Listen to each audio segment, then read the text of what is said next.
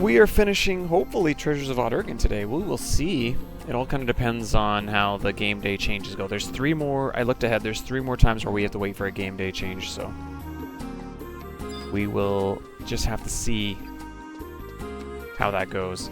But in our downtime, when we are doing game day changes, we can start collecting our cutscenes for Raja's Ring. So we'll probably do some of that.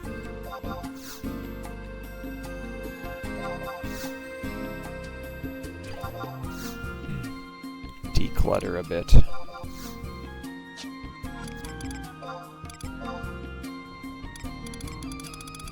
Got all this random junk in here.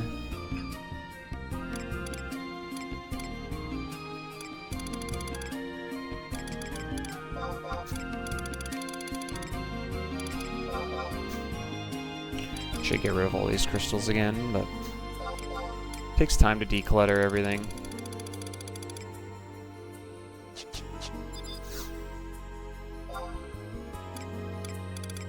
Getting our first Garudite type drops.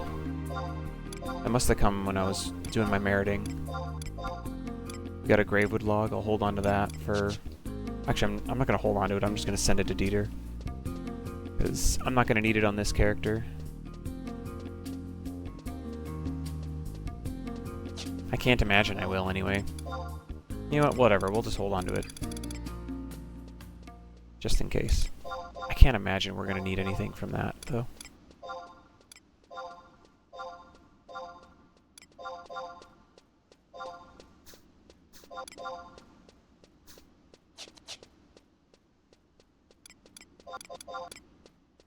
Throw away the Progo hat. Okay.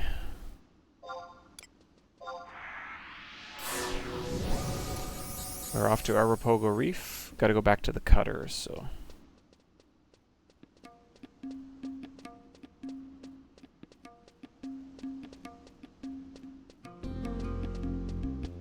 That's why we went and got Davuku staging point. Or Duvika, I should say. It'd be nice to have the survival guide there, but I think I would have to run through Arapago Reef to get there. And I'm not certain that I need to. So for now, we'll just... Did it again. So he's hitting up, not down.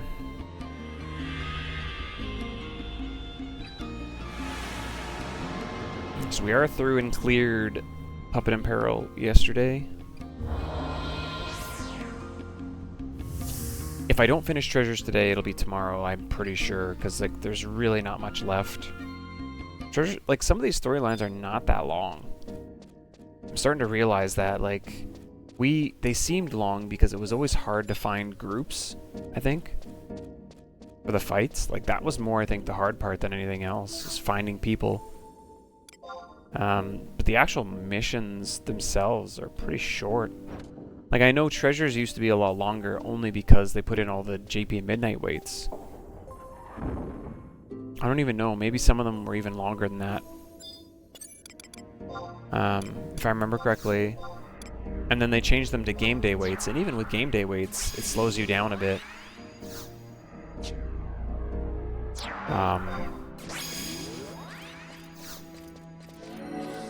But they're not, like, ridiculous.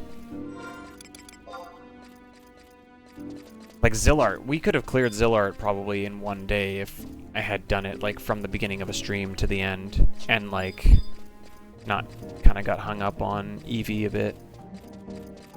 Based on the playthrough. So just bringing Val out in case one of these imps decides to attack. There's only like 2 that I gotta worry about, or just 1? Like this one over here on the left somewhere. Which I don't even see him. Must be back on the other side of the lake. He roams a pretty big area, so... I don't even think there was any imps on this other side, so... We have to do this run a couple times today.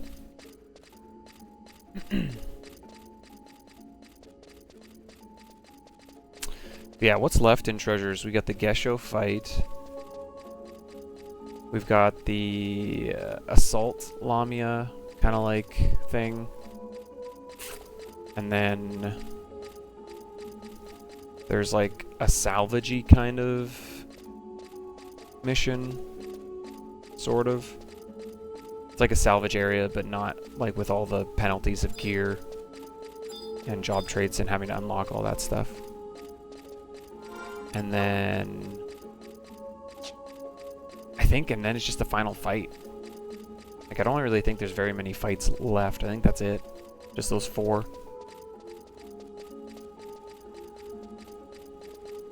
We'll see. See how that all works.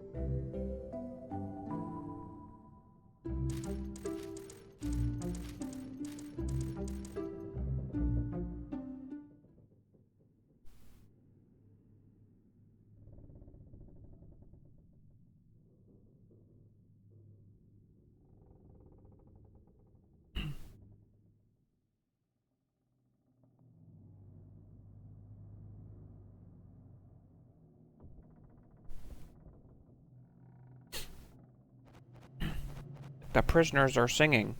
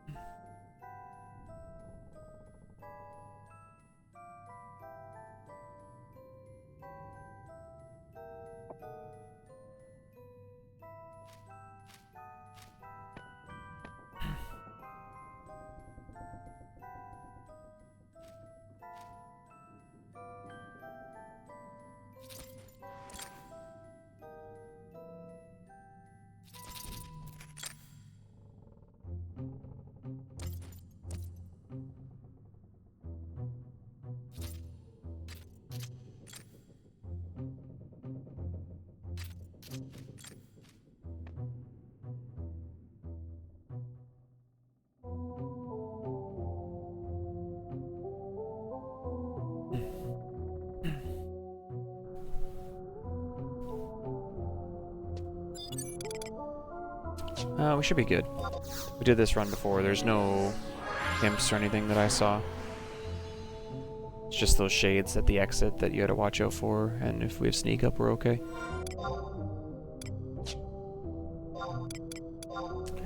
Last night, I guess a little bit before bed, I got on and I got a few more merits, so our merits for Monk are actually done. So we did go counter rate and kick attacks 5 of 5. I might change this at some point if I feel like counter's not really being utilized, but I feel like these are 2 good options. And then we finished our mantra 4 or 5. I don't feel like Formless Strikes is going to get a lot of use, but you never know. Like, even in Alexander, like, when he goes invulnerable, I'm thinking Formless Strikes would be potentially helpful. I think you can still hit him during that. Not 100% certain, but...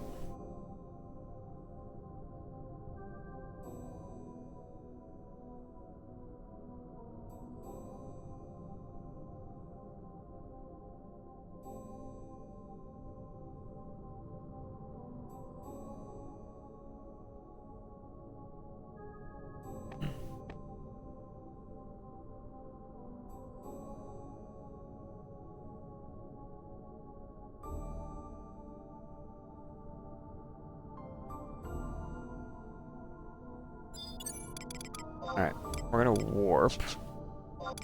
So we can just warp back to Duvika without having to run all the way back.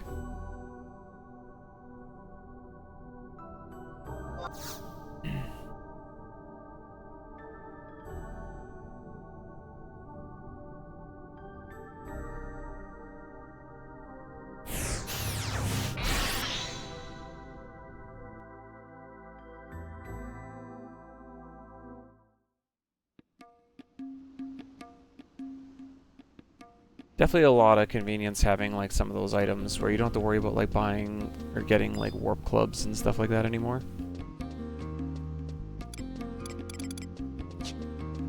Otherwise you'd just be doing more running around, which is, I don't know, is fine I guess. But it just adds time to the challenge. It doesn't actually make anything more difficult in my opinion. In almost every case it just delays everything. The same reason why we allowed the home point warping and everything, because it was just like you're just extending most of the stuff for no reason otherwise. Yo, what's up, Sick?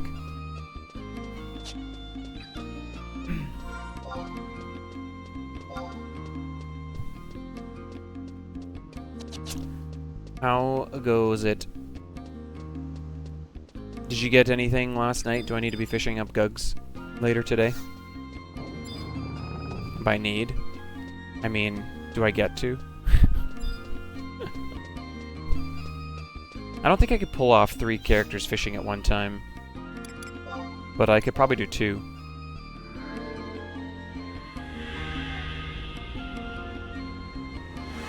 Three might be pretty hard. Might not be. Still need Gug. Okay.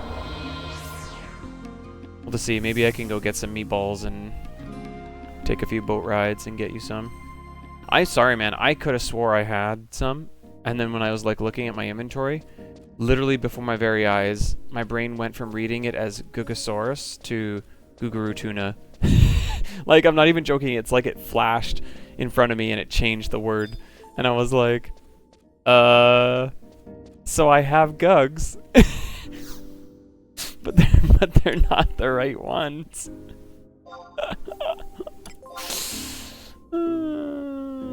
I was so confused because I was like certain that's what I saw.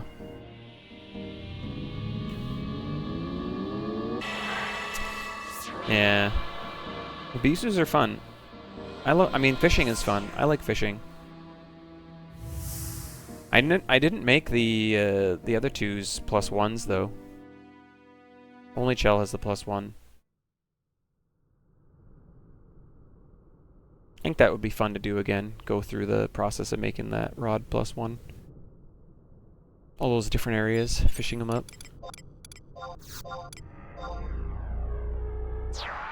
Sure is awfully quiet in this assault. Where's the music?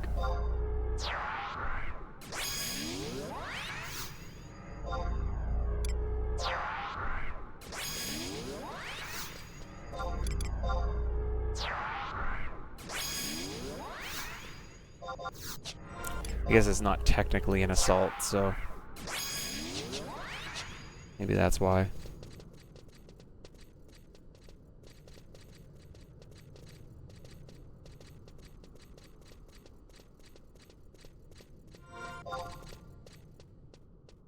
Straight down and then left.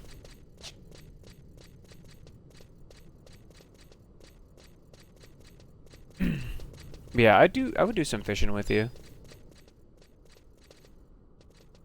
Just because tonight is my meeting with the guys. Although I know one guy's already canceled, so we'll see what happens. Today's also the other guy's first day back to work teaching, so school's back in, right? So we'll see. Like, if they both end up canceling, then my evening might open up, but for now, at the moment. Okay. Oh, there's the music. I know they link, and I know they aggro. Ooh.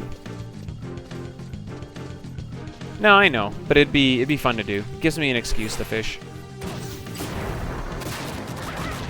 Saturn wasn't giving me a good reason to go fishing.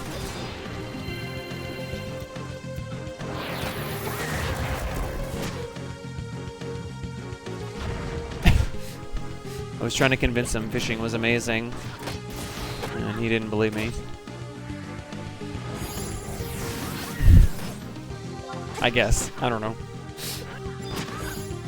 He'd rather make a crafting shield, which to me sounds way worse than fishing.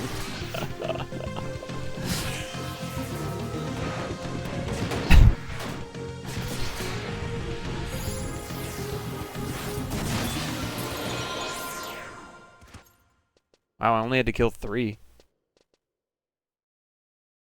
Crazy. I think it must just be a random one, so you might only have to kill 1.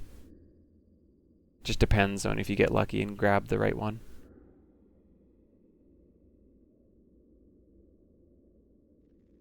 Yeah, shield seems way worse. Abisu's so comfy.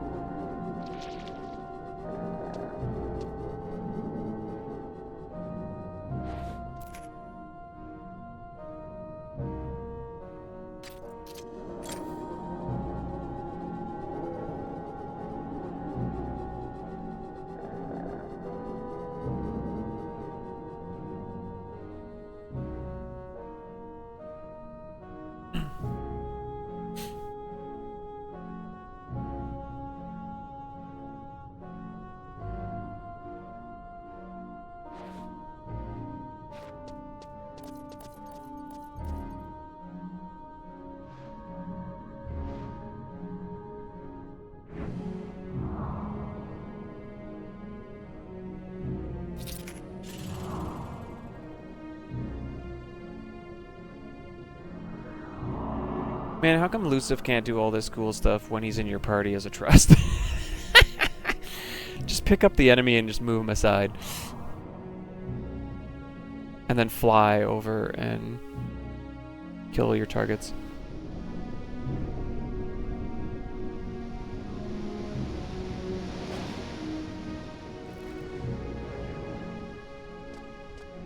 He doesn't do rolls, no. That's the other sad part as a Corsair.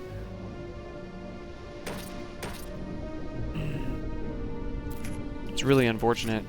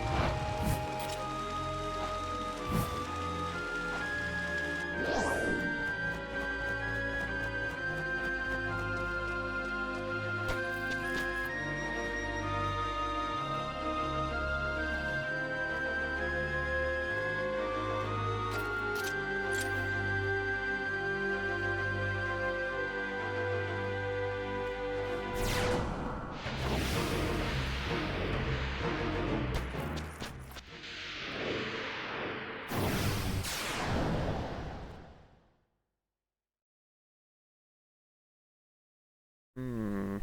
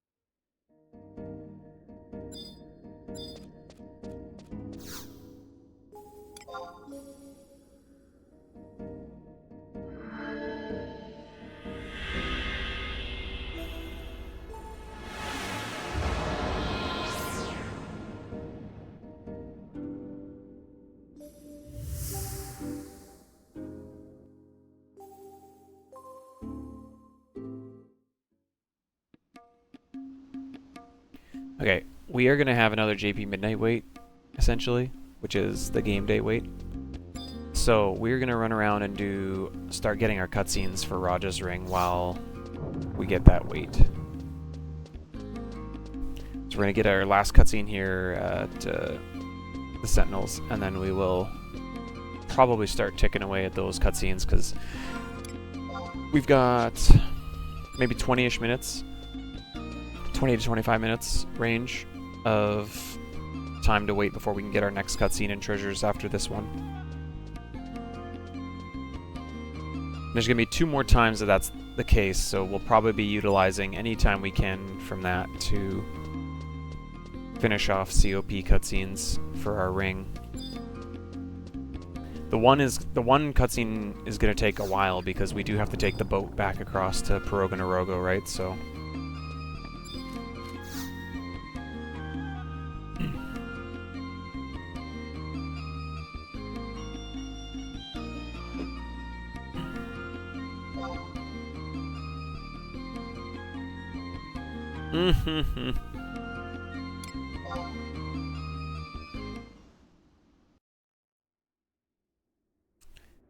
well, we talked about that too, Sick. Like, realistically, what you could do is, let's say Monk wins the challenge. I don't think it's going to go all the way, to be honest.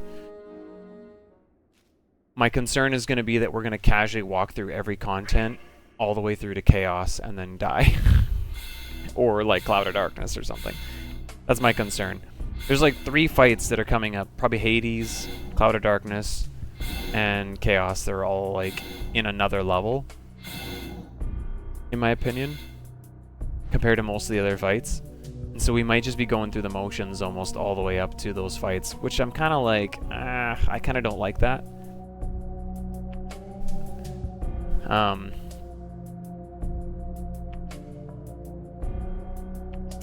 But the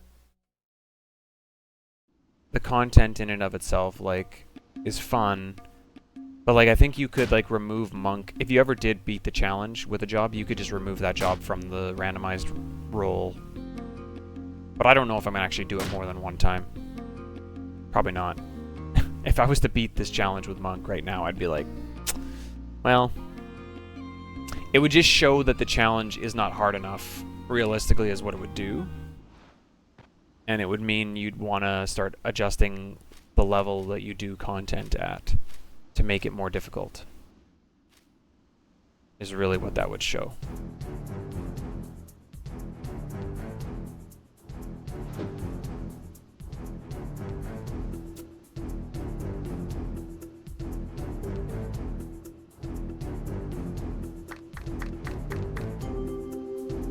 Dude, there's a bounty for Koltada? I didn't know that. Let's go get him. I can pull him out right now. Collect that bounty right now.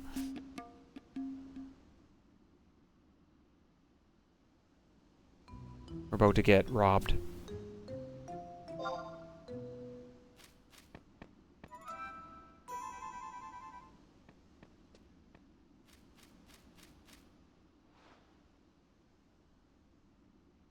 The company anthem.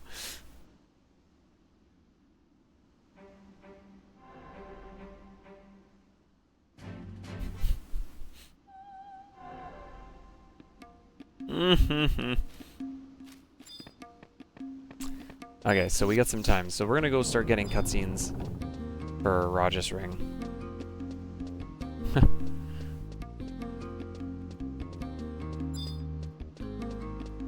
See if we can get through a few of them. There's a decent number of them. I'm not sure if we can get them all done by the end of the game day or not, though, just because of the boat ride. We've got 2 game hours before the boat leaves the Progonorogo. So I probably can get... Maybe I can get the Luverance ones done. I don't know how long they are, but... Maybe I can get the first one done.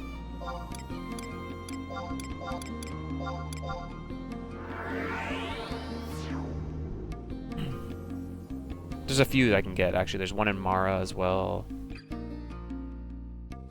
There's 3 for Luverance. 1 here, 1 back in Sandy.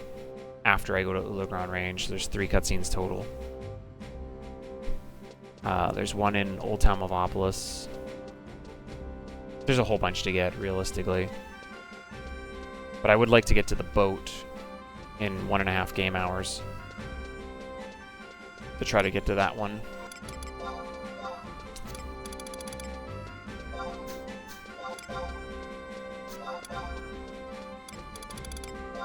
Should get rid of all these.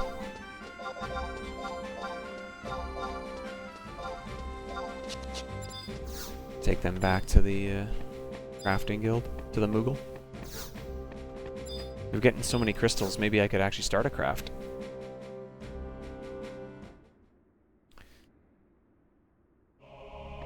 Are we staying 75 for those last 3 fights? That's a silly question. Yes. Oh, that's literally the cutscene?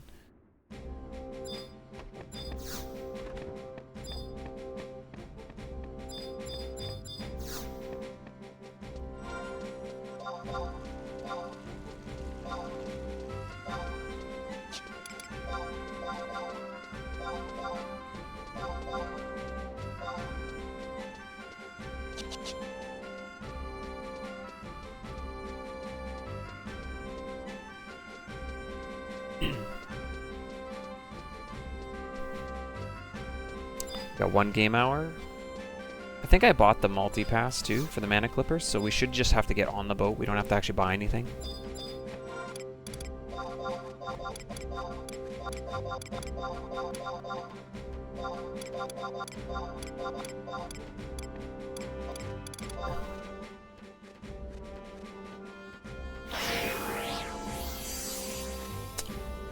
Maybe I should just go out there now. Unless one of these cutscenes is accidentally too long. Thankfully, it doesn't matter what order you do them in, so...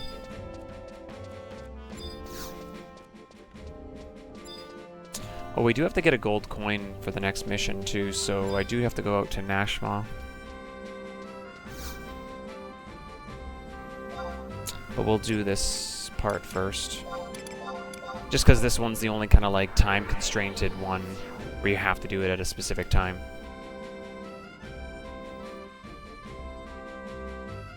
Oh, I do have to go to...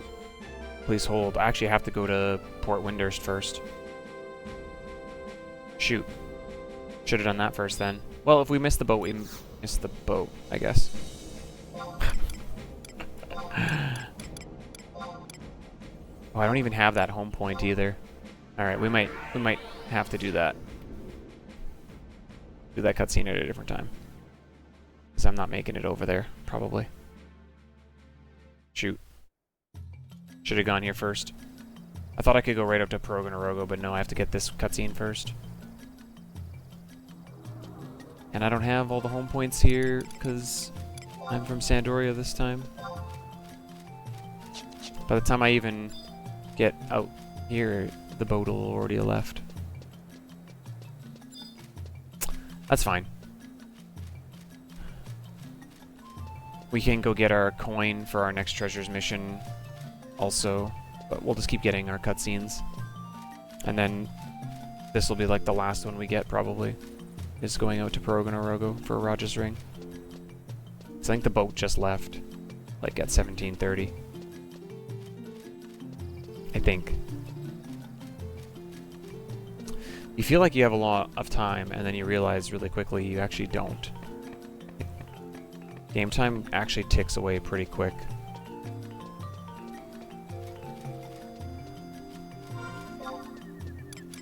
Just like real life.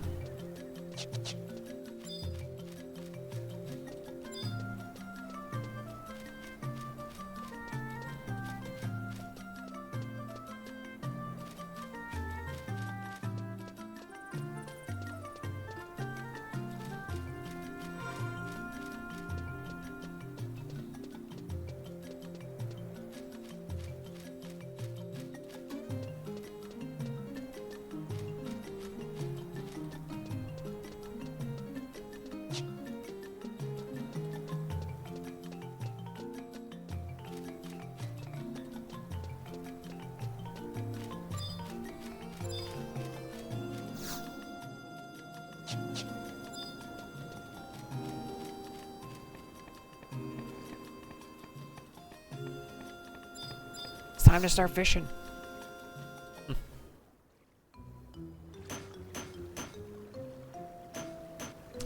That's not.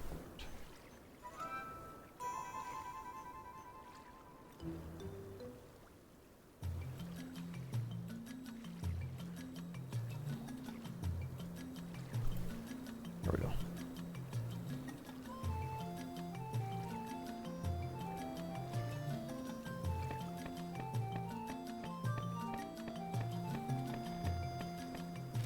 Oh wait, I might be wrong again. I keep thinking that it's... I'm still good. I'm still good on time, actually.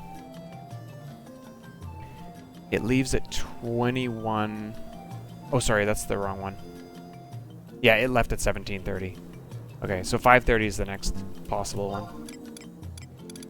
I thought I misread, but nope, I didn't.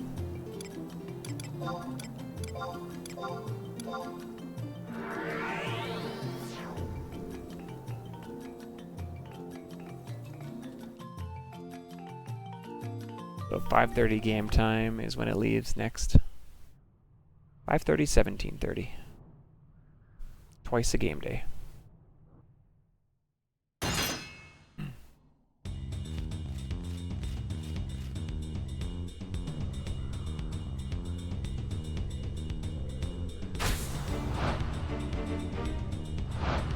Don't worry, one's just the trust. Which one to use for Blue Varens?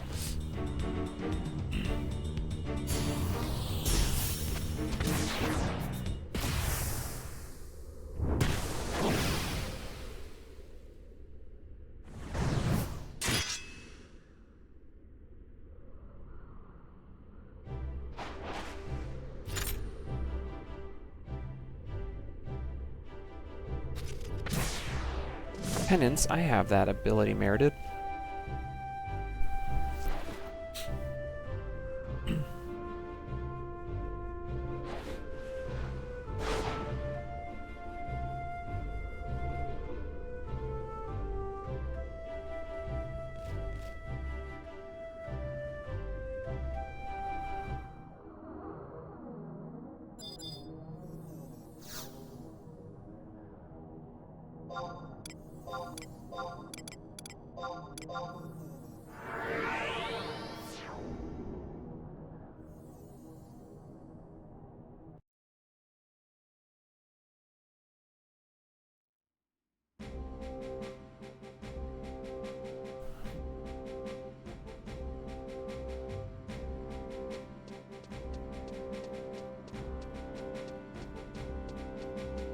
Are you back to work today sick?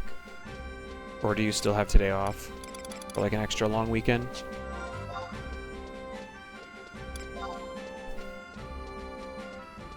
You at work. Gotcha.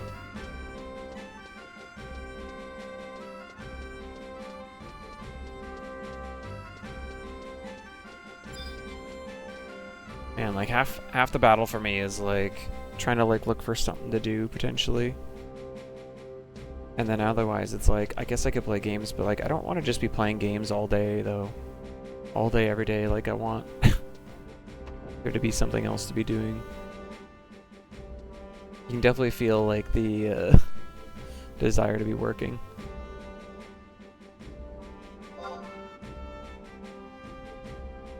Sure. Do it.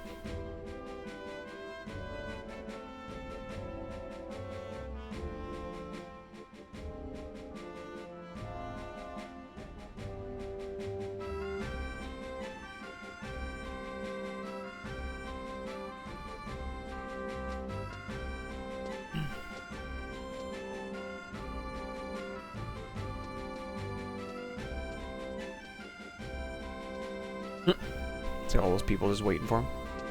Okay, so he's done. We've got the one cutscene left in Peroga Norogo. And then we've got 3 other cutscenes to go get. So we can go to Mara for one. Old Town Mavopolis, we can do the book warp for that. And then Sid is the other one for Tenzin. I think we will do Mara and Tenzin first. We'll do Mara first. Then Tenzin at Sid.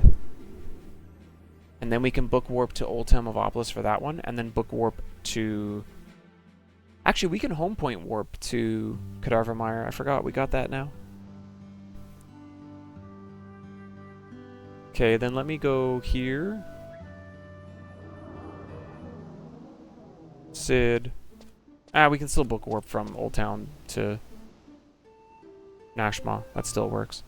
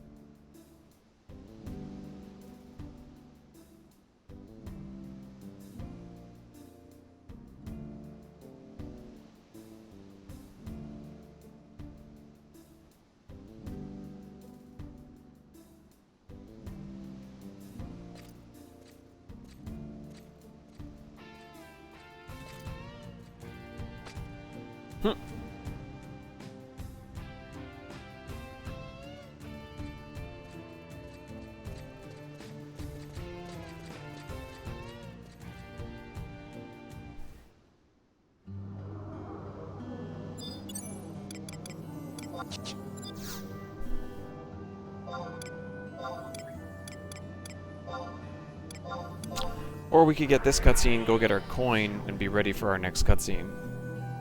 Because we will have to do the other cutscene next game day wait, probably, anyway. Which I think is pretty soon. I think it's a pretty short one. It's either this one that's a short one or the next one. I can't remember now. I remember seeing that going, ugh, we're gonna have like a whole nother hour to kill again. I mean, it opens us up to being able to potentially start, I guess, Crystalline Prophecy cutscenes. That opening cutscene is super long. Alone. So we could start doing some running around for that as well, I suppose.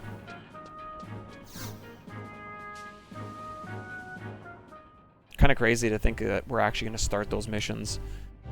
Because those have always kind of been like this, like, out there mission set.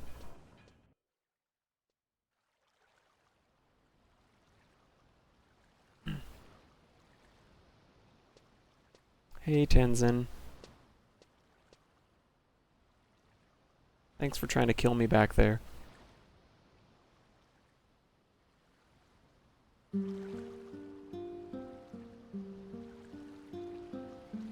Take your revenge. Yo, what's up, fatty?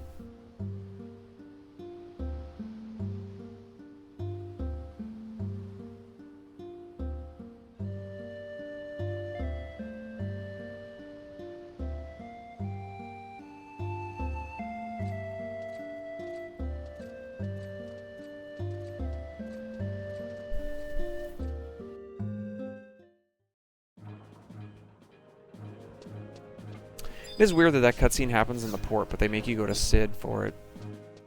A little strange. I guess they didn't really have a good place to be like, hey.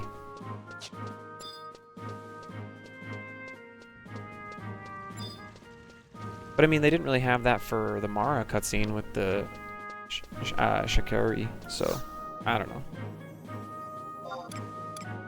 Okay, let's go to... I guess we can just go right to Nashma from here, hey?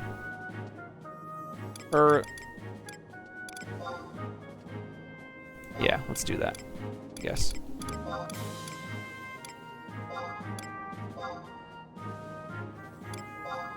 Wait, no. Cadaver Mire.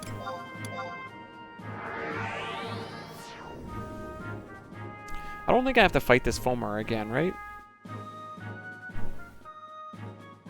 That was a one-time thing, right? Maybe I better have Valenrel out. Just in case. I don't think I have to fight it again, though. With a coin? Alright, well, let's prepare then. I don't think you do, but... You'd think it would say in the wiki that you do, and the wiki doesn't say that you do. Just because it doesn't say that, though, doesn't mean that you don't have to. I've definitely come across some things that were not written there that should have been.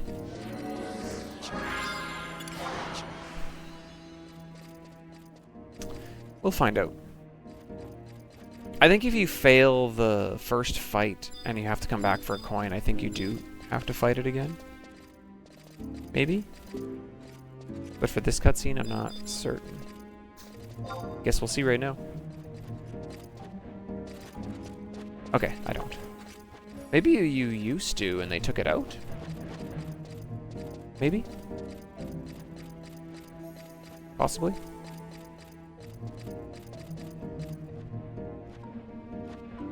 I don't know. Okay, we'll finish off COP cutscenes on the next wait for game day. Okay. Gotcha. That could very well be.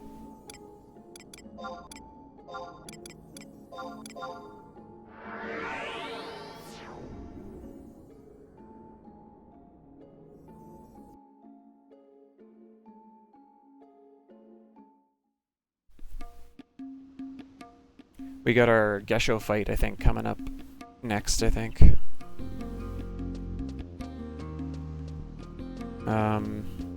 He does do Mijin. What else is there to worry about? Probably only that, right? Like, when he kind of like shadows up, which is actually really cool.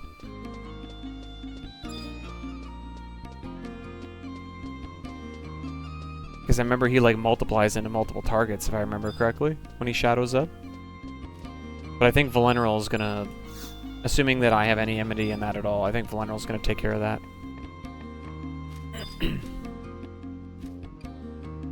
Probably.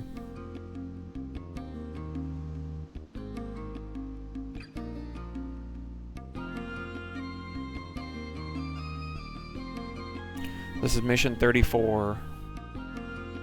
The final fight is mission 44, so it just shows you how much Treasures, like how short Treasures really is. We were talking about this earlier, like how Zillart just felt super short. And now I'm starting to see Treasures, and it's like, oh, this is actually really short too. It's just, we had all those JP Midnight waits before that slowed us down. And like finding groups to actually do the fights was like most of the time consuming part.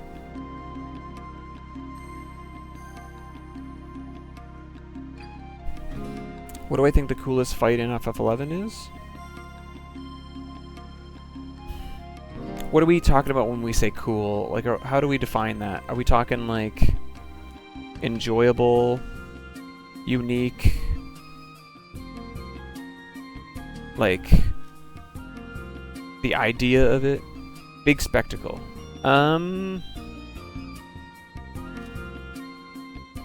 I think they did a pretty good job in the Cloud of Darkness fight, right? Like, don't they, like, really bring together all the storylines with, like, all those final cutscenes and reconnecting all the stories? I thought they did a good job of that.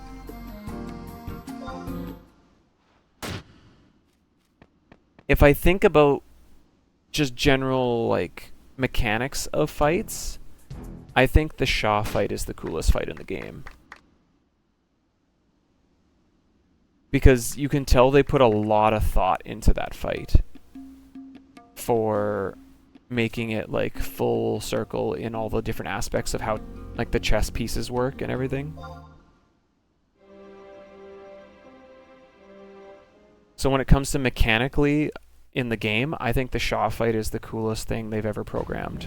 It's really well thought out. If I think about overall, like, endgame content, I always say Odyssey, I think, is the best content. I think it's the coolest stuff. Without a lot of knowledge on Swordy. Again, to be fair, I fully admit I don't have a lot of knowledge on that, but I think Odyssey is the coolest. But as for, like, one sort of more cinematic fight, I think they try to do that with the Cloud of Darkness fight. They try to put everything into that one fight, which is neat. There's a really neat sort of... I think the Chaos fight would have been, in all honesty. And then we got a reskin of Bahamut, and I was really disappointed.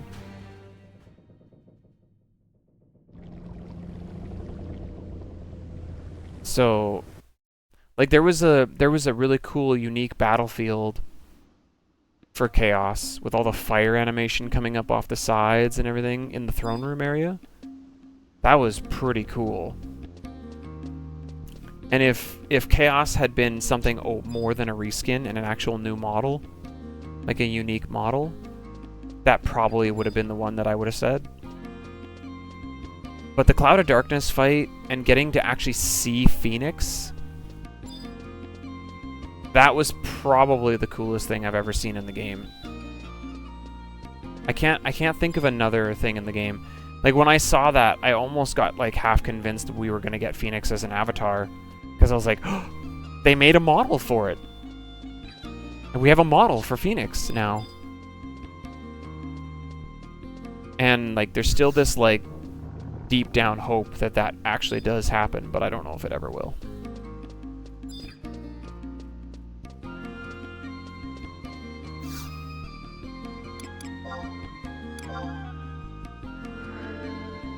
Yo, what's up, Spud?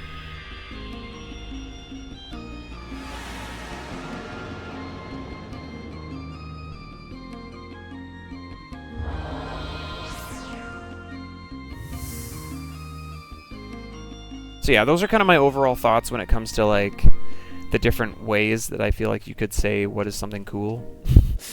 Like, I think Square has done a lot of cool things in this game. And it's hard for me to pinpoint, like, one. Like, I think the music, right? Like, I've talked about this the other day, right? Yesterday. I think the COP second form of Promethea is the best song in the entire video game.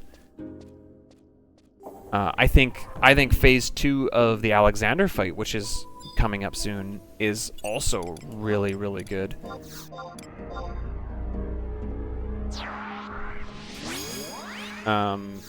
Like, there's a lot of moments where I look back and I just go, wow, like, they didn't just repeat the same thing in each story. Like, they actually were able to get different stories and different kind of, like, character progression, and I think that's something that they did a really good job of with all the different heroines in 11.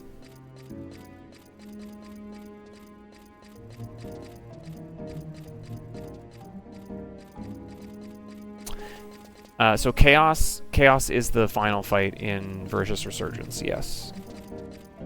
Shaw is the one of the Helm NMs in Rijinjima. He's the Katarei.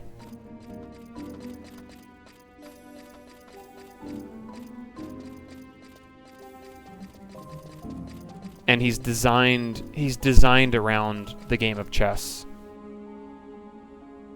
I think his programmed mechanics, and how all the different chess pieces come out, and how the pawns like can turn into queens, and like there's so many little details in there that I thought, oh man, that is sweet, actually. Like legitimately really cool. Like the whole time we did that fight, I didn't know what was going on. And then when I looked it up after and I was starting to read all the details of how the fight worked, I was like, this is amazing, actually. Oh man, that's terrifying. Perdition right there. Hopefully we never fight a boot.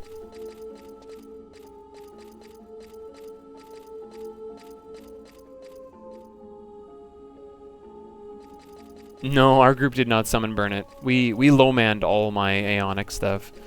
Like, I think we never ever had a group more than 6 fighting. Not that I can think of. Did we? Maybe we had like 7 or 8 one time. Just it gets harder and harder the more people you add, right? The more HP they get.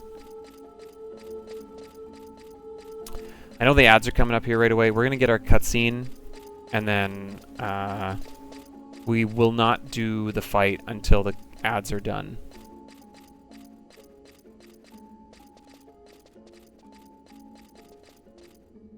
We should do an Aeonic run, Sick. I'm sitting on the Rijinjima NMs right now on my current Aeonic progress, I think.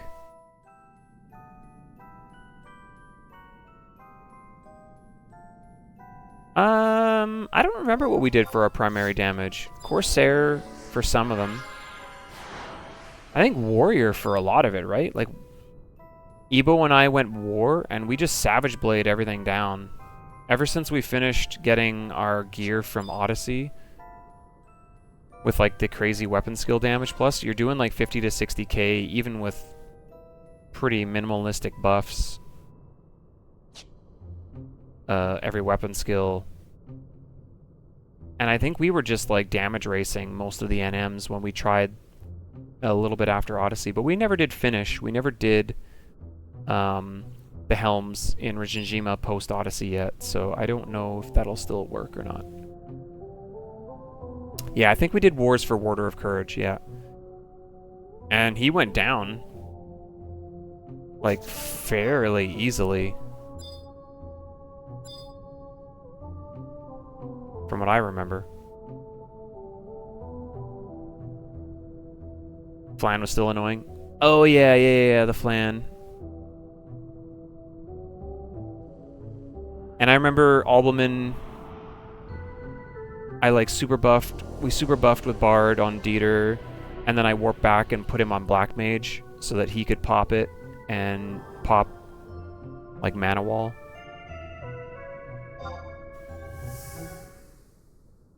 So we had some strategies for different things, but... Alright, the ads are going to start. If you don't want to see them, you can sub, you can use Twitch Turbo, or you can use ad block, but you're not going to miss too much. We're going to wait on the fight until the ads are done. I'm just going to let the cutscene play.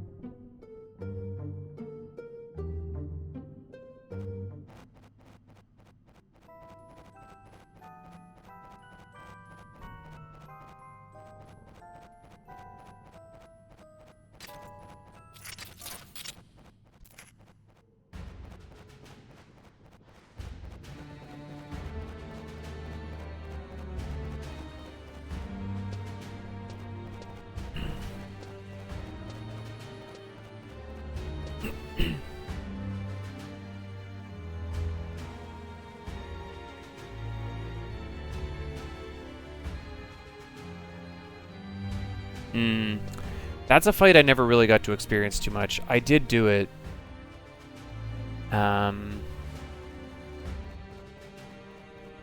But we did it.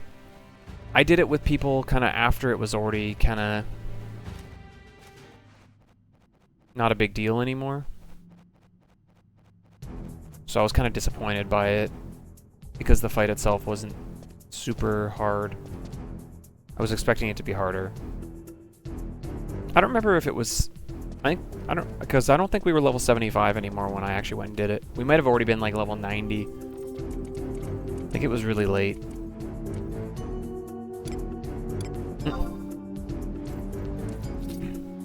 I'm here for Lucifer.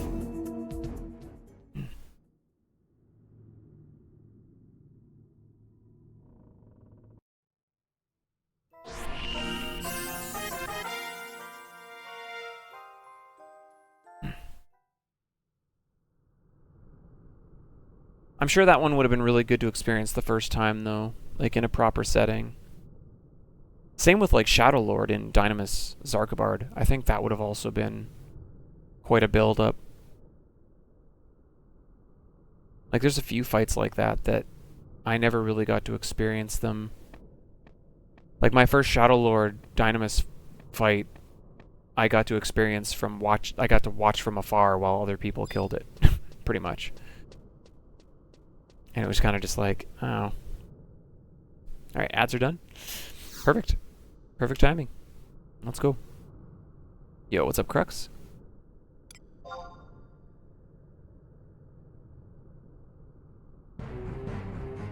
Whoa, look at all that gold.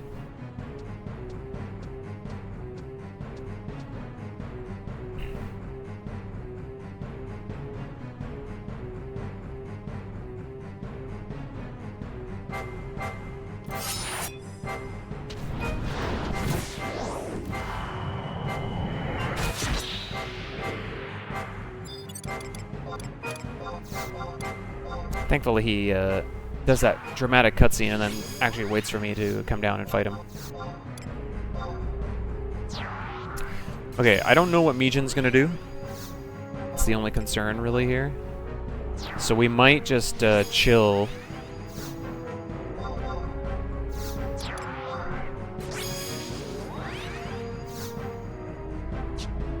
I mean, that makes sense to me, Fatty, honestly. I just didn't get to experience a lot of that stuff. A bunch of that stuff I missed because I came in kind of late.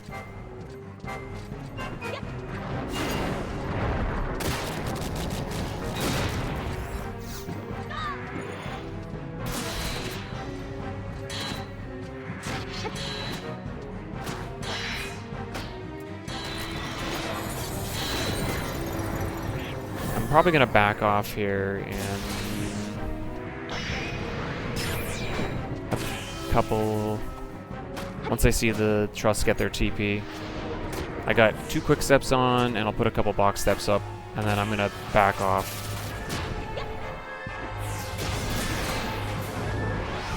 I know he's gonna warp around, but I just don't want to be nearby if we got a chance. Ooh, that hit Shantoto pretty hard.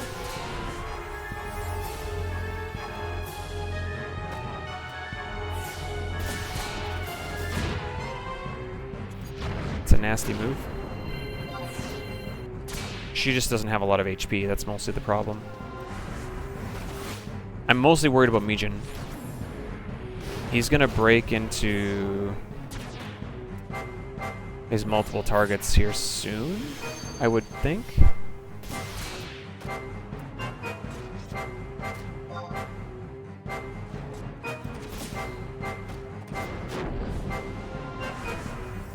Maybe I should just be in there then.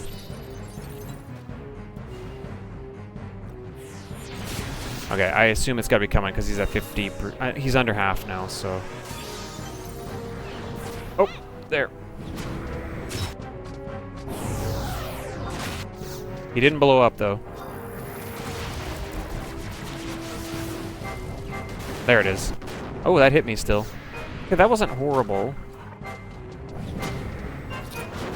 That wasn't horrible. We're using retaliators.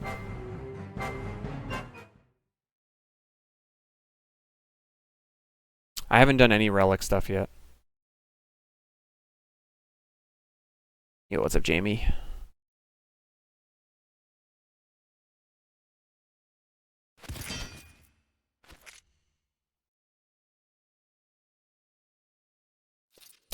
Yeah, I'm not sure yet, Crux, what the final fights are going to look like.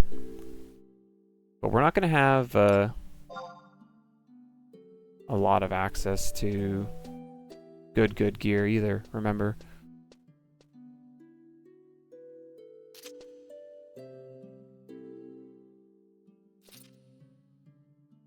Ah, just kidding.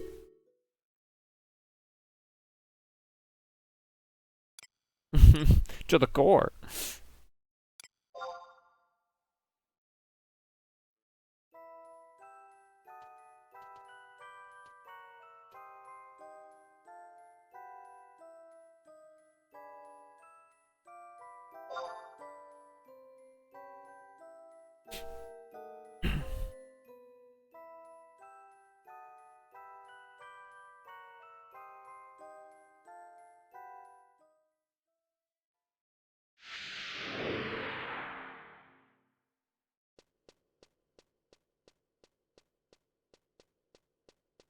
Unless you're talking about these hands.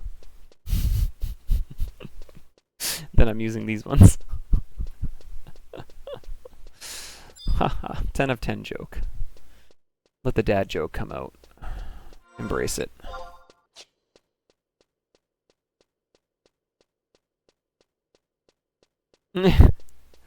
Oh, come on. You gotta give me something. Oh, I should probably pop chakra here. Or I guess the undead are gone, so. Well, this puts me into Arapoga Reef. Okay. I don't need to be here. Is there another zone out?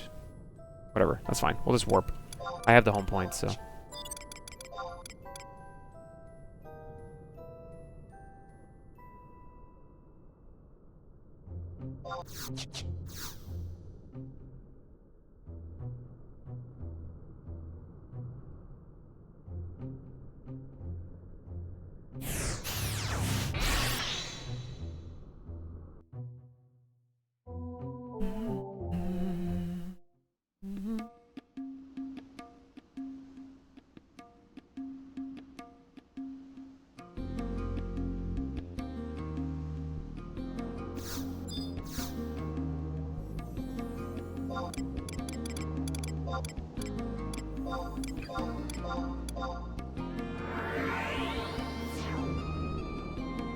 That's cool armor.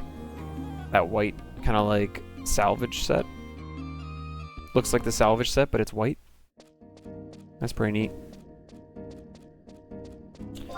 Alright, let's not get got. Oh, you know what? We got an imp we gotta go by, so. Got an imp followed by 2 Chigos.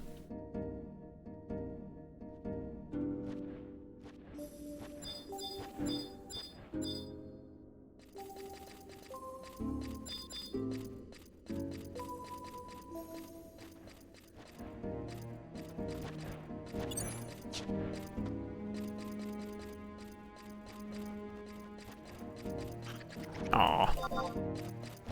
Fine.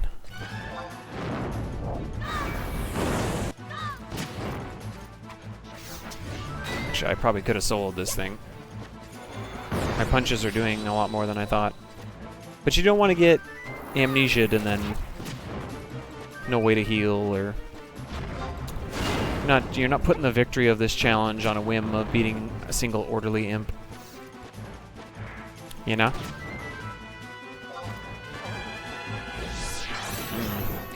Probably should have hit Sneak and Invis first, though.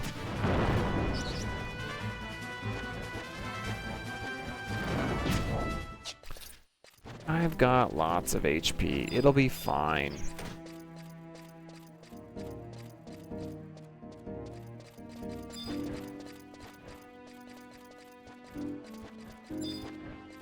Oh yeah, there's another imp down here, I forgot.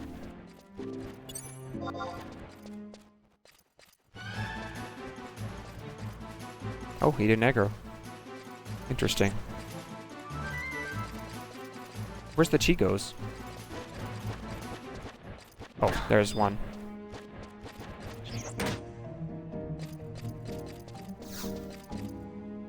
Fascinating. That was the most unhindered entrance into Haslam I've ever had.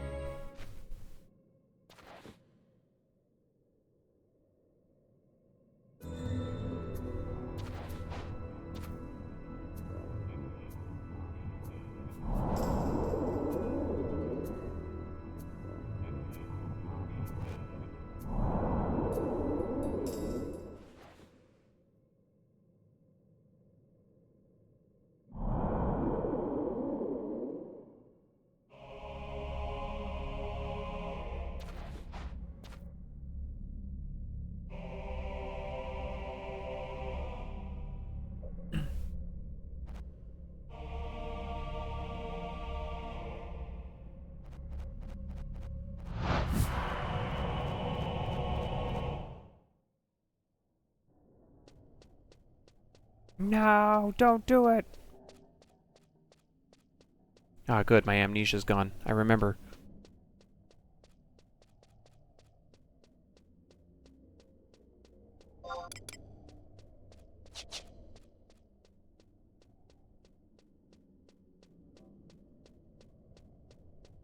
That's probably not going to be ready before we need to warp. So I got the instant warp scroll instead. Oh, there's people here. Chaos is here.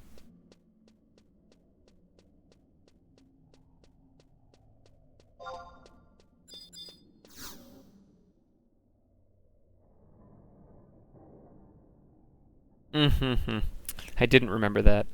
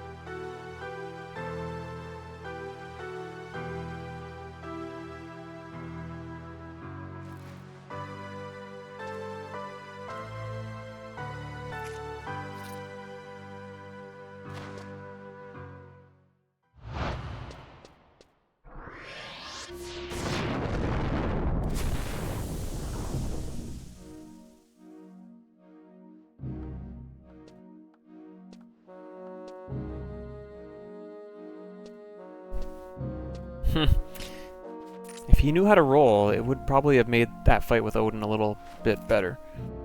Think how much stronger Zandazukin would be if he was under the effect of Chaos Roll. Just saying.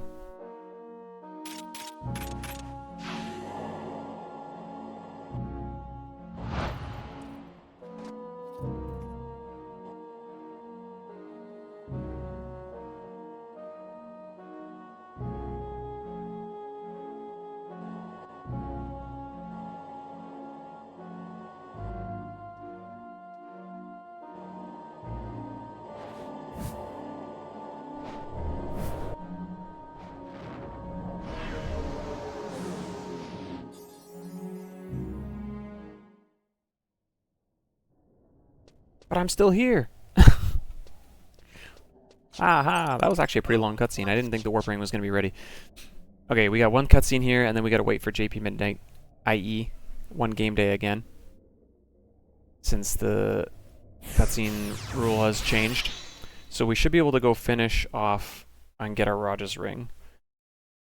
We've only got 2 cutscenes left there, and then we can get the final ones to get our ring. We got 5 game hours before the boat leaves the Piroga Narogo. So we'll see how long this cutscene is. It's probably going to be pretty short, but it might not be. You never know.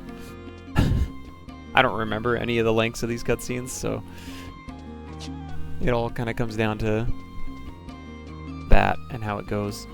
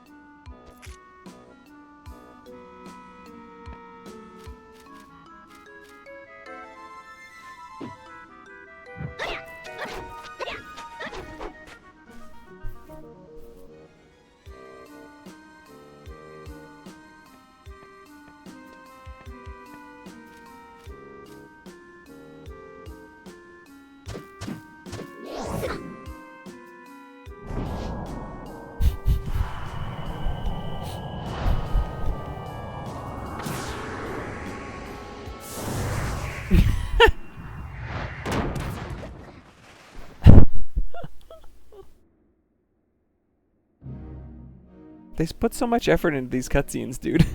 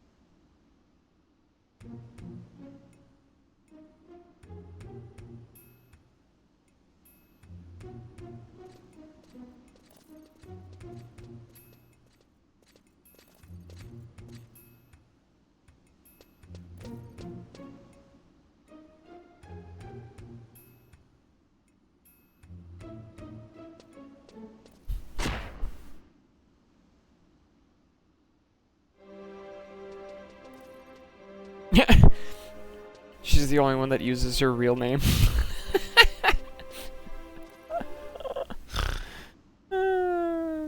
That's really funny.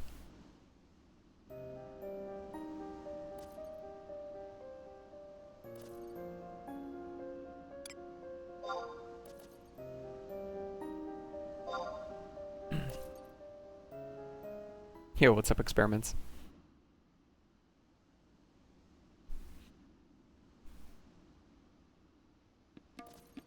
Trian comes here on a different name, Shantoto shows up on a different name, but Ayame is just like, yeah, I'm me. Okay.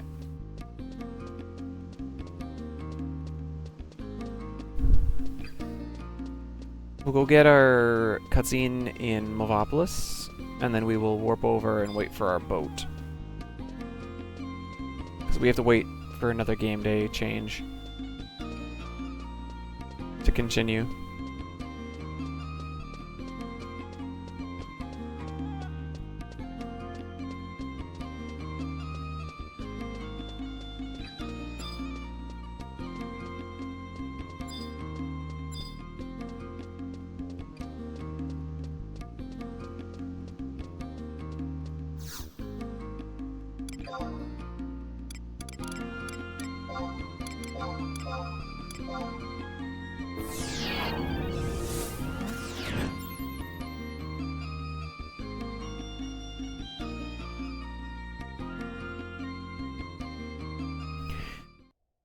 The moderately sad part is we have to wait the game day change, then we got like 2 cutscenes, and we have to wait for another game day change.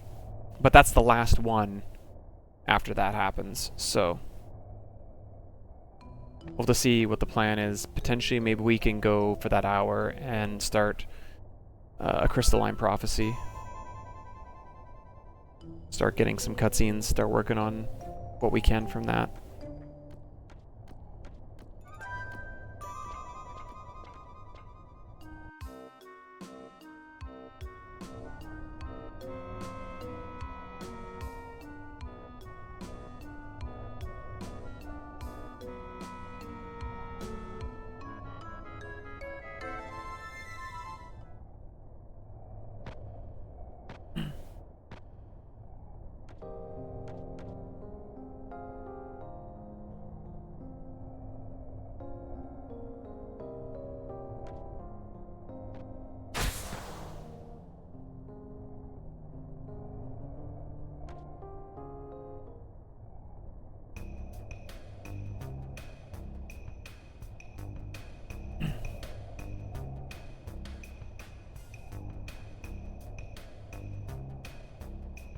Why don't we have an emote of a dancing goblin somewhere on Twitch right now?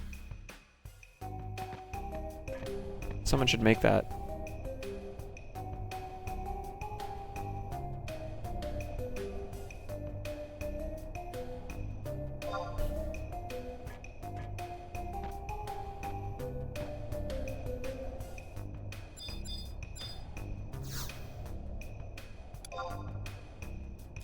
Okay, we have 2 game hours? Or an hour and a half game time?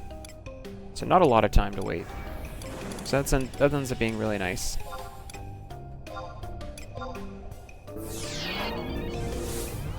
Good timing for this one.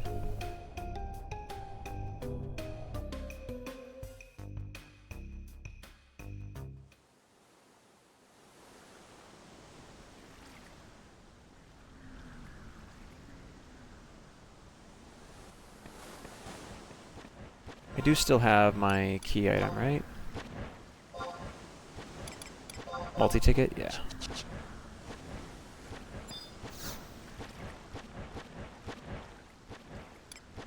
Buy a ticket. I'll buy another one. 9 more trips.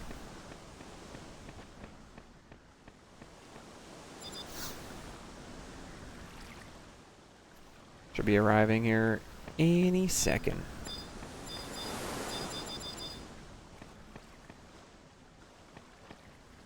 Ooh, that's a nice shot. Bicky Bay, man.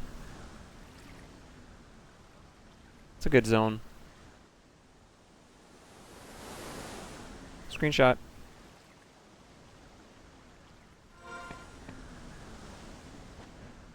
There's some really nice areas.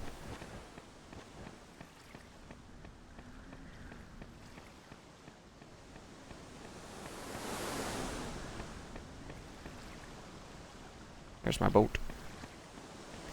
There's my boat.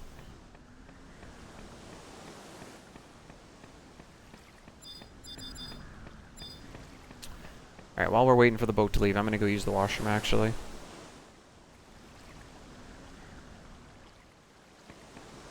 Let me on!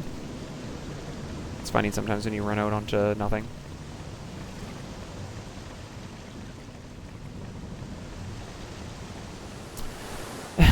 Yeah. Yeah, I don't think I'm gonna be doing salvage. But, yeah, it is funny. Probably is one of the few that could pull it off. It's so good in there. Okay, I will be back. I'm gonna use the washroom quick. See, I'm not gonna run ads. Because it's still 27 minutes. But enjoy this beautiful shot of Babiki Bay, of the sun going down.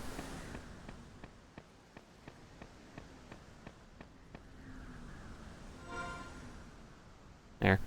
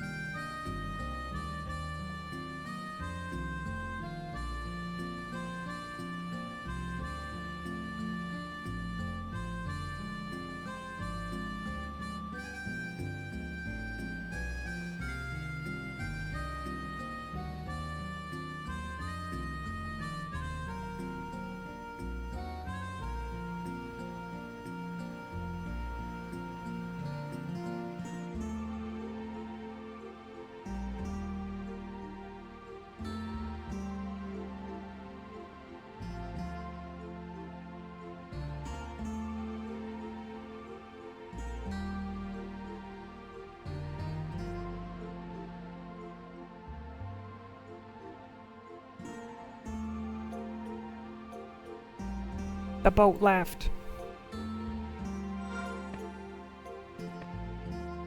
Nice.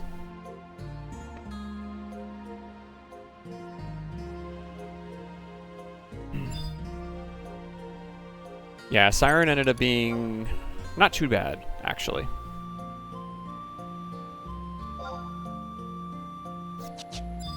Thankfully. How's it going, Squeaky?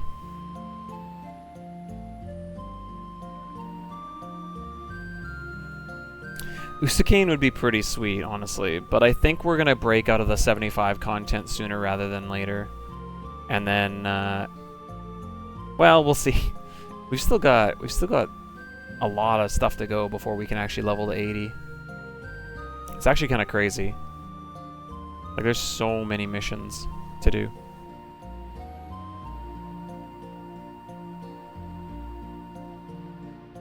I'm hoping that they're not going to take very long. Like, I'm hoping a Crystalline Prophecy and all those missions will actually go pretty quick as we work on them. And then Wings of the Goddess. Well, that's the thing though. Wings of the Goddess is long, but the part that you have to do that's level 75 related isn't necessarily that long. It's going to be going back and forth between that and the quests though. It'll take some time.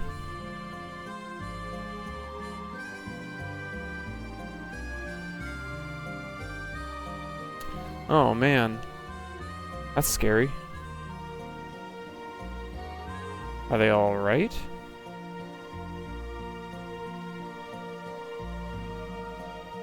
That's pretty fast. My brain can translate that because I know 100 kilometers an hour is like 62.5 miles per hour, I think. So I can kind of like figure out roughly what that is.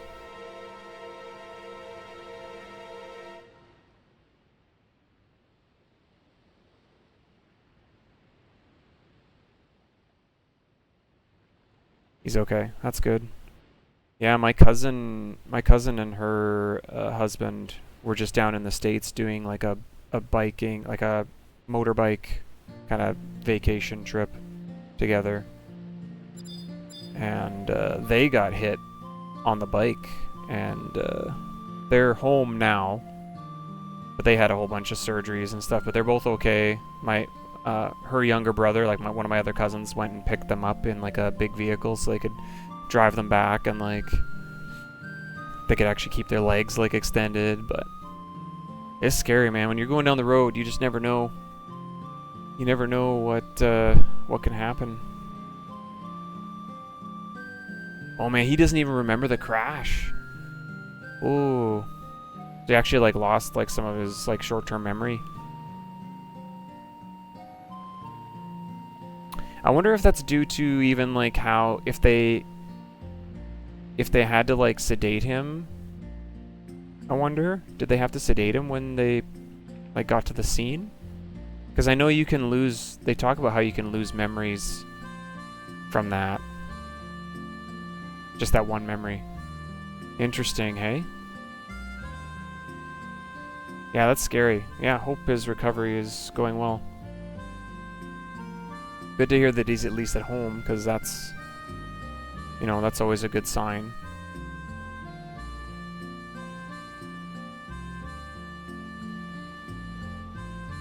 Yeah, that's scary. We'll just be praying that he has good recovery then.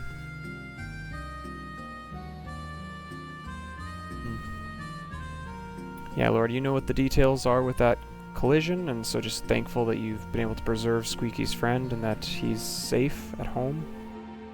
But would you just do what needs to be done to heal his body and give the doctors that he has to still see and the physiotherapists and all that kind of stuff that I'm sure are coming wisdom to help him recover well. Yeah.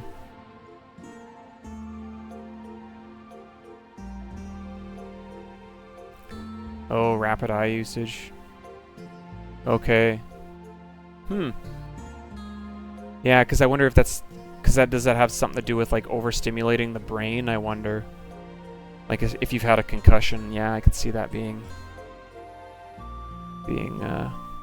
maybe a problem.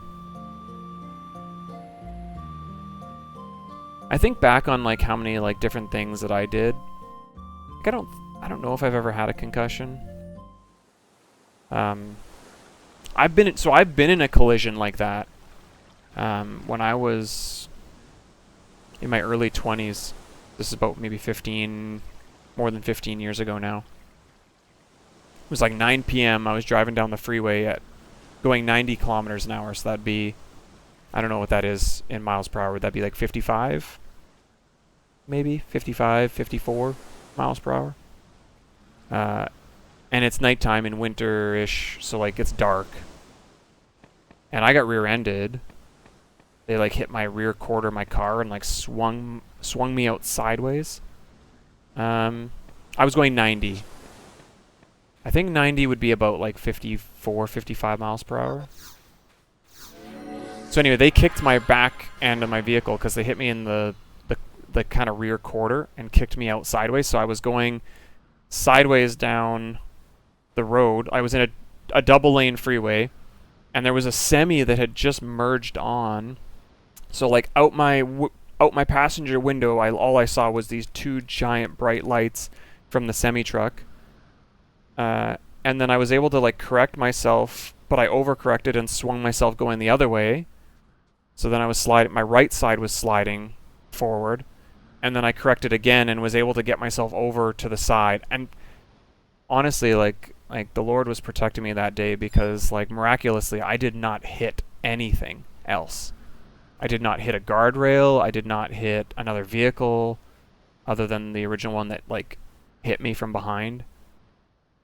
And the other amazing thing is the semi driver had just unloaded. He had like a full load and he had just finished unloading, so he was empty. And that's probably the only reason he was able to stop. So that he also did just cream me. Like, because like I don't know how else he would have been able, in such a short distance, I don't think he would have had the ability to stop that quickly. And then I pulled over to the side. The guy that hit me took off, obviously. He never stayed. Seems about right. But yeah, just honestly a miracle, like the Lord just protecting me. And I wasn't a Christian then either, so I just think, like now when I look back in hindsight, I just think, man, there's so much, so many times where he was protecting me. Like, I could have been killed multiple times in different areas. Probably in some ways I didn't even realize. Like, you know, sometimes you go down the road and you don't even actually realize, man, if I was there like 2 seconds later, I actually might have just got... I've seen people run red lights. And it's like... You just never know. So, yeah, no, I just felt really grateful. It's kind of a... I look back on it now and I just go, man, he was protecting me. Pretty crazy.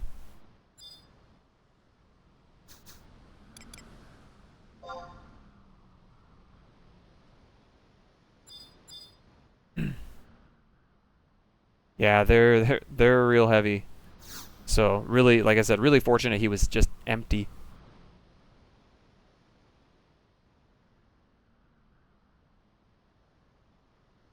Some clamming time. I didn't bring any clamming gear with me.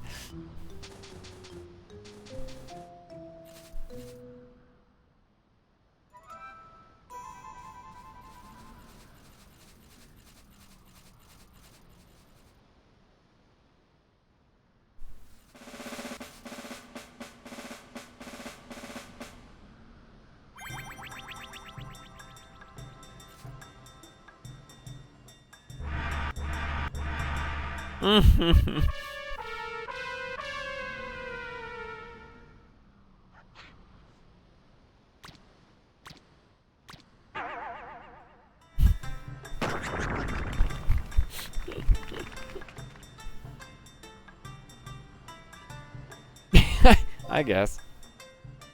They're kids.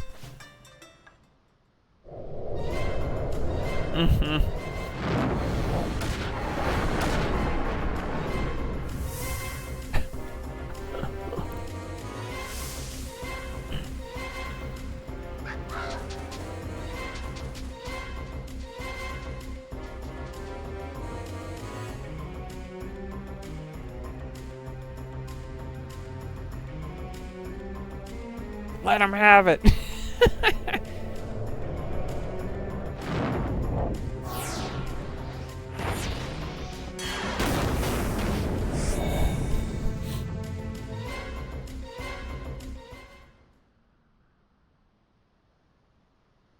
Mm.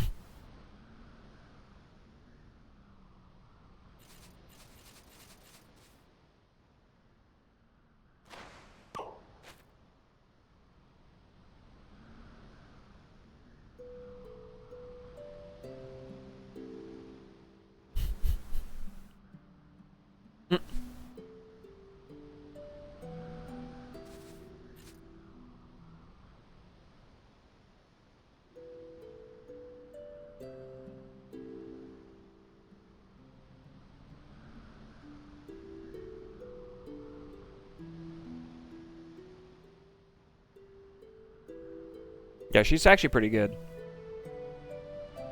I've used her for some stuff.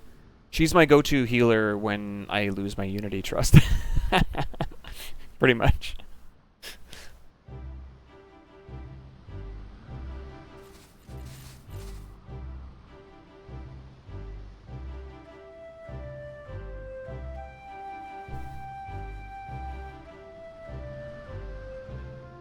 Mm-hmm.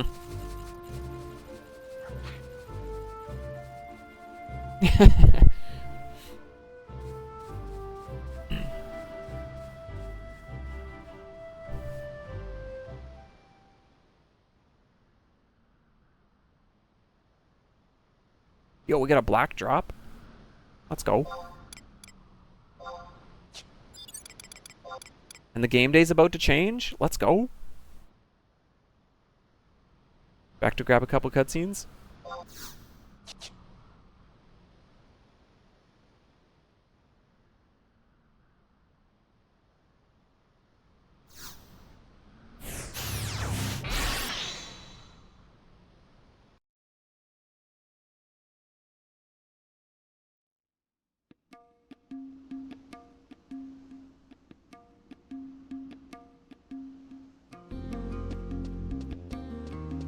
Yeah, regen 4 is pretty sweet. This is actually an instant warp, I think. The black drop. That's a lucky one to get. It's kind of nice. We got 2 warps here.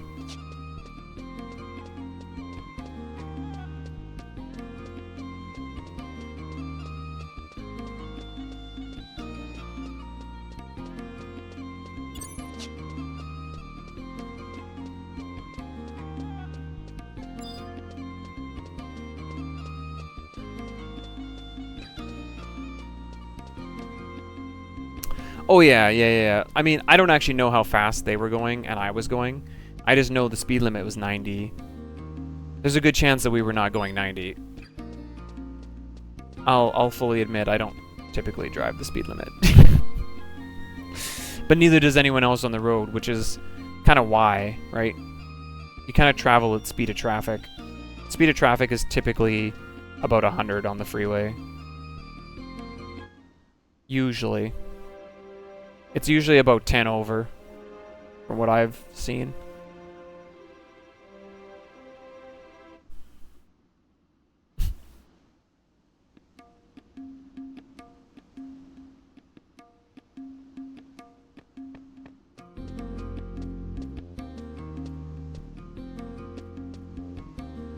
Oh, it medicates you? Oh, lame.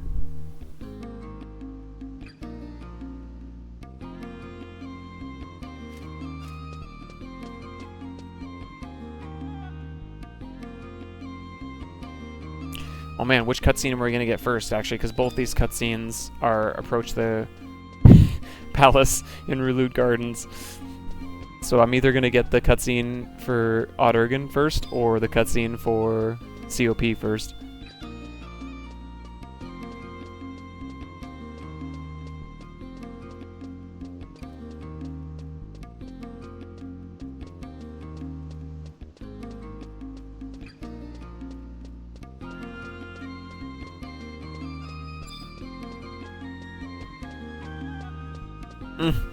That's also true. Gamba? You want to Gamba which cutscene plays first? Is that what you're asking?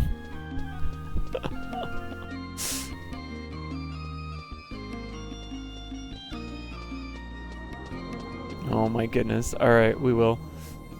This is gonna be a really short gamba, like 1 minute.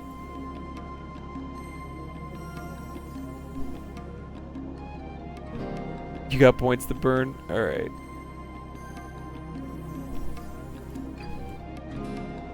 Which cutscene plays first? COP TO. 1 minute. You got 1 minute. I'm not waiting a long time on this one.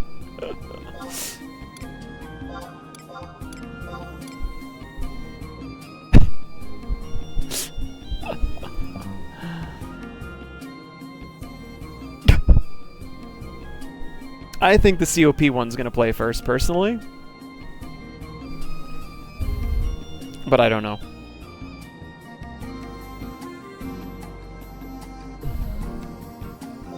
That's my hunch. Because this one says approach the palace doors. This one says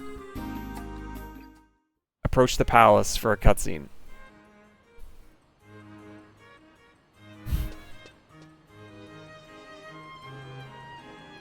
The pots were definitely the harder part in C, but they weren't actually that bad, thankfully. All right, here we go. Predictions over. Which one do we get? Choose outcome. This looks like COP to me, based on the music. Yep. Told you.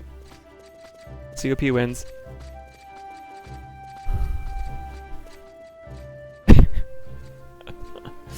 Sorry, guys. I knew it. I knew it. I figured COP would take priority. I don't know why. Just a theory. Oh, I can't even move. We're getting another cutscene. I can't even go get my ring.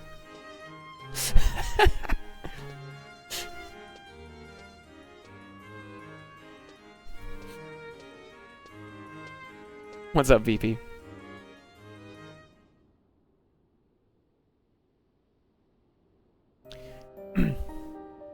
In all honesty, I would run more gambas. It's just usually when we run gambas, nobody's actually putting points down, so. But if people actually want a gamba, then I actually will. Ugh, there's some kind of smell that's like coming through that I can't. It's like taking my breath away. I know they're paving outside right now, so I don't know if it's something from that or not. Maybe they're getting that oily pavement smell coming through the window all of a sudden. Just started though. It just started to choke me out. That was bad.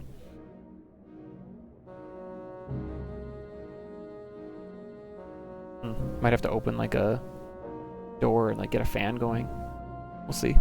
See if it goes away.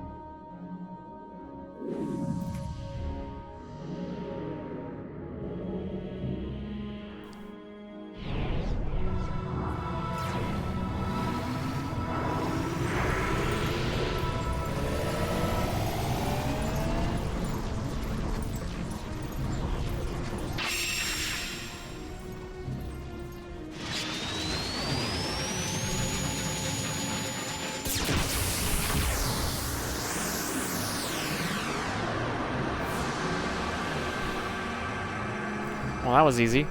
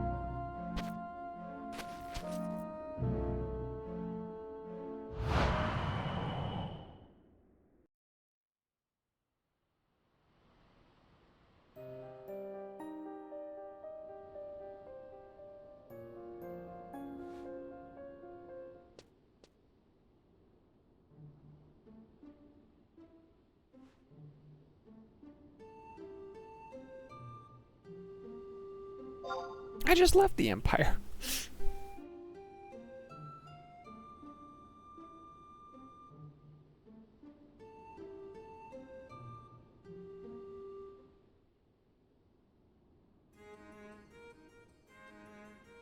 Alright.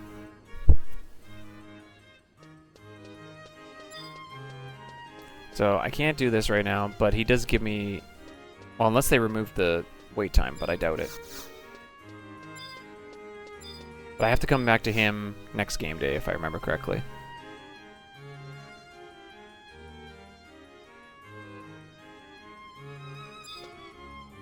Being prepared. Alright, so we got a good amount of time here. Let's go finish grabbing our ring. That way COP can officially be put to rest.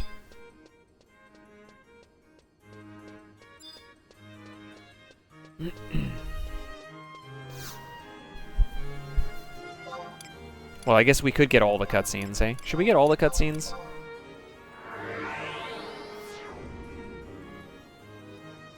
Bahamut fight is alliance-based content, so we kind of talked about that already. Anything that's alliance-based is not required.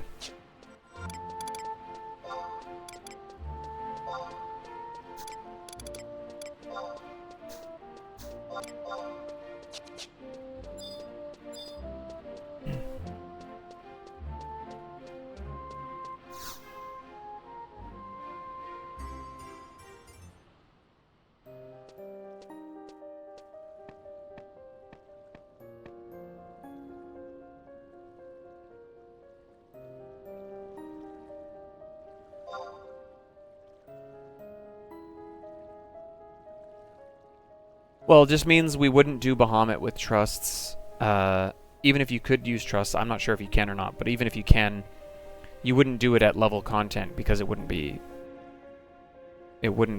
intended. Right? The intention is to do things as at the intended time. So you would mean you'd have to do it at like level 75, but that wouldn't be possible.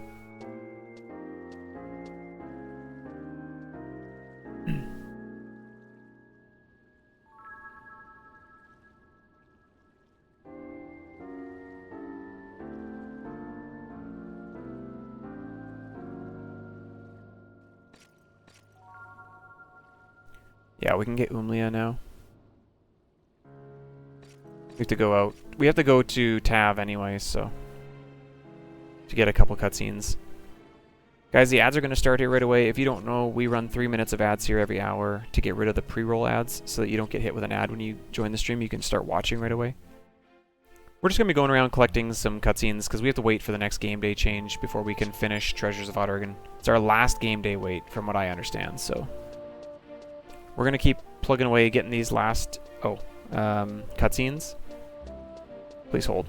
Let's grab our ring before we leave.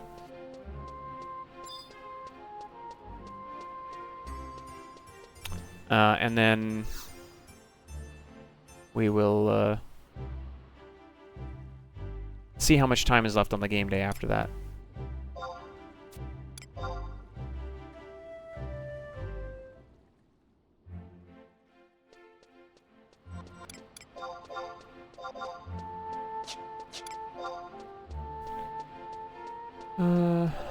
Skill strength.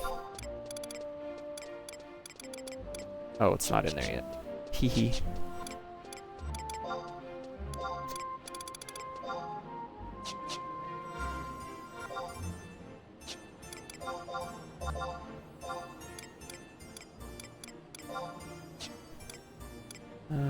Chest, waltz, dex.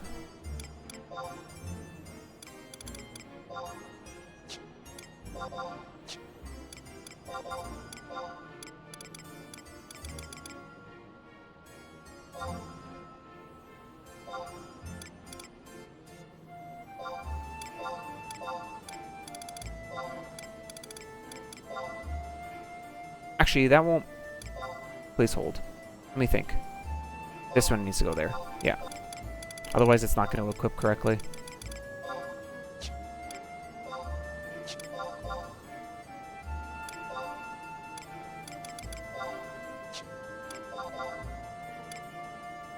Dragon Kick.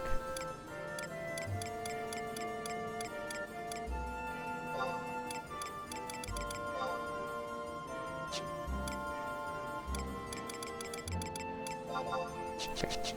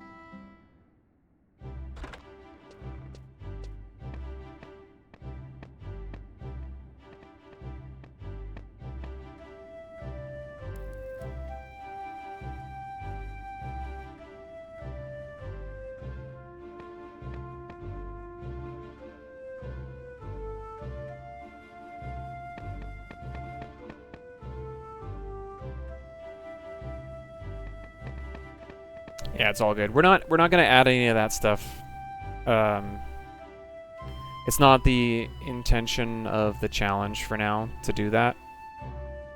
At least for the original plan, because I took over the mission like related stuff was like kind of taken over from what was already built up from other people.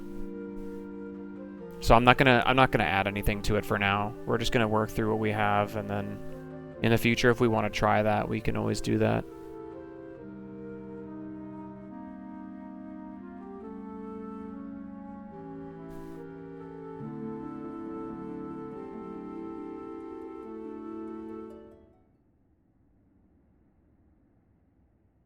We'll see, though.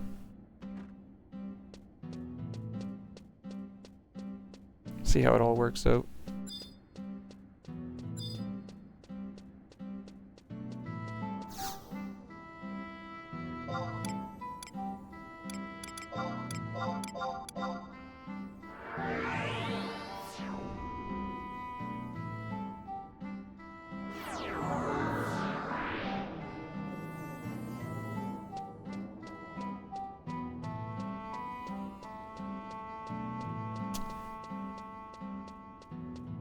New restrictions if you want to take on any challenges for the rewards.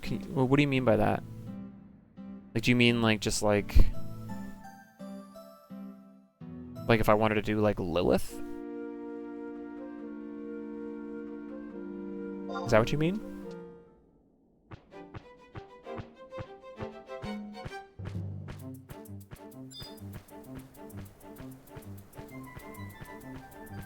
Like the high tier battlefields and stuff like that? Is that what you're talking about?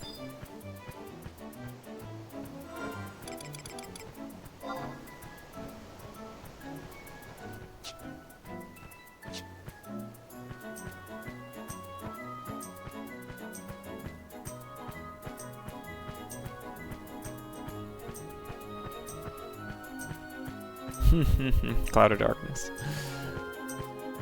Oh yeah, yo, look at that. Sunlight coming through.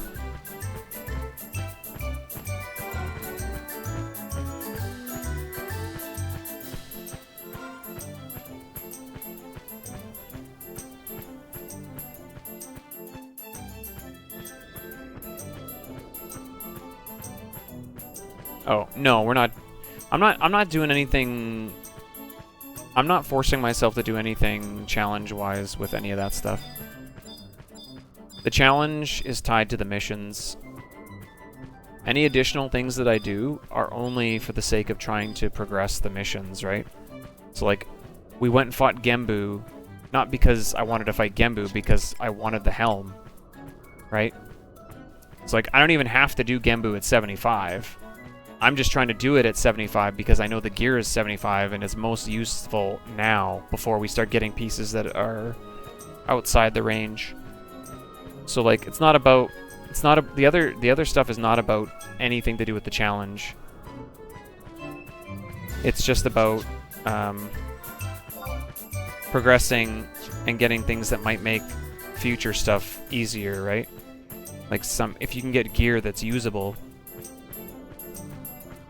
But that doesn't mean I can level up to 99 and do that content and then go back to 75. I still have to stay at my intended level. So that's why I'm not leveling another job to 80 or 90 right now to go kill Byakko so I have gear at 75, right? Like, I can't do that. All jobs have to stay at 75 or lower because Monk can't progress beyond that yet. Yeah, I did start Abbacy's stuff.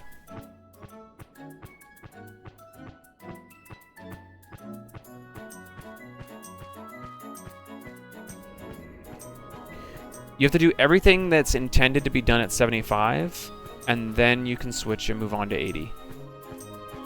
So if you open up the rule page, right? If you go !Iron Fantasy and open up the rules, man, there's a lot of birds in here. If you scroll down, you'll see the list of everything that has to be complete before we can move on to 80. I did get all the free stuff, yeah. So, we've got to do all the add-ons yet. There's like, I think it's up to mission 38 of Wings of the Goddess that has to be completed.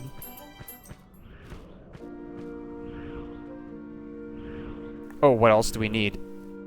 Sorry, do you mean, when you say what else do you need, do you mean gear, or do you mean just like what else do we need to complete? Mission-wise. I don't have the page open in front of me, but I can open it since you posted the link. Let me pull it up.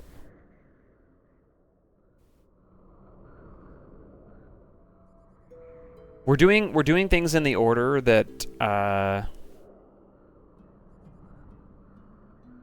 that it's listed in. Sure, I don't know what she asked, but oh. No, I don't actually think that. I'm sorry.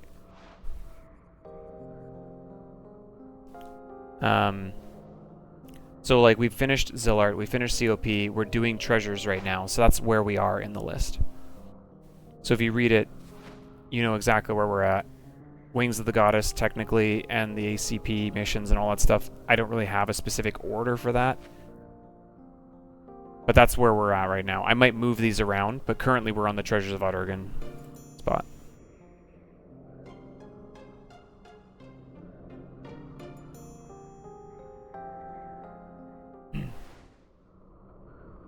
So we do have to do a good portion of Wings of the Goddess still at 75.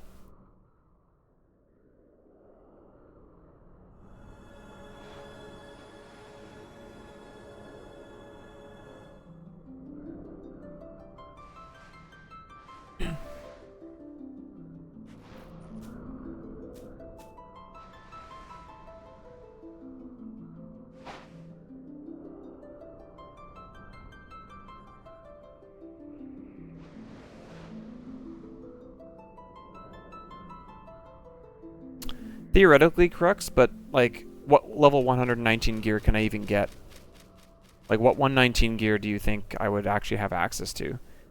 I think the best gear I'm going to have access to is the 117 gear. Like the Eminent set from Sparks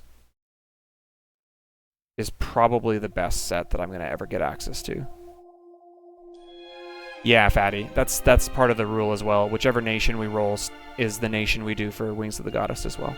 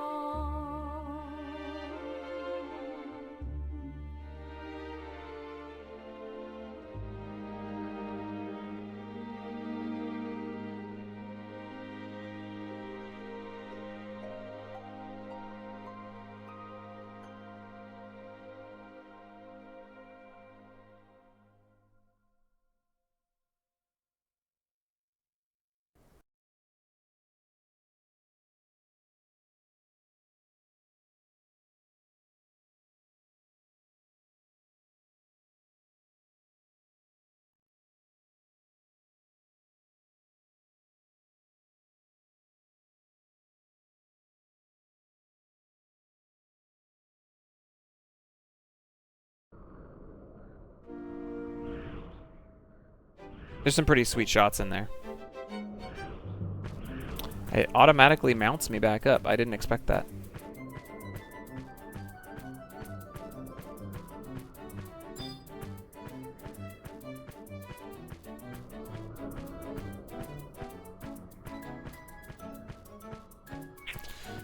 I don't know. We'll see. We'll see. I don't want to make any assumptions, because in FF11 you can just die. But I will say we are starting to get to a point where dying becomes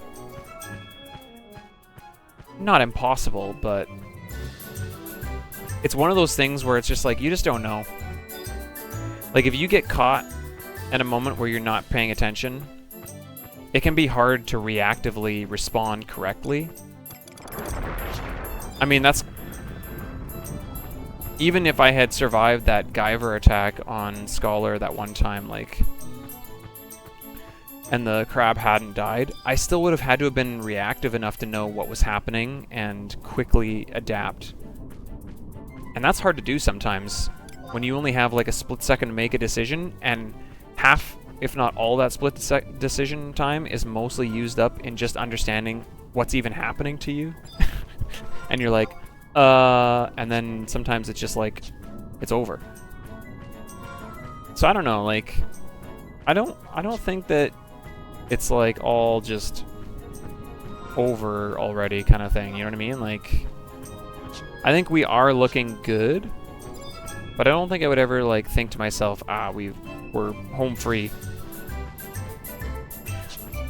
But like I did say before, and I've said numerous times, the primary goal of this challenge was to beat Treasures of Ottergan up to that point. And I think we're looking good to actually do that now. So that part's pretty cool.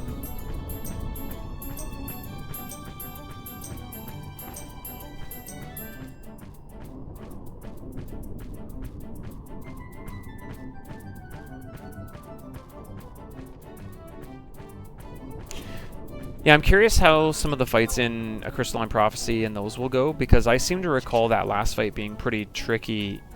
And I always did it on Corsair because Quick Draw was super strong against the Crystal, and you could stay like at max distance and not get hit. I'm not sure how it's going to work on Monk and Trusts.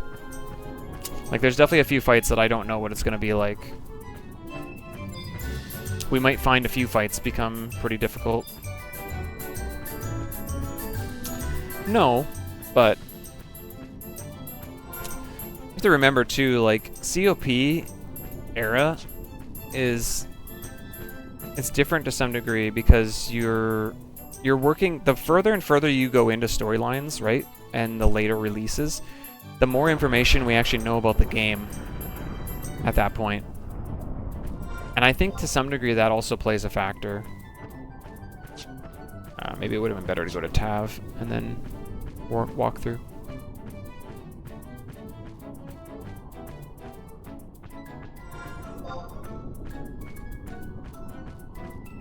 Yeah, whatever. It's fine. We got time.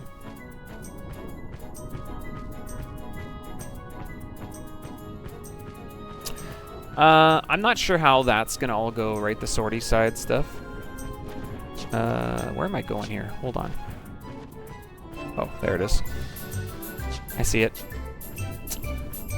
I'm not sure yet how it's all gonna look, but I can't imagine I'm gonna be getting anywhere close to 13k solo. But the thing is once we're at that stage,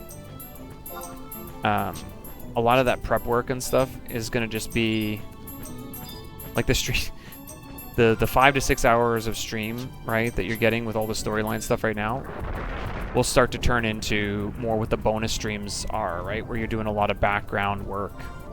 That's just the nature of MMOs and how this challenge is gonna look. So, and that's if we make it that far. 50 Lilith fights a day. You think I'm going to survive Lilith? Monk is a good job to fight Lilith on, to be fair, but no treasure hunter on her is gonna suck.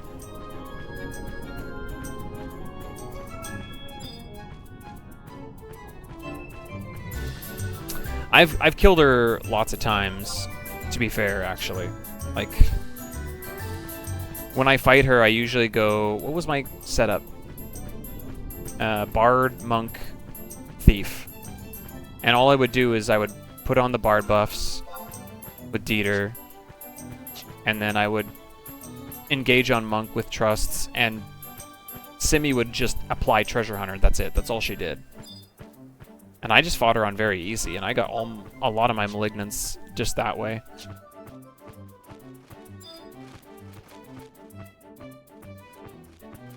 I never did use sub-run when I did those fights, but that probably makes a lot of sense. Realistically.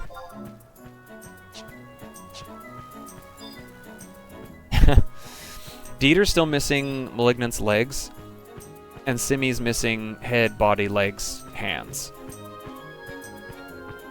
But I got all of Chell's and 4 of 5 pieces. I've basically gotten 10 Malignant's pieces the way I've been doing it.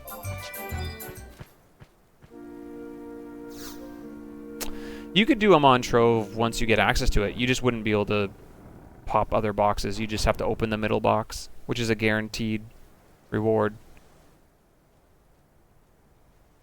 Should end the run? That would be pretty funny, actually. If we actually ended up having a win going into Trove. That would be pretty humorous. Especially if we actually got like 9 of 10 box opens. That would be even funnier.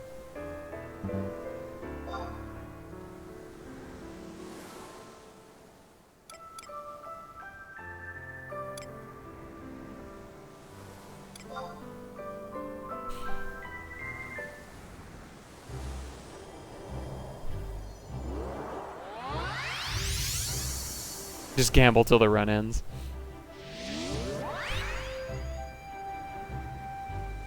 Sick will be there for the Mars Orb, so we don't totally lose our gear that we're totally gonna get from it.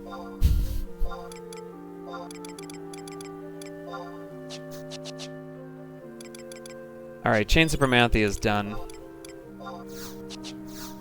We've got just under half a game day to finish killing.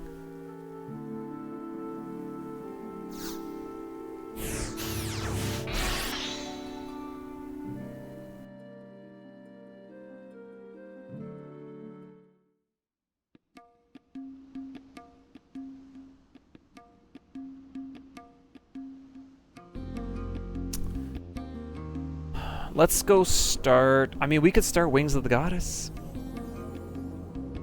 Right?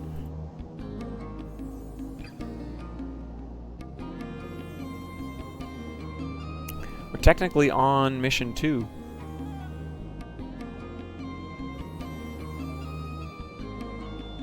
We have to go to Garlish.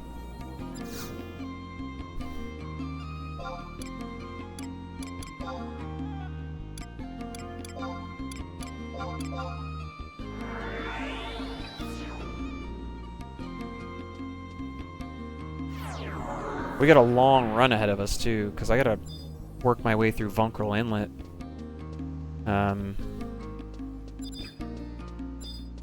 At least we're 75 now, though, and not running around at, like, level 30, because that's pretty terrifying, honestly. You'll be there? Alright. Sounds good. I can't even get a Mars Orb for 30 more days, so...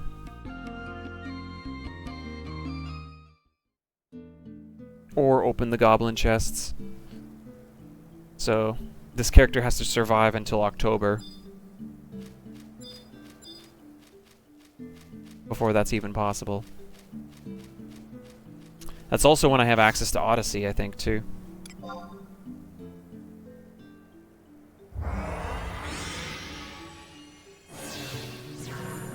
See if I could take on Gogmagog.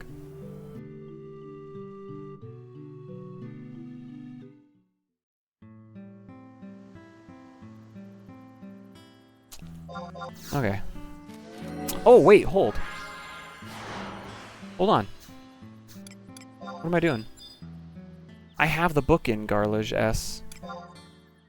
Because I camped those rings. I don't need to walk there.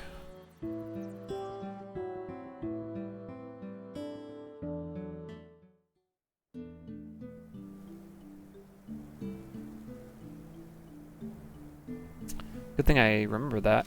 That would have been... I mean, we gotta kill time to some degree anyway, but that would have been a lot of kill time for no reason.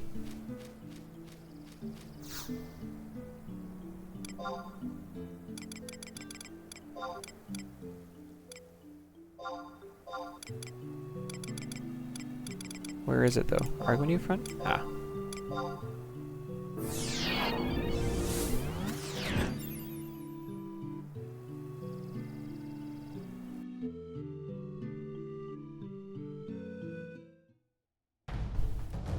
Ah, perfect. Do we have control of this zone? They do. Okay, good. I just need to know if I was going to run into monsters sooner rather than later. From what I remember, this is a pretty empty area. This place is so cool when it's not full of holes.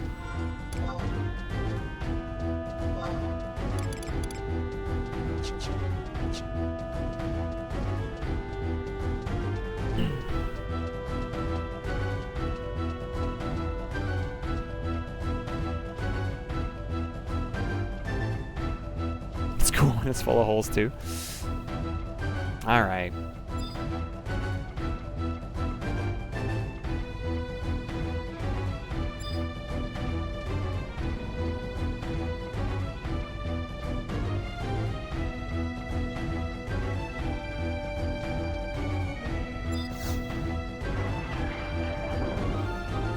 Okay. This is where you can run into campaign mobs, I think, but they won't be aggressive. Because I don't have tags.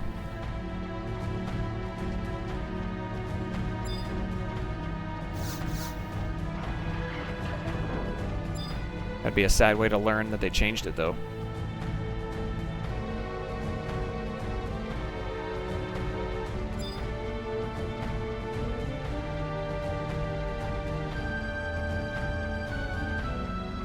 Yo, what's up, Toad? Doing well, doing well.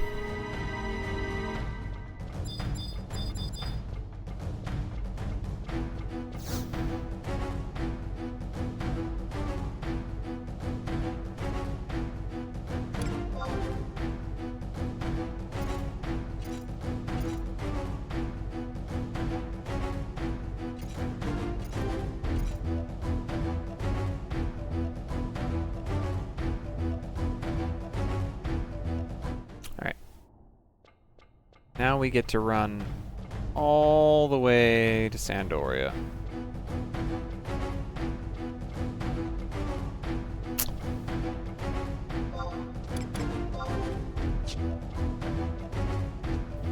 Can I open these with my item? Nope.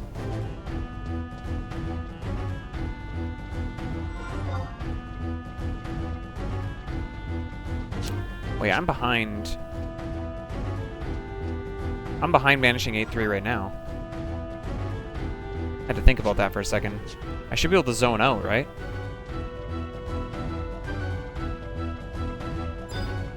I think.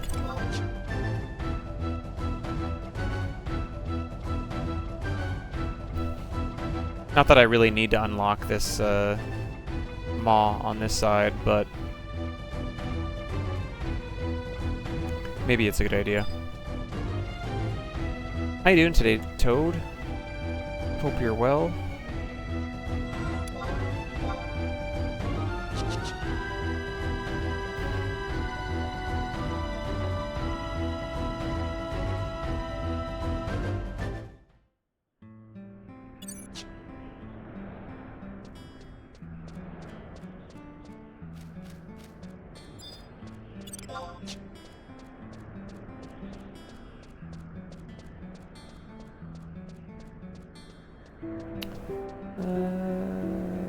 think I do drop down here. If I remember correctly. Because that's the drop down there. But I don't want to... Yeah, okay. We're good.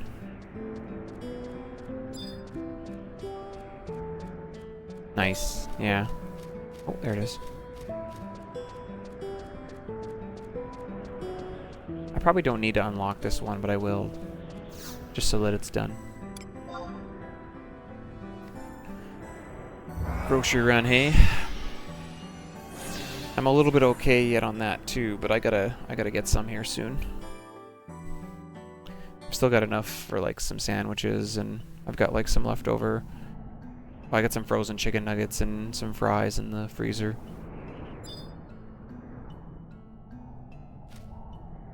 Book is here too, right? Where's the book?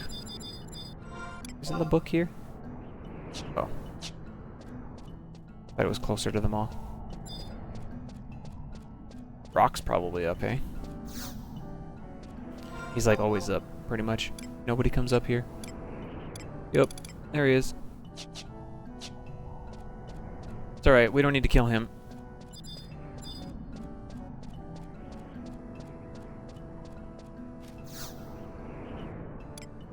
Oh, actually, let's just go to the Rolandberry Fields one. And then we can run to Battaglia Downs.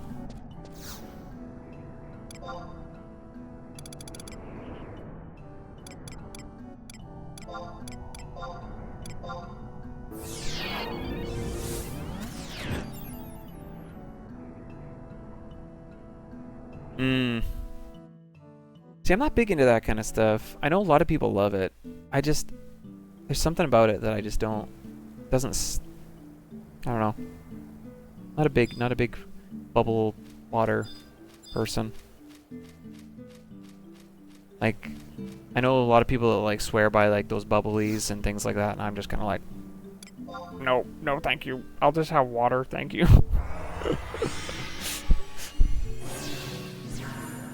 Gotcha. I mean, that makes sense to me.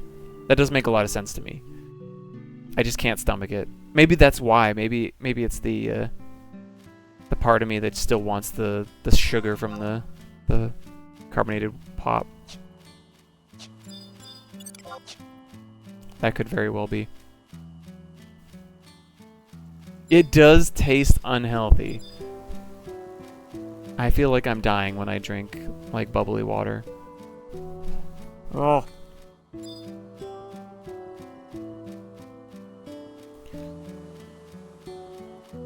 But yeah, I would much rather just have like a nice glass of water, like just tap water, than a bubbly, for me. Because it's not really the carbonation, I guess, it's the actual, like there's, they try to put like flavorings in them. Yo, let me this up. And it just makes me, no. Not for me. I'll pass. My hope originally was when those got released, I saw that there was like a lime flavor, and I was like, ooh, I'd like to mix this into something. And I thought about mixing it into like an iced tea. And then I tried it one time, and I was like, yeah, this didn't work. Ended up throwing pretty much the whole case of bubblies out too at the time. That was like 10 years ago though. Whenever they came out. I don't remember when they came out. It was a long time ago. Not 10 years ago probably, but I don't know, 7 or 8 years ago.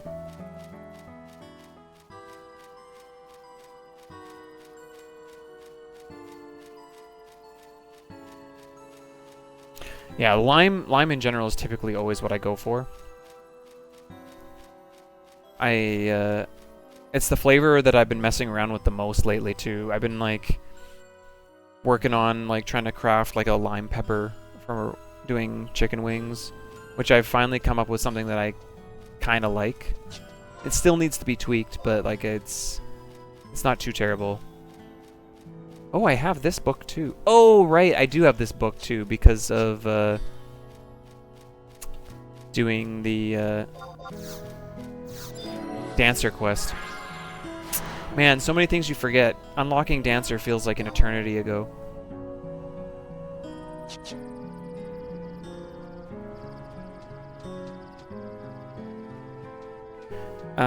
But the other thing that I've been working on with this, so I picked up this, it's not a spice, it's literally just dried, like, dehydrated lime juice. And I've been trying it out in replace of zesting limes, because zesting limes is very time-consuming and kind of expensive. And so I've been trying out this dehydrated lime juice as an alternative, and I used it the other day when I had some leftover, like, tortillas, because we did, like, fajitas, and so I had a bunch of leftover. I cut them up into, like, squares, smaller squares, and, like, prepped them in, like, dipped them in, like, butter and put a little bit of salt, but then I put this dehydrated lime juice on them, and they were so good. Like, I cooked them up in the air fryer and made them kind of, like, into, like, potato chips, kind of. Wow, were they delicious. I gotta find a better way to do them in the air fryer, though, because they kind of, like, pop like popcorn, and they can get stuck in, like, the element and start smoking and burning, and I don't know the best way to control that in an air fryer. Yo, there's somebody out here. Just standing there. On Beastmaster. Anyway, yeah. I've been messing around with it. Trying to make stuff with it.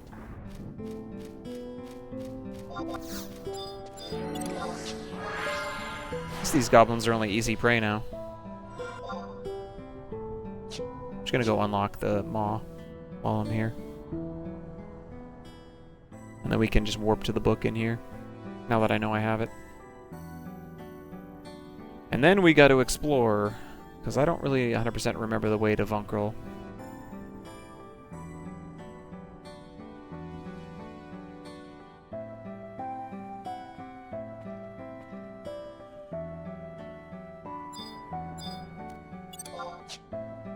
Too weak, eh? Man, this zone was so scary when I was level 30. I'm not super scared of it anymore.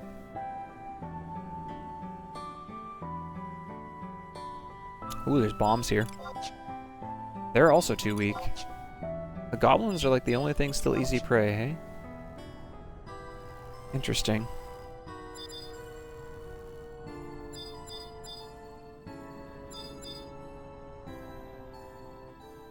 Well, hopefully that means the run to the city won't be too dangerous then. There are some high-level monsters, I think, in, like, Vunkrel Inlet. We'll see. Anyway, yeah, I've enjoyed messing around with it. Because, like, yeah, lime is, like, my favorite flavor, so...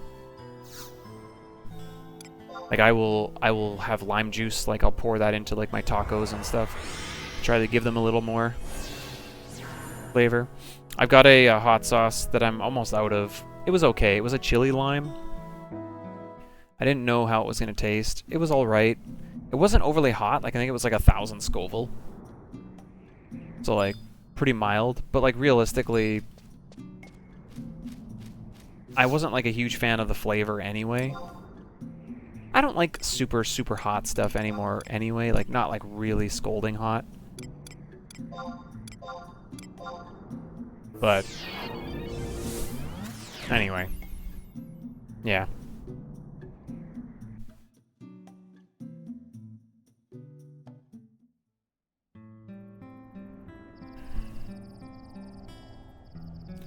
Okay. We go this way.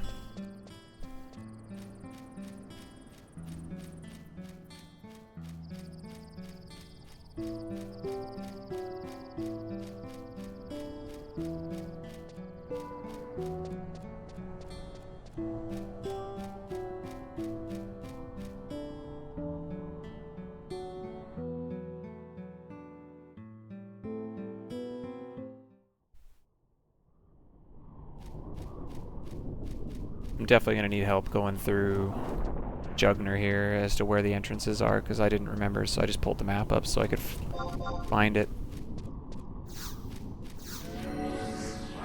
Again, I don't even know if I need sneak and invis here. We're just going to be cautious. We're going here.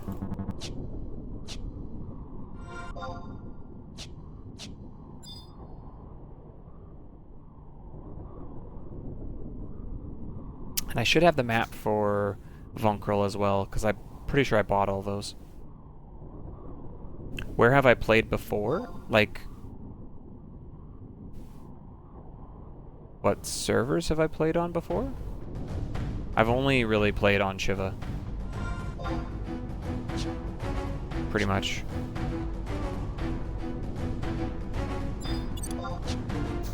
Yeah.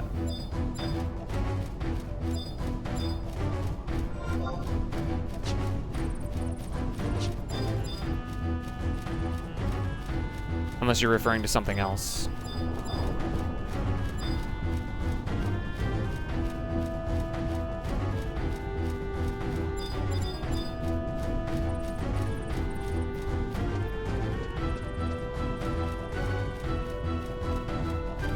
Game days almost changed. We're going to run all the way to Sandoria S, though. We're going to unlock the home point there so that we can continue missions when we finish treasures. But we can pretty much warp back to Juno to continue treasures here pretty quick. We're almost there.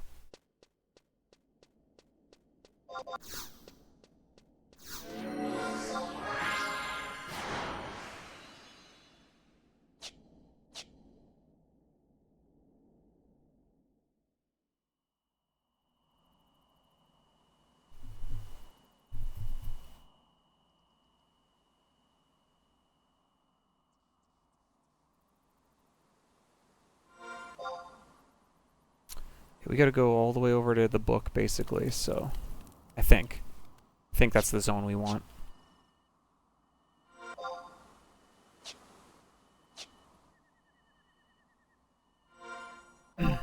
Realistically, you'd think I would remember the layout of this map just because of the Abbasy zone, but... it's been a long time since I've done that as well.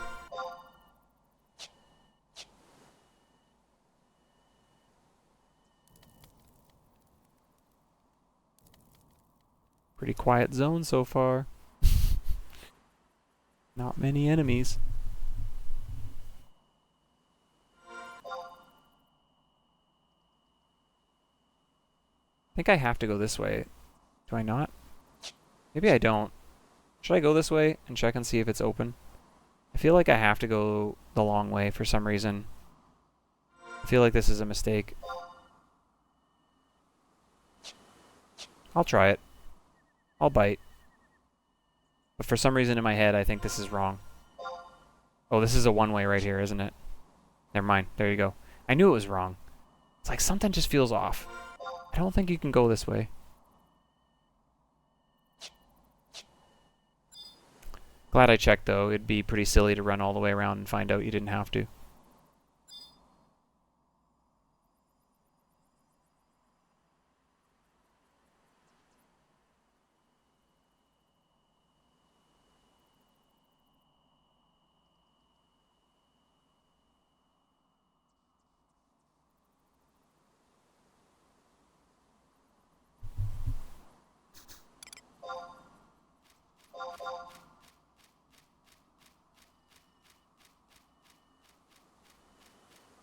Yeah, this zone is like empty right now.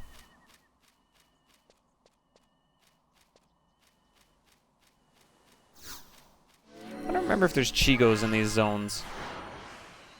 I know Grauberg has them. I don't remember if Vunkrel has them.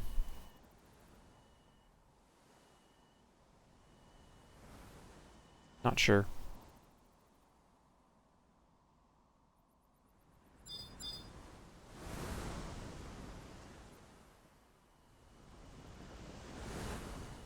Try to get a Shaper Shawl. Oh, we got crabs.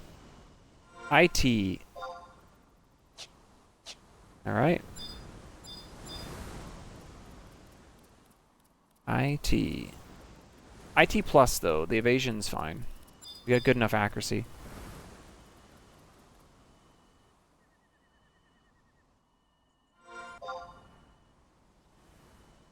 Okay, we just basically hug the right wall now, I think. Pretty much.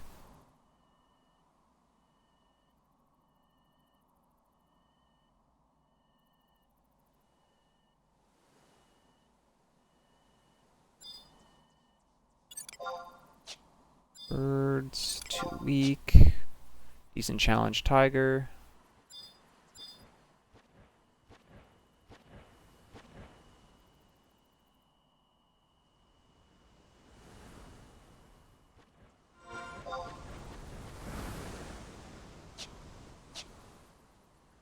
I think this is the one I usually fish off of for them. The Matsia, whatever they're called.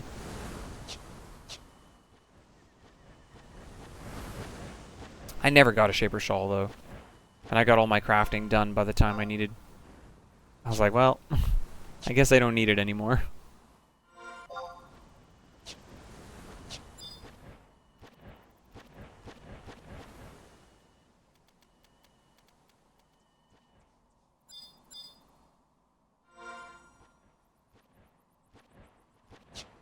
Okay, wasn't sure if I was gonna have to go up or not.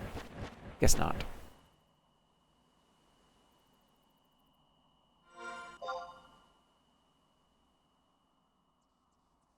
We're not going down, because we don't need to get to the campaign side. I don't think. Do I? No, I don't. Sweet.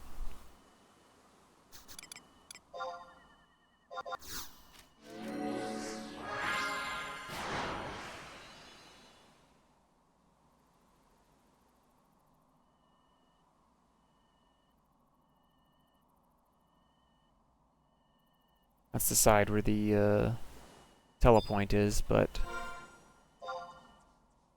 even that won't really be overly necessary. This is the camp where I did goblin pets for a bit on Black Mage when I was leveling my Black Mage. There's another camp in the same zone that's got Gigas Tigers. Which is, I think, here-ish, somewhere in here. But that's a higher level. I think those were the last beast pets I did, actually, was when I was doing the tigers from the Gigas. And then from there I went to the Flans. There was other people leveling at the Flans from like 72 to 75, I think.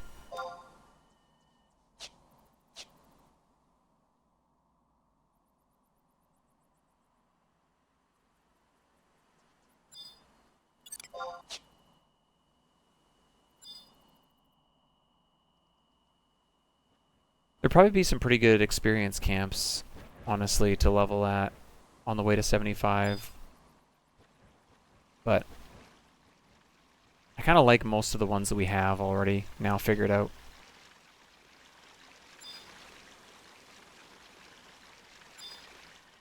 There's like a comfort to them because I'm familiar with where the monsters are, when they spawn, all that kind of stuff. So it's just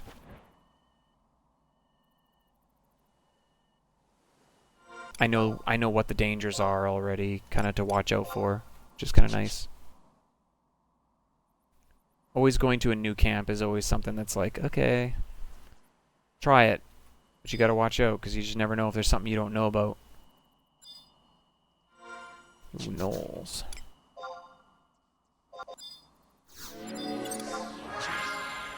These ones are easy prey.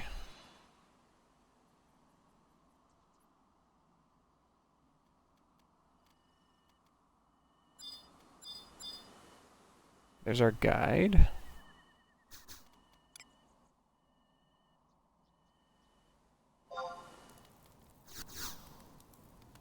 Nice.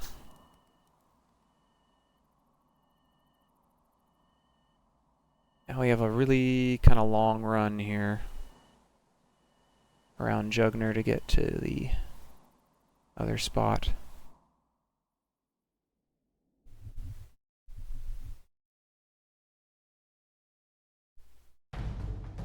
Ah, yes, campaign battle. Lovely.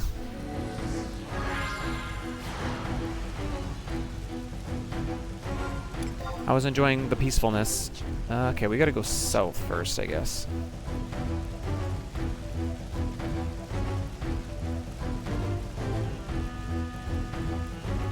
Because there's a wall the other way. Ooh, tough.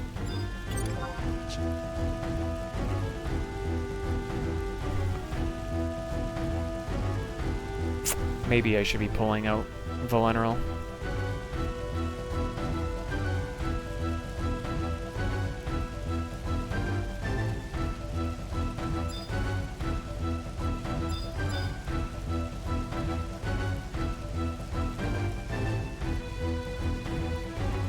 I do want to unlock Lavalu,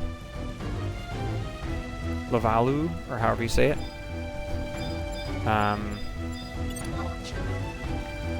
IT. Because I think we're going to want to camp a couple NMs in there.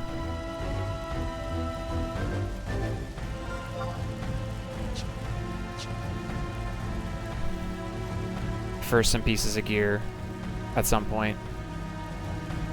I want to get the better version of these legs, if possible. But once we get to Sandoria, I guess we could technically probably warp there, hey? Because we could use the NPC to warp us to wherever pretty much in the past at that point.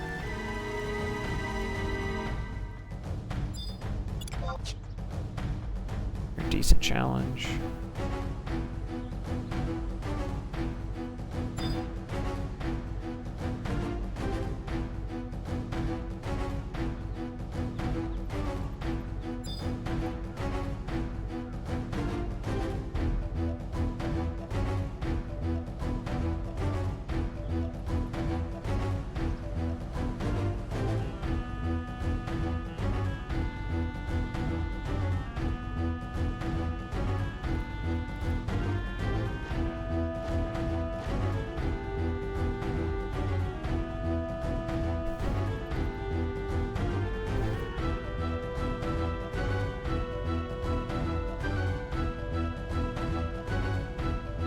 The only thing I don't really remember from that stuff is whether you just get access to it or not. Or if you have to unlock each warp. I don't remember. I think you just get access to it.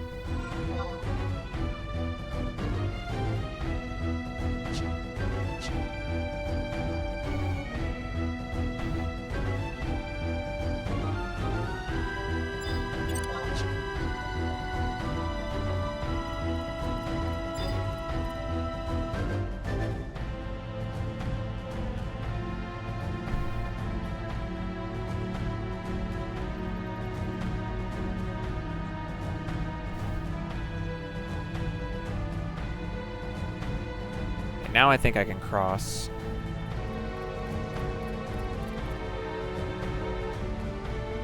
Think.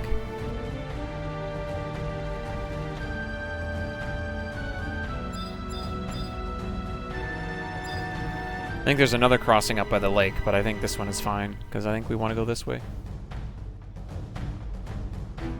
Well, we don't want to go that way, but we want to go...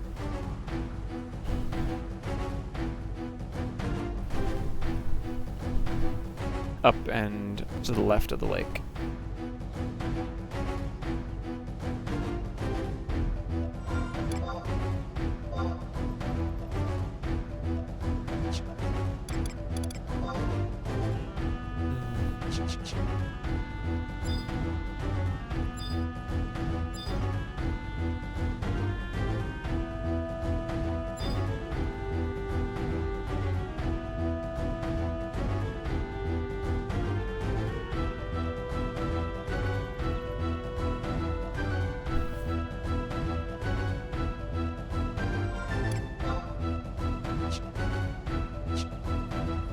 This way.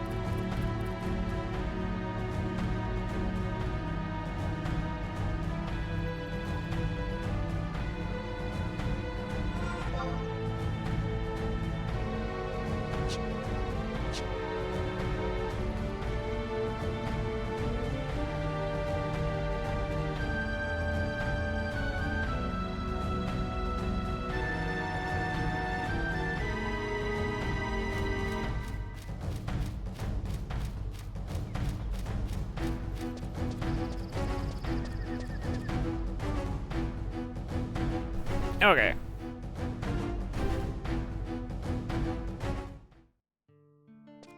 Oh, we get Comfy's song too. No campaign. Let's go.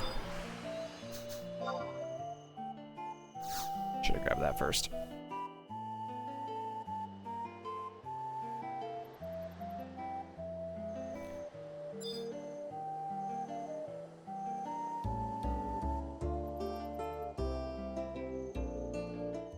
No!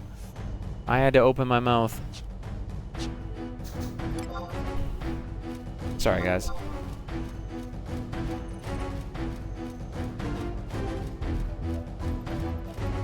I'll take the L on that one.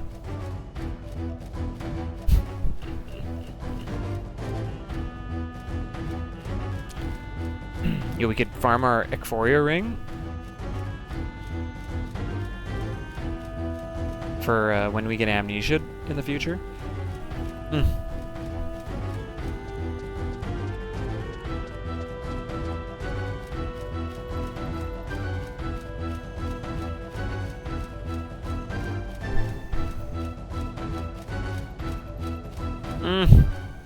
That'd be pretty funny, honestly. So what is that noise? Is that a Gugasaurus grabbing my line? Dun dun dun dun dun dun dun dun dun dun dun dun.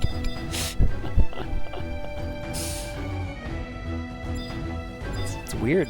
The Gugasaurus has a theme song.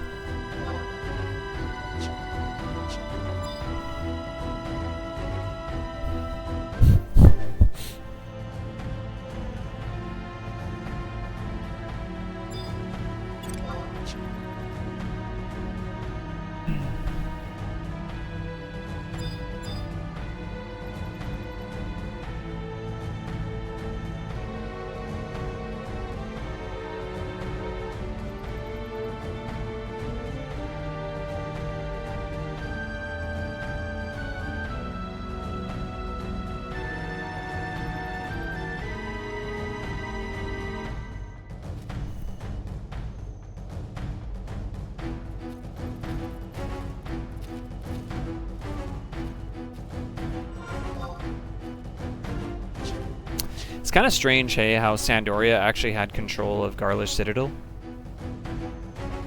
Like, you'd think, based on location, that that would have been Windurst's area. It's almost like a little bit backwards. To me. You would have expected them in Necropolis, I guess.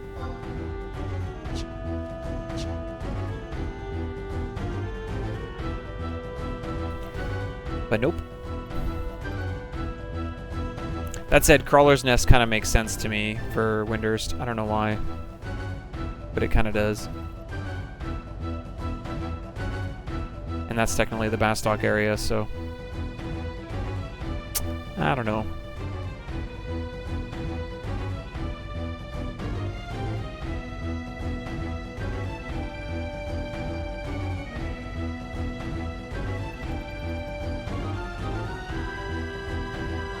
I guess if you look at the map, like Necropolis is here, right? So you'd think, but why is the Citadel then theirs? Because it's way over there. And Crawler's Nest is on the opposite place from Windurst too, so it's like, you wonder if it was just like a weird, more like an outpost so that the nations would have help come to them quicker. They had like people from other nations like nearby that they could have aid sent to them. We need to go to the other side. We need to find a dude. What's his name?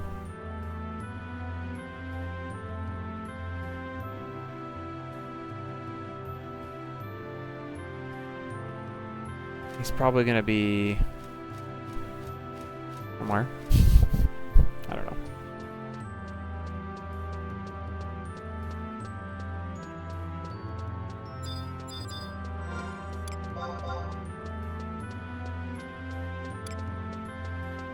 Oh yeah, that's right. He's right there.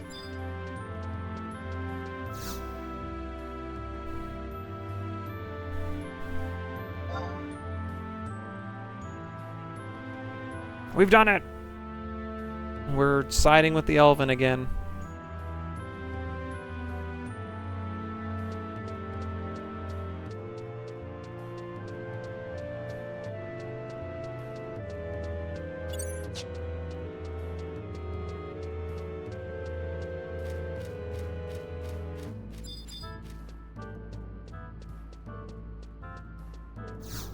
Okay. To Juno. Back to Treasures of Ottergren.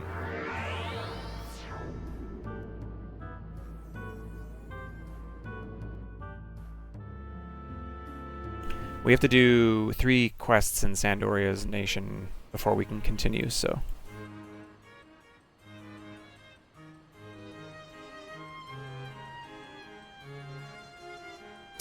Yo, what's up, Flamey? Long time no see. How's it going, Lowy? Got to see some of the highlights from yesterday. Pots did go really well, yeah. Samaha? This was retail. Which server?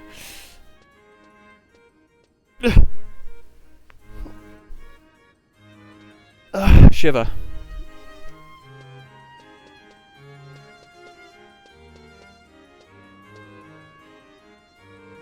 Oh, nice. Sweet. Yeah, good to see you. How you been keeping up?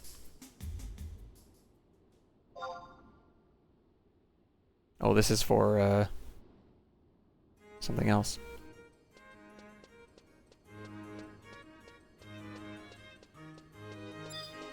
Yeah, everything's on Shiva, pretty much, at this point. I just don't see a need to leave, you know?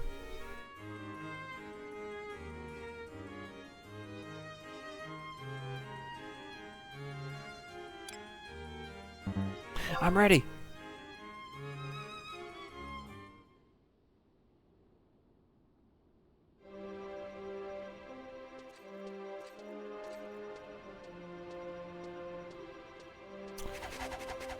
Yeah, I just came back from like a 3-year break too, so I was kind of like seeing Swordy for the first time and things like that.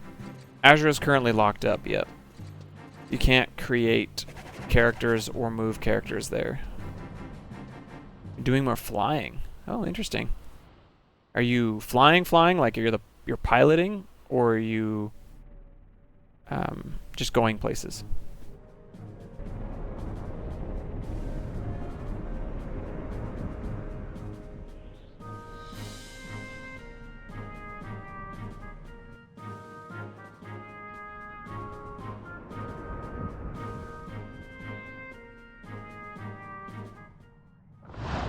This is a really cool shot, actually. Ah! We're going down.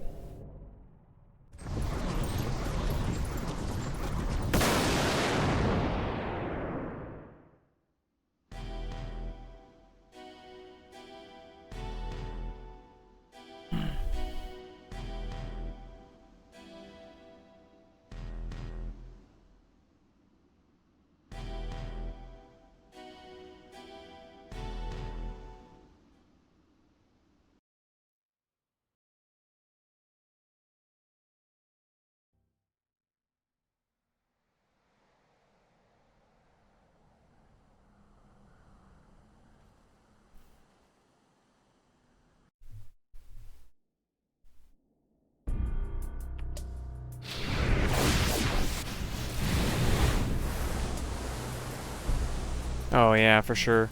That happened to friends of mine actually. So they were in Ontario, not Halifax, but somewhere in the Toronto area, I think. And then yeah, they had their flights home canceled, and then they had to wait and get rebooked in. And I think they were stuck there for like 6 days or something before they got out. It was like a Monday or something to a Saturday, or maybe 5 or 6 days. I can't remember. Sunday to a Saturday. They flew home on a Saturday, anyway. From what I remember. Yo, EFRM. Welcome, welcome.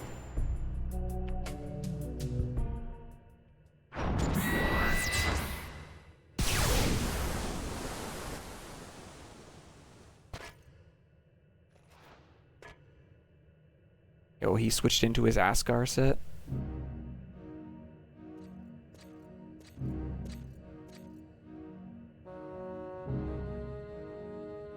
Yeah.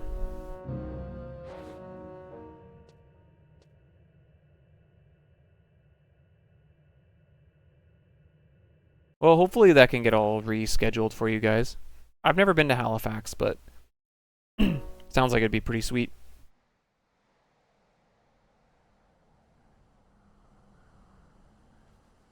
I've not really been to very many places on the East Coast.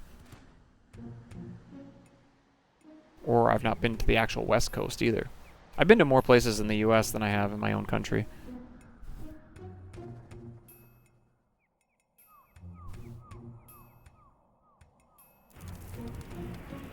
Ooh. Hydra's gonna be laughing at us. Haha. They went down.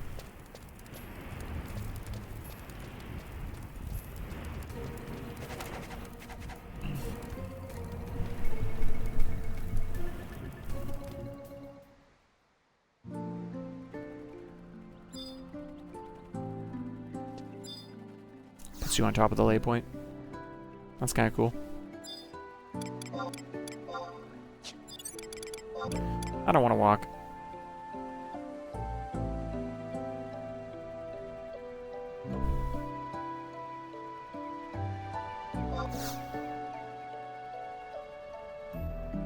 Sure. 2-hour flight shouldn't have been too bad, though. I wouldn't think.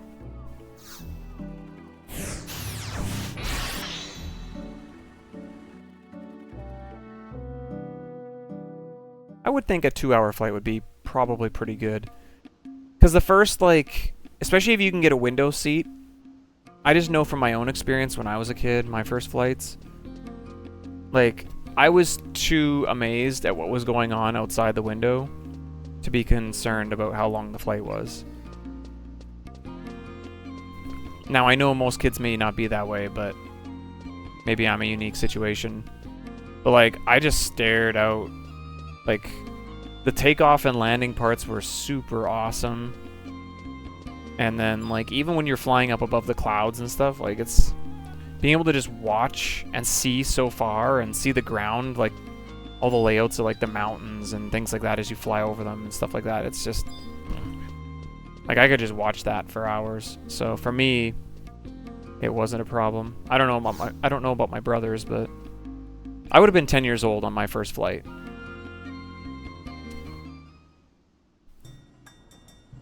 Oh no! It's Fatty's favorite song.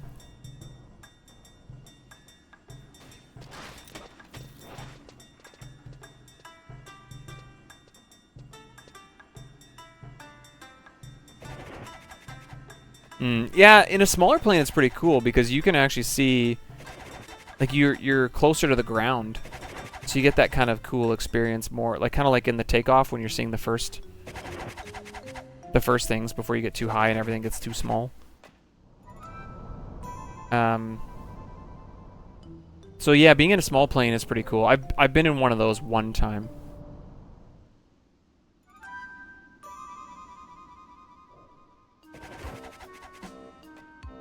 Yeah. Yeah, it was a friend of mine that I didn't grow up with, but a friend of mine that I knew through, like, fiddle playing. She had her pilot's license and took me up, I don't know, that would have been about 13 years ago or something. So it's been a long time, but that was a pretty cool experience.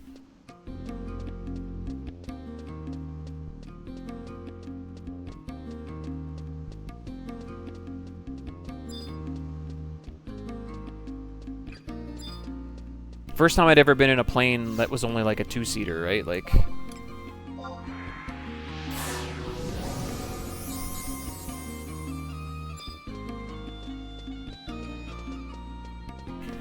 But they had an airport at their own like farmyard, so I'm not sure if they did like spraying or what, but because a lot of those like local airline, like farmer airlines right there for like spraying crops and stuff. So I'm not sure if that's actually what they did. I assume so. I never really asked because it was just a one-time thing, but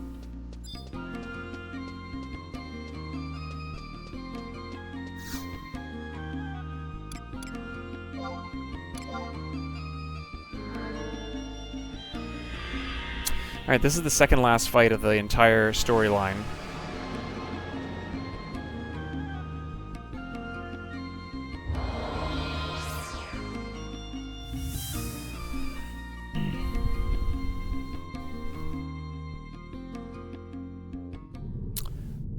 Yeah, the goal is to try to finish the storyline at the intended levels on the random job that gets picked, the random nation that gets picked. And if we die once, the character's deleted and we start all over again.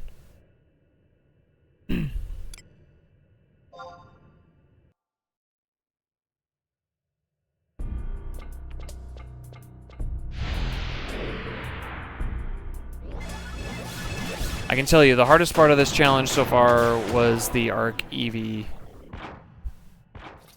fight.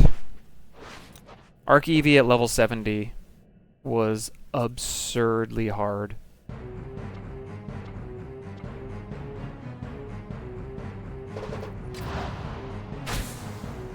I'm still actually kind of surprised we beat it.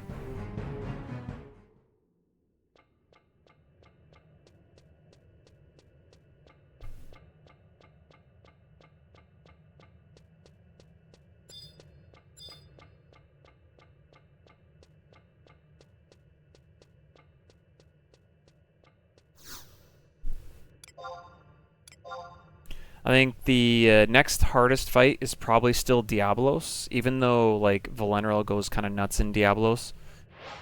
You just don't know what's going to happen when Nightmare goes off. Like, it's just such a gamble. So you're never like guaranteed to actually win, I don't think. And then the other fight that was a little bit sketch was the Omega part of Airship. Mammoths in the Ultima fight were easy, but the Omega part, when he starts to go into pile pitch mode, a little bit stressful.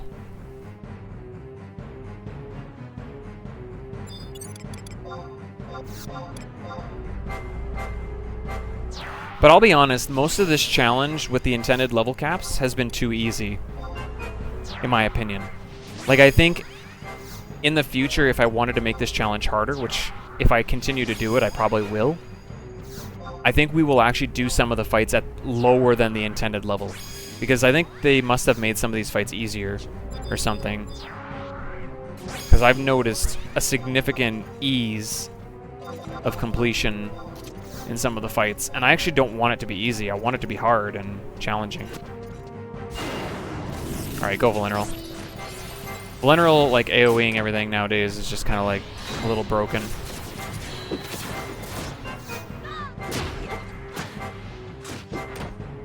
Promethean at 30, the only one that's a little bit dangerous is Promethean Hala, because the first time I did it on Warrior, Shadow Spread just owned me. Like, he spammed Shadow Spread over and over and over and over again. So now we go and get the Animas, and it turns it into a joke in comparison. I think doing Promethean fights at 25 would be really interesting, and also incredibly challenging. Yep, sub-jobs allowed. The job that we play, though, is random.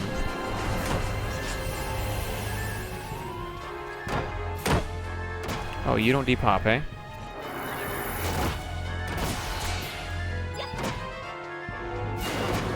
Is she getting hit at all? I should check. No. Okay, good. Yeah, you have to play the randomized job for every storyline mission. So this run rolled Monk. This is our 7th attempt. And this one rolled Monk.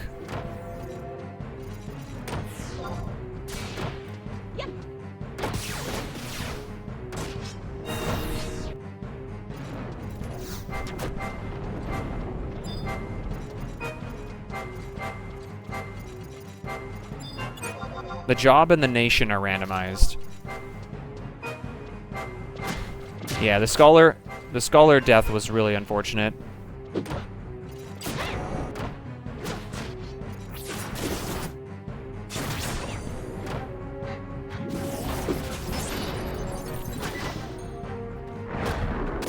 Still one more fight yet, so she's gonna disappear.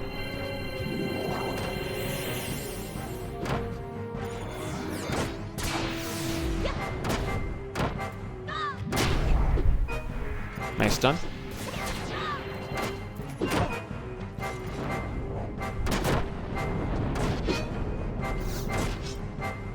But yeah, and then we're applying the same rules as the speedrun too, so like no trading, no auction house.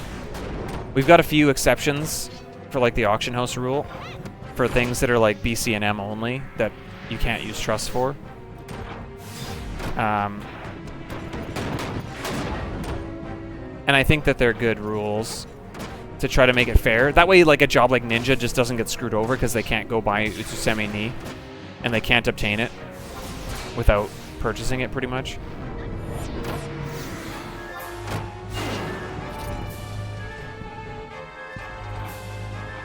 I don't remember which side I came in. I think it was that one, actually. Follow Naja.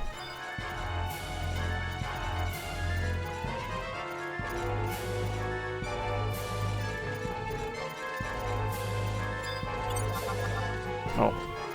She's turned!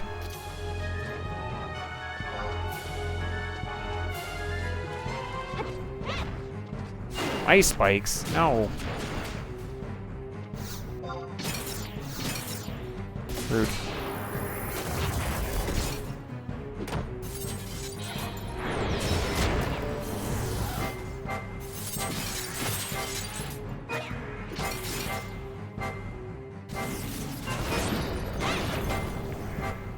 Ooh. It was not good damage. But it created a skill chain.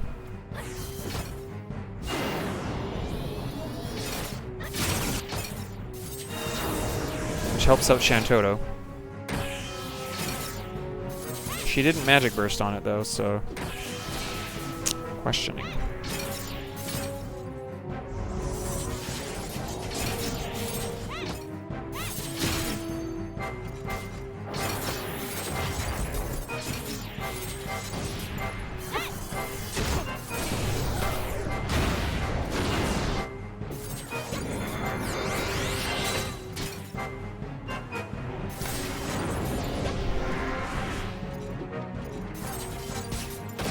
I don't know why she's not magic bursting.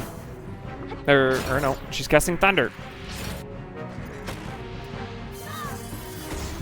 Doesn't do very much damage.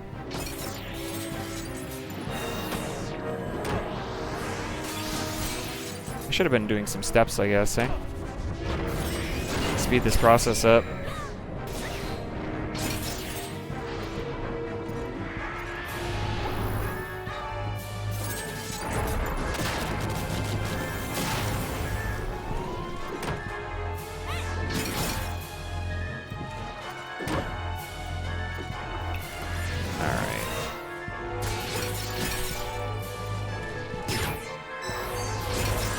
There's a good magic burst. Maybe? Better. It's pretty resistant, actually.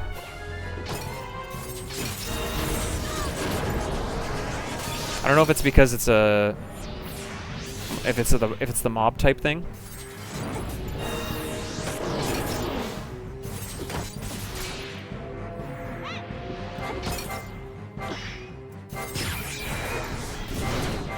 That's all Sortie is purple.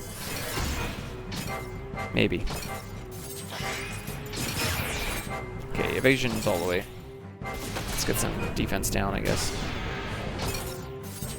Nice stun.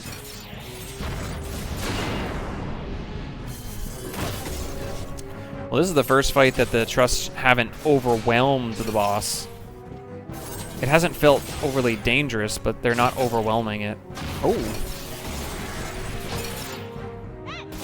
That was some good damage.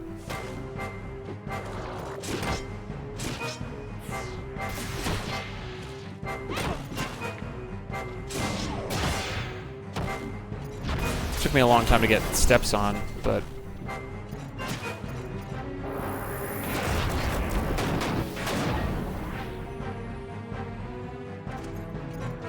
Well, we'll see what the final fight is like, because...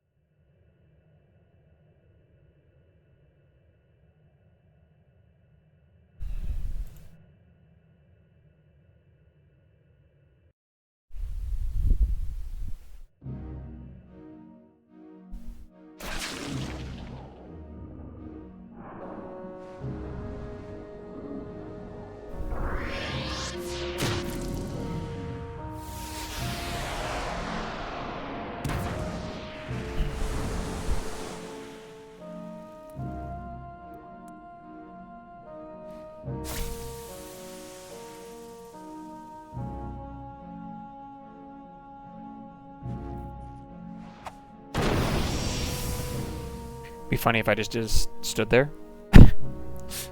Oh, I ran, okay.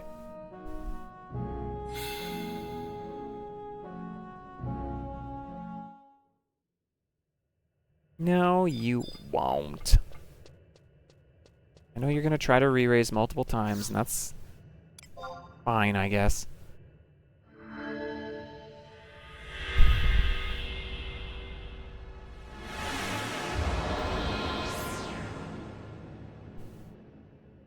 I'm not as scared of a blue mage that doesn't have access to Entomb, Anvil Lightning, Subduction, all these things, you know? Like, he does have eyes on me, to be fair. He's got eyes on me. That's can be a nasty move. Alright, take it easy, Flamey. Good to see you. Thanks for stopping in.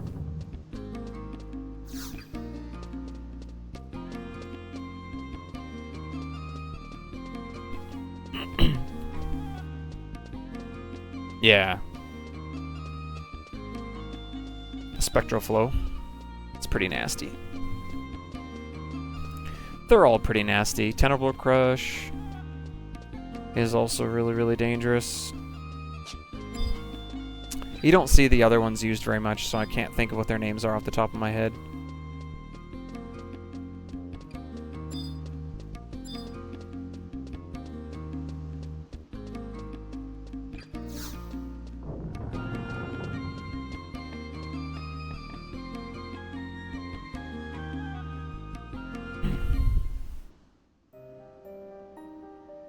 That's what I said, Spectral Flow.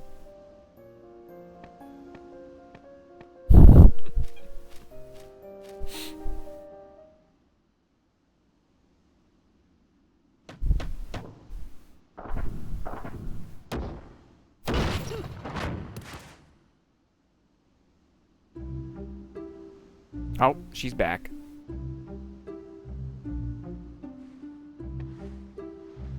Laying down on the job.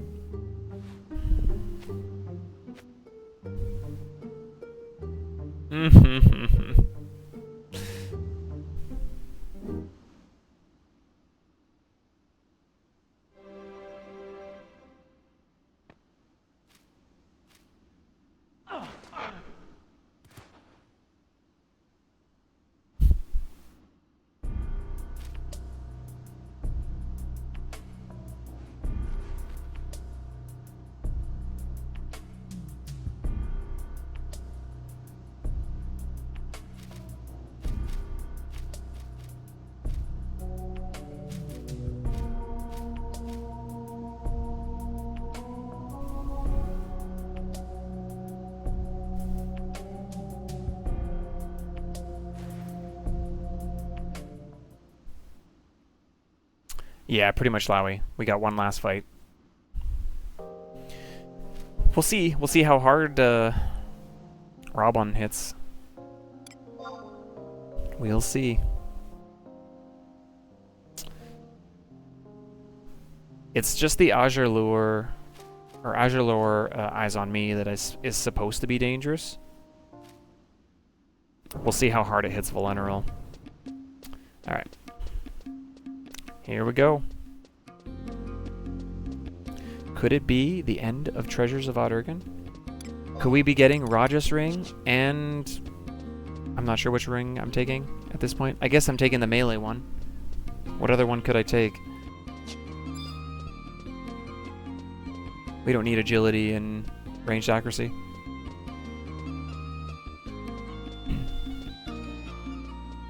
Which is funny, because this will be actually the first time I've ever taken the DD ring from Odd-Urgen missions, I think.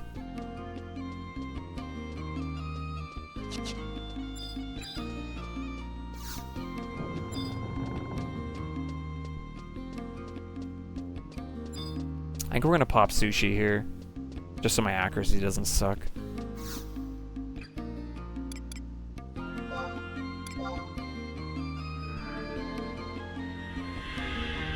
Well, that's what I was thinking. Like, even the Zillart missions, we almost finished them all within, like, 5 hours. Like, they were short. Like, way shorter than I remember. And it just shows that, like, when you're not, like, spending a bunch of time, like, seeking a party to do it, like, other people, you can blow through missions, like, boom, boom, boom.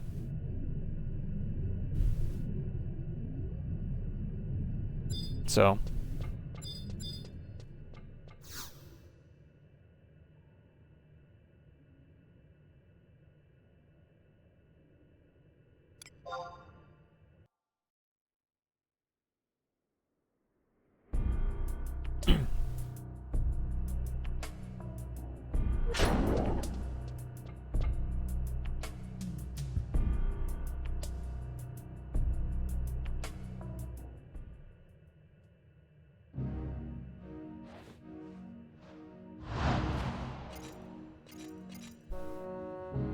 Ooh, that's a cool shot.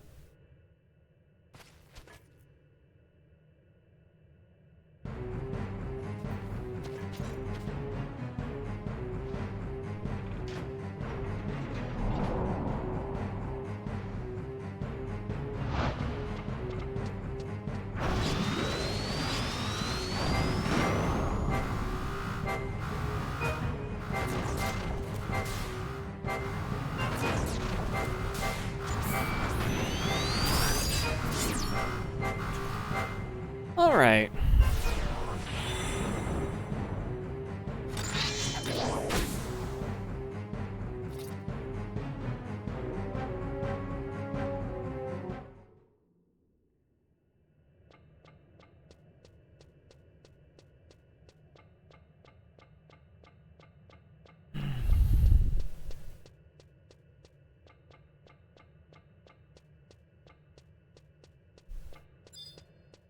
We'll see how it goes.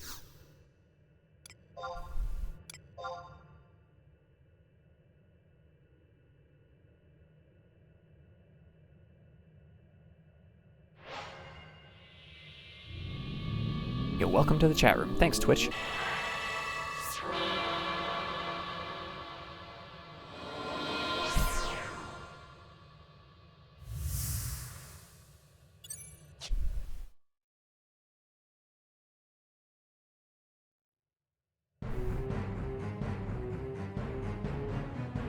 Okay, we know that we can pull the blue mage back here.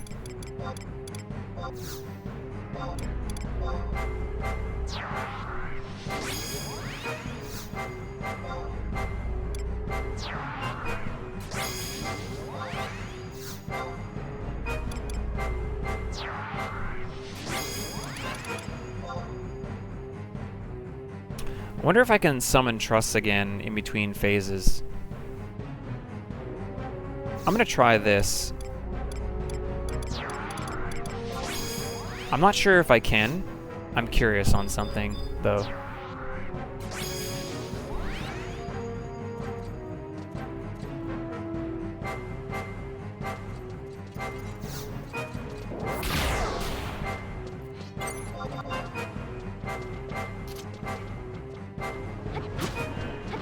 Ooh, that's on me, huh? Ow.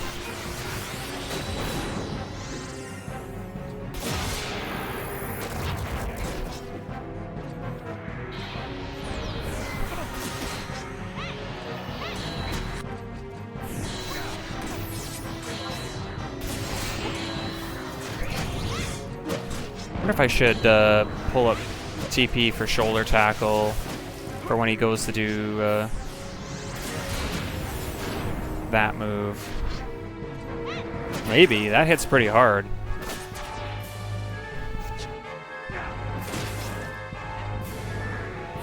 Oh, I was gonna use food. That's right.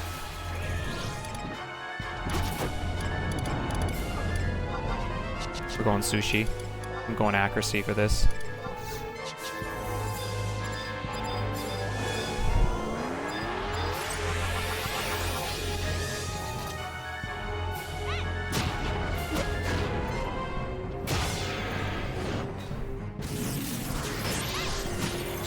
It's not bad until he uses the 2-hour.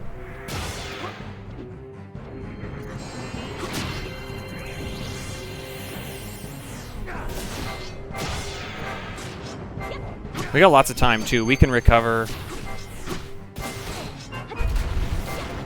I'm guessing we're not going to be able to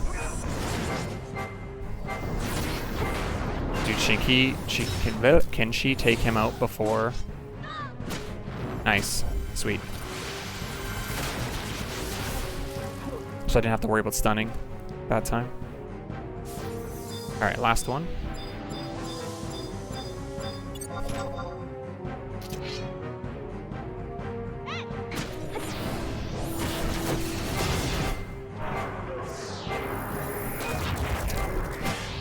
Okay, I'm gonna have to formless here. Because he's immune to physical. I forgot the third phase, he like goes immune to certain forms. Well, let's try this out and see. Arrow's still doing good damage. We'll use formless strikes here. At least we can do some damage then.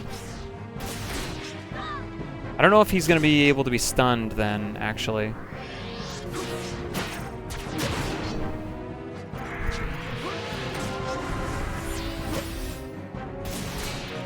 I'll try, but...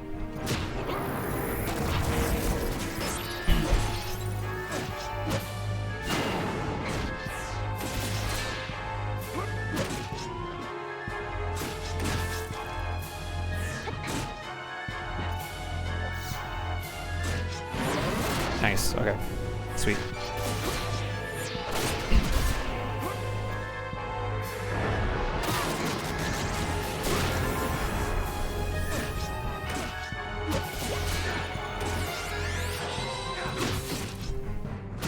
Okay.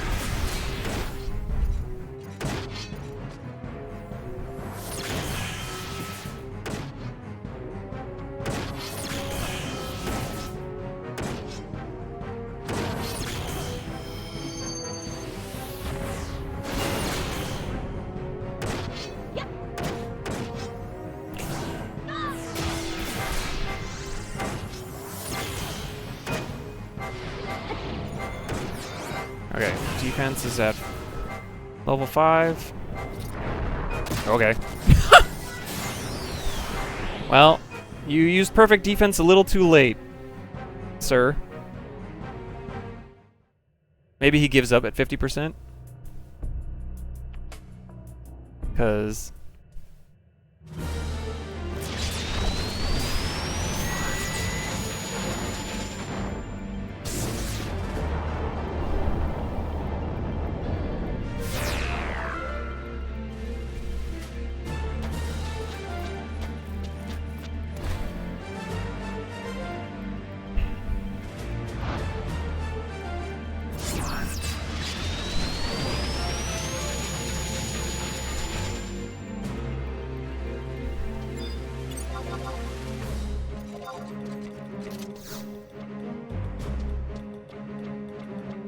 Alright.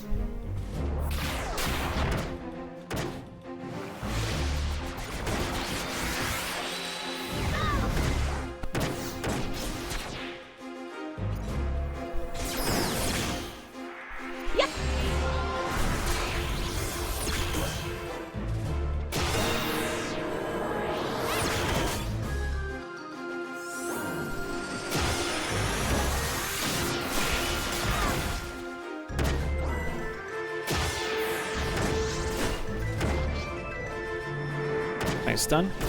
Okay, defense is on, or defense down is on.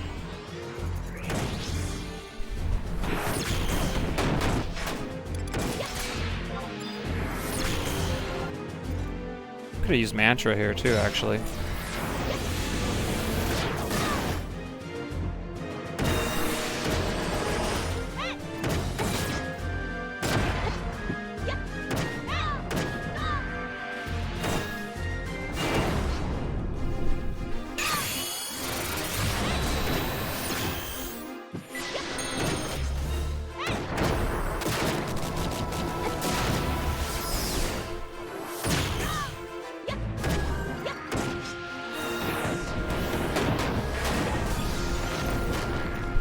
Cure yourself. Thank you.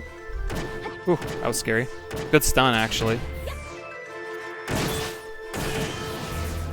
Good damage.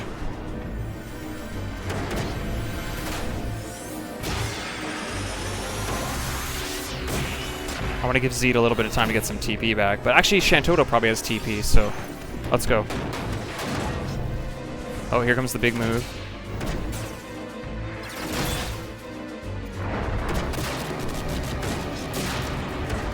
Nice. Good, good, good.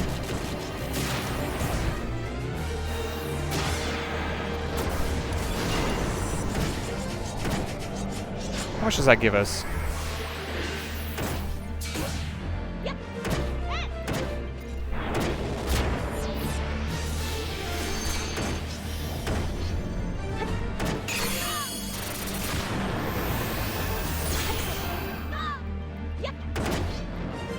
I've got 2300 HP with Mantra up. Let's go.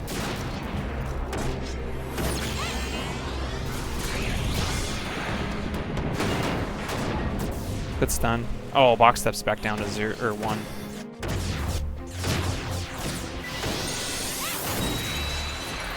It's okay. Shantoto's chunking him. MP is totally fine right now.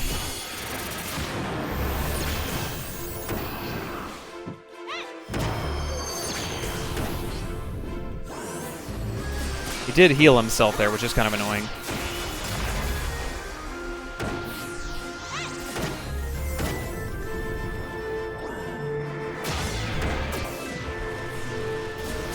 Oh, I see. He healed his box step effect. I see what happened. Yeah.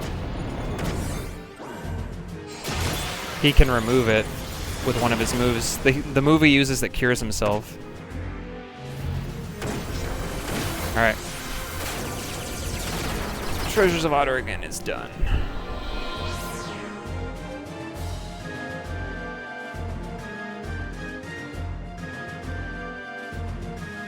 There's a bunch of cutscenes to get, but the missions are basically done now.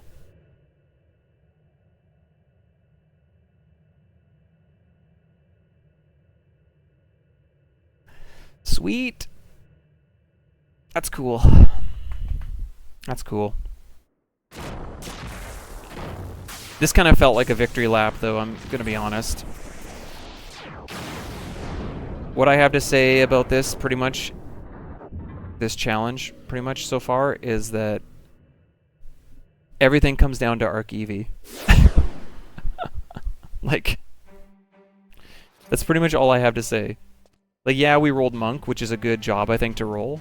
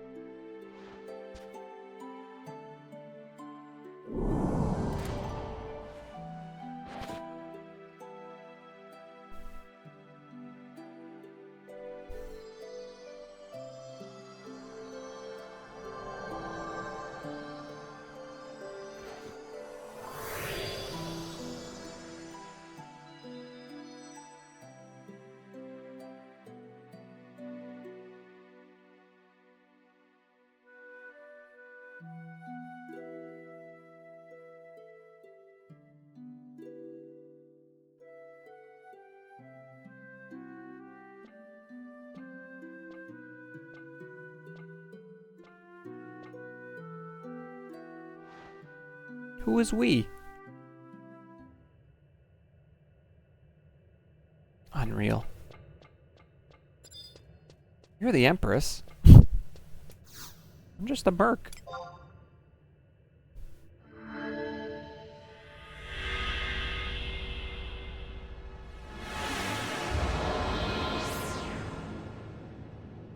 I'm not really confident as to what happened there.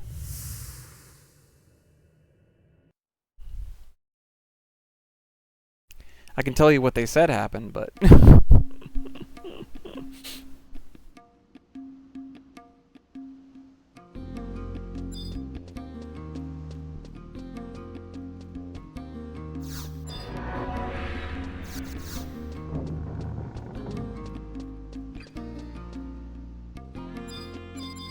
I need to switch back to Thief, because now I need to get back into my Brigandine for the next cutscenes coming up, pretty much, so... Thief gets all the glory.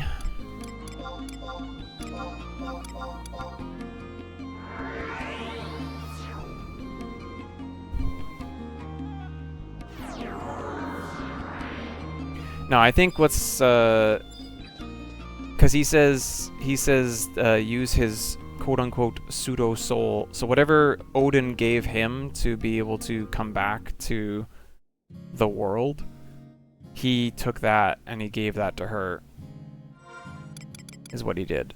Which means that he disappears because he doesn't have any way to stay into the real world anymore.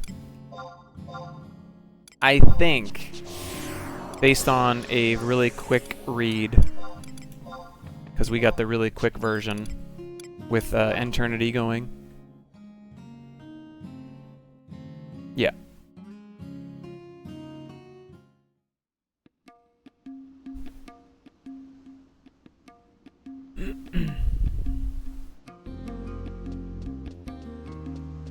Yo, Trotter Boots. We got movement speed again. Let's go. Let's go.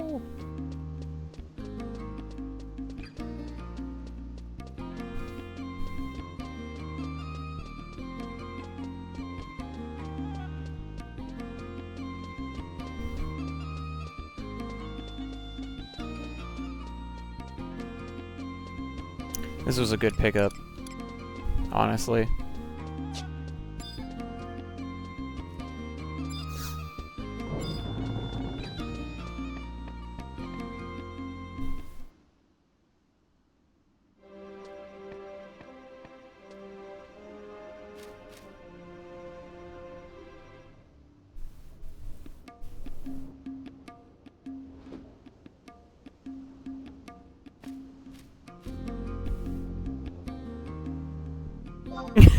Pretty sure I won.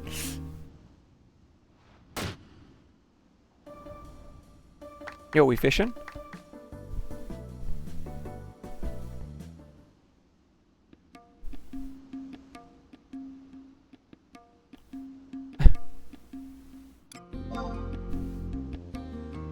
I just did my job.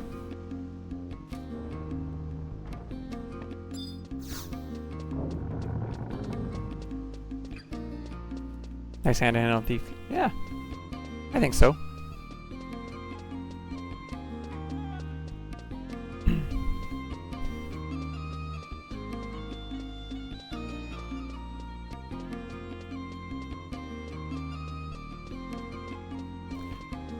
Well, that fight, honestly, in some ways, I think the fight before that one was more dangerous than Alexander. Like, the Blue Mage was a little bit scary with how hard Eyes on Me could hit. But in all honesty, like, I think the fight beforehand with the Gears and the Blue Mage, when she goes into, like, a Soul Flare mode, like, Yorn Orin's MP was struggling, I noted, in that fight, in comparison to the final fight. That said, I did use Koromoru in that final fight, and that might have made a big difference on MP. Maybe.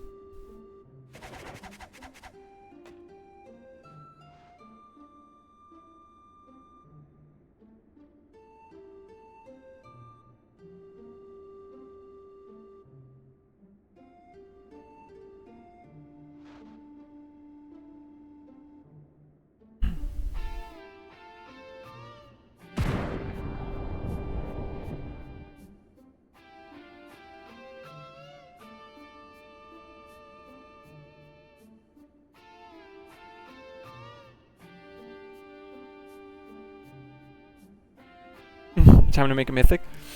I don't know. I do kind of want to go kill Grfurfurfur. He drops like a ring that's got like vitality +5 or something. We don't need to do that right now though.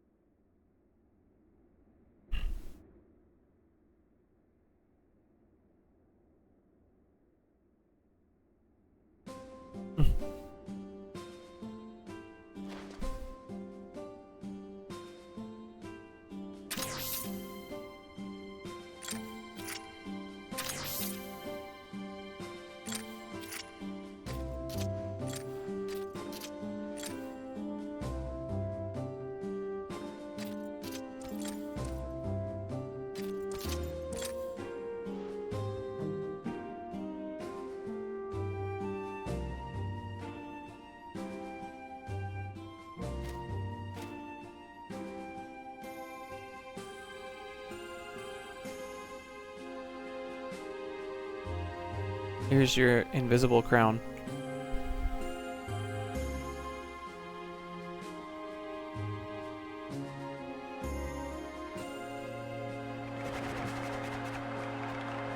Where's that crowd noise coming from?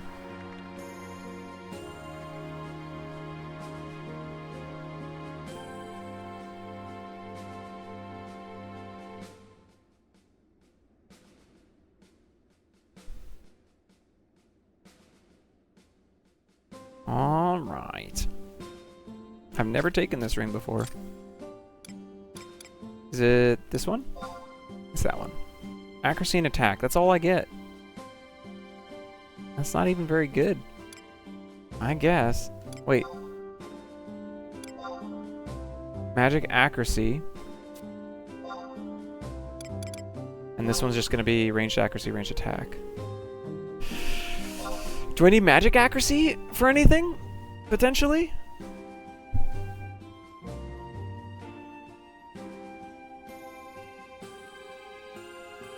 Because we're never equipping this ring. Let's be honest. This is never getting equipped.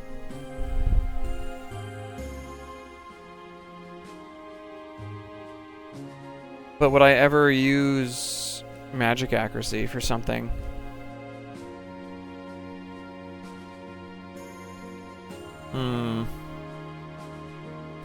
I can't think of anything in all honesty. Whatever, it's fine. Maybe it could have been equipped for like Chi Blast or something. I don't know if that would actually affect the accuracy or the damage of Chi Blast. For getting resisted or not. Whoa! Just hit me in the face.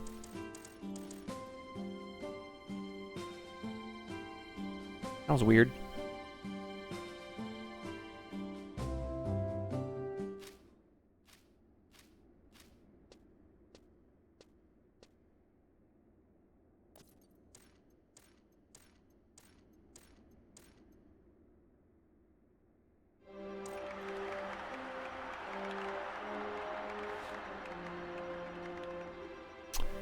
Yeah, it kind of might be, honestly, but whatever. It's fine. It's fine. I've never taken it before in my life. Now I have. It's official.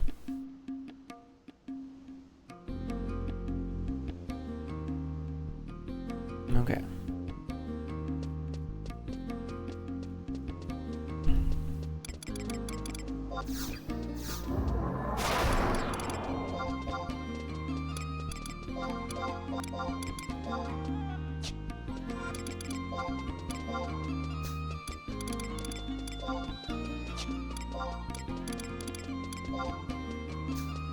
Eh.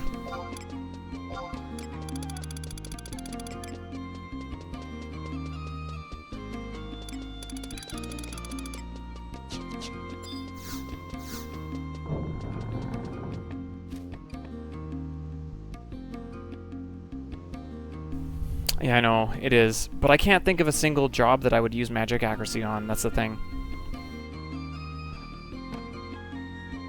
Like, I just can't think of anything that it would be good for.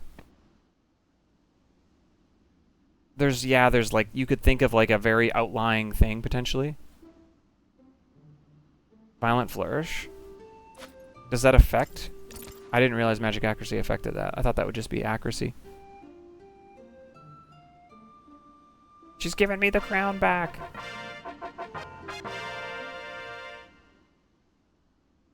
Alright.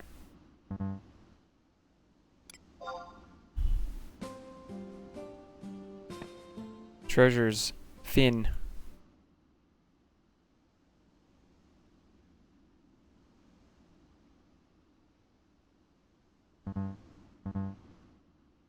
Well, to the end.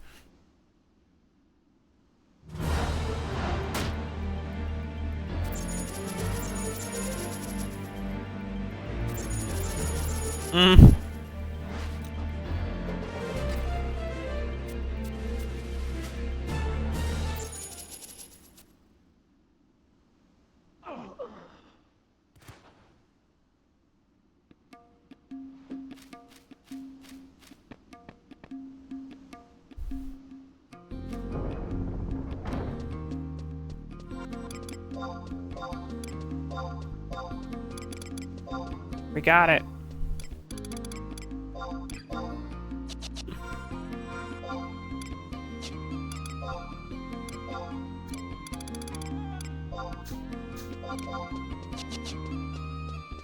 Okay, so we have beat all the storylines up to the end of Treasures now. So we've just got Wings of the Goddess, part of Wings of the Goddess, Crystalline Prophecy, a Mughal Coup d'etat, and a Shantoto Ascension.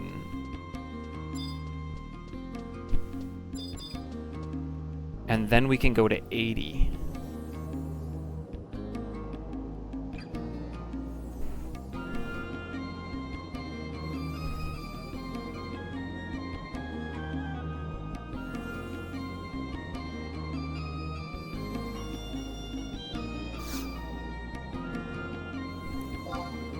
That's pretty cool.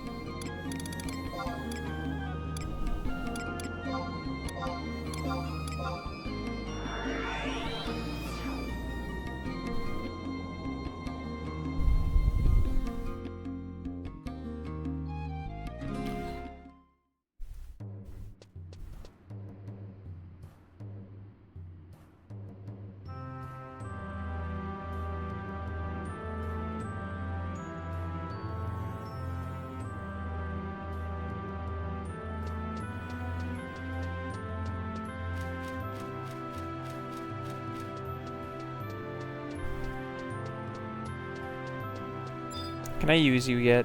Let's see. I don't think I can yet. I think I have to do this quest first. Nope.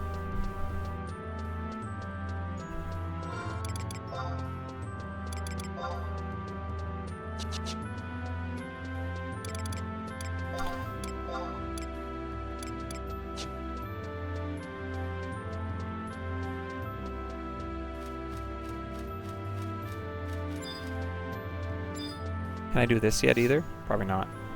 Nope. Can I ride... Oh, I can get the book here. Can I ride Chocobo here? Nope. I think I have to be part of a military.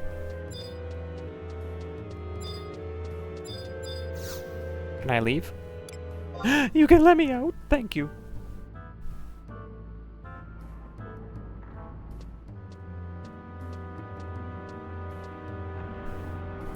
Well, that's a pretty, honestly, that's a pretty good,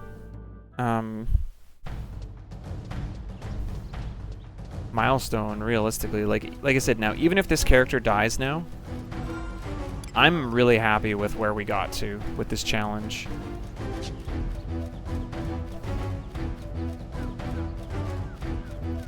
Like, I'm happy now. That's what I wanted to accomplish from this challenge. Is those four things. Anything we do now is just gravy. Even if my character dies, I'll just be like, well, I did what I was trying to do.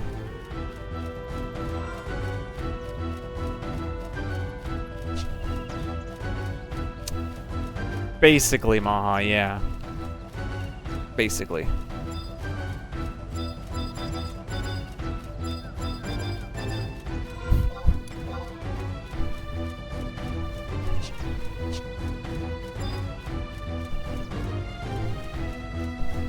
I should go to the mall here too, so I can use it in the present.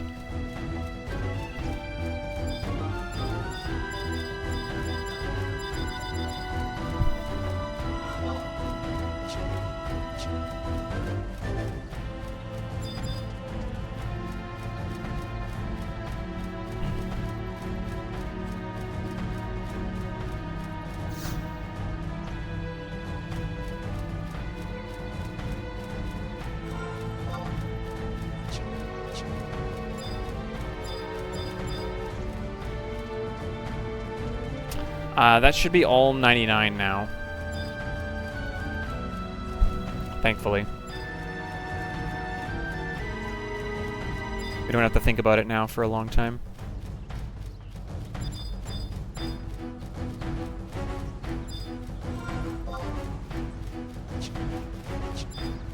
There's so much overlapping at that beginning spot, hey, with Rhapsodies and COP and rank missions.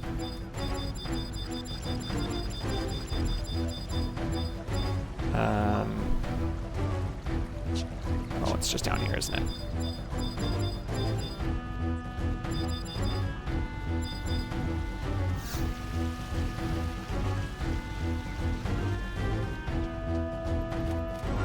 Who's better, Aurora or Celia?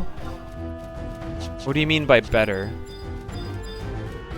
Can you explain what you mean by better?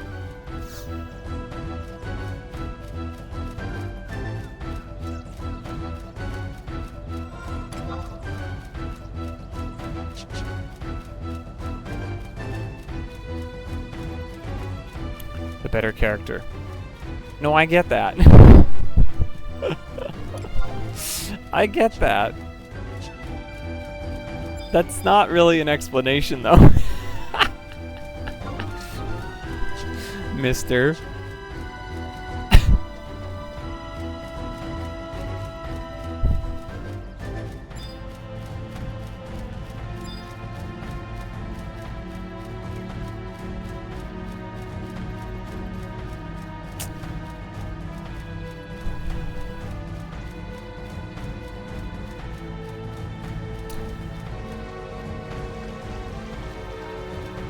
I think Aroha has a better backstory and like family tree.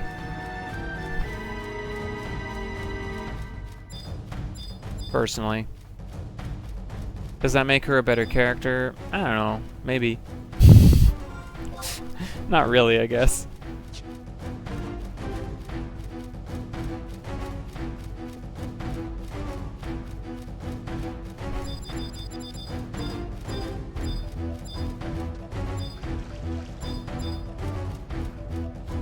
I don't know.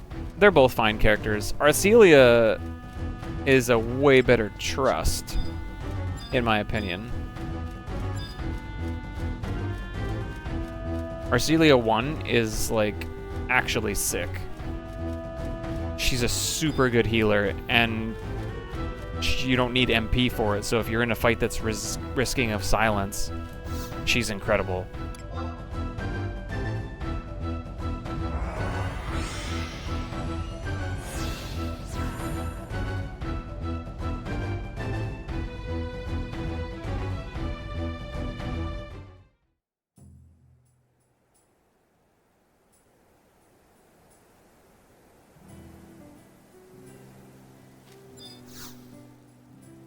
This one might be a nice one to have unlocked, potentially. I don't actually remember all the details.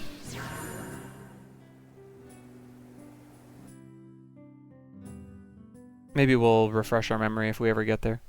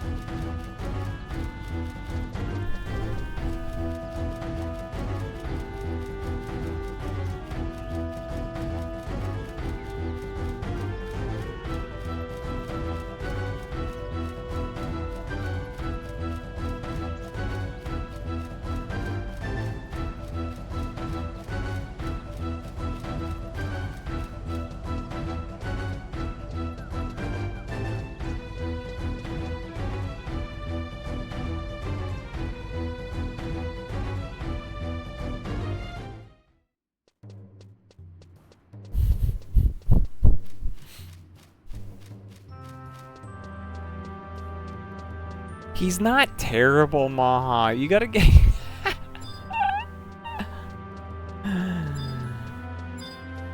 Why you been bashing him this whole time?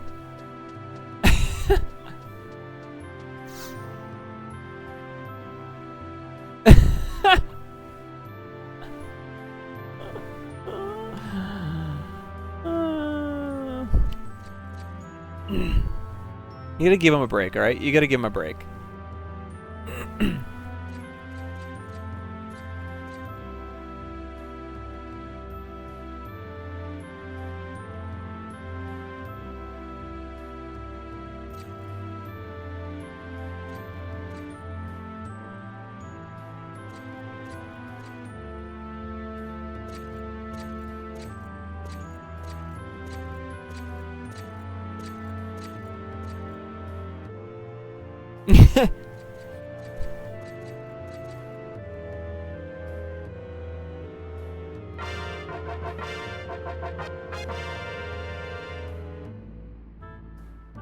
Yo, we got sprinter shoes.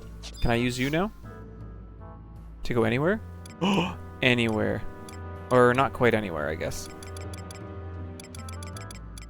Anywhere that's Sandoria or Winder... Oh, any zone I've walked into, isn't it? That's what it is. Ah, okay. Clever.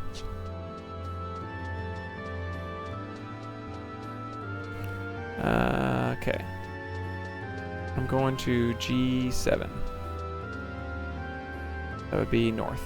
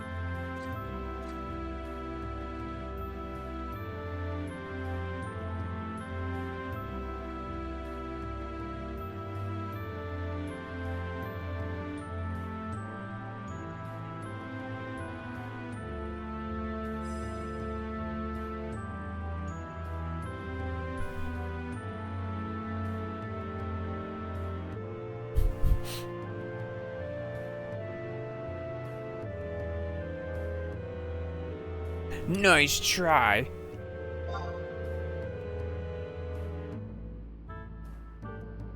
All right. You seem trustworthy. We're so gullible, dude.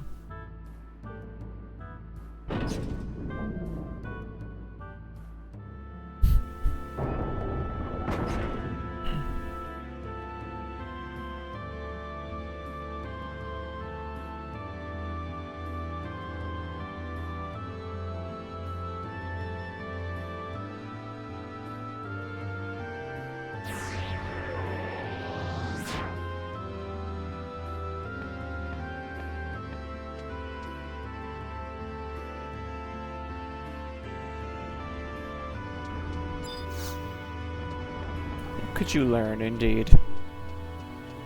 What indeed? Guess we just home point away and then home point back?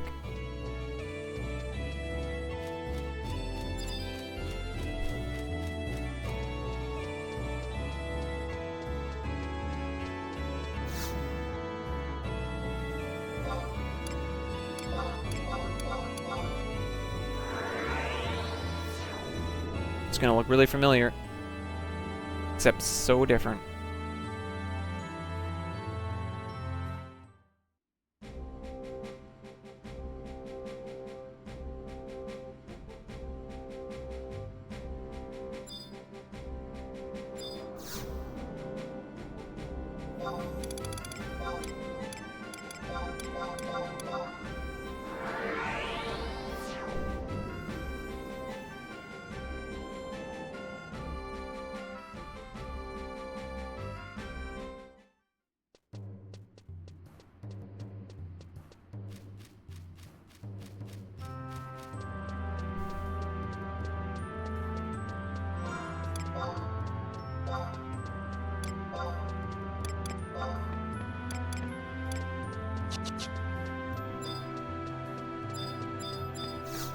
I have to think now if doing any campaign would be worthwhile.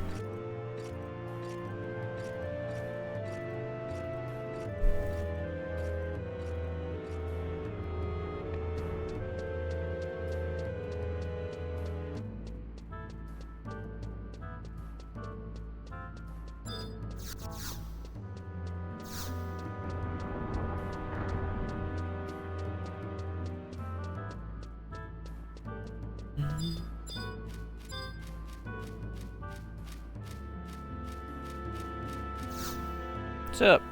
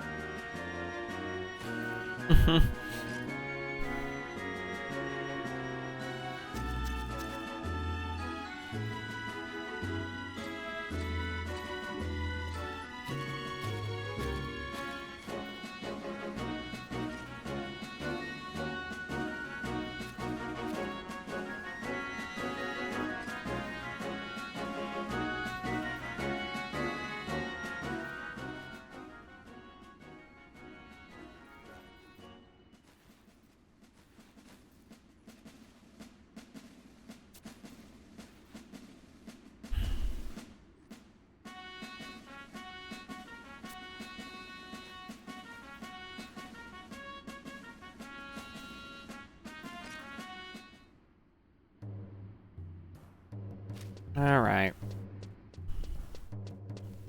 C6 will probably be way back here.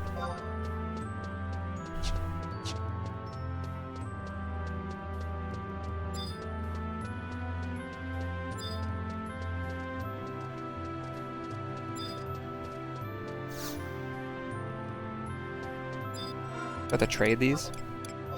Oh, I do.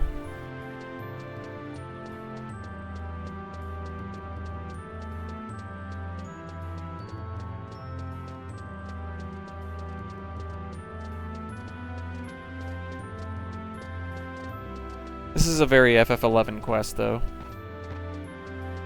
Go take these to a bunch of people. We won't tell you... What do they tell you who? I guess they do tell you who. Never mind. I apologize, FF11.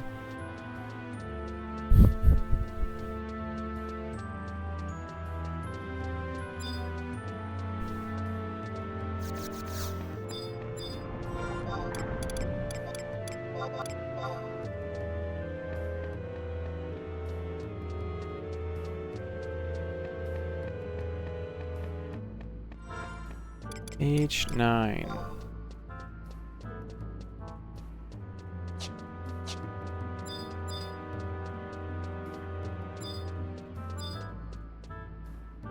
Oh, I was like, we're in it right now.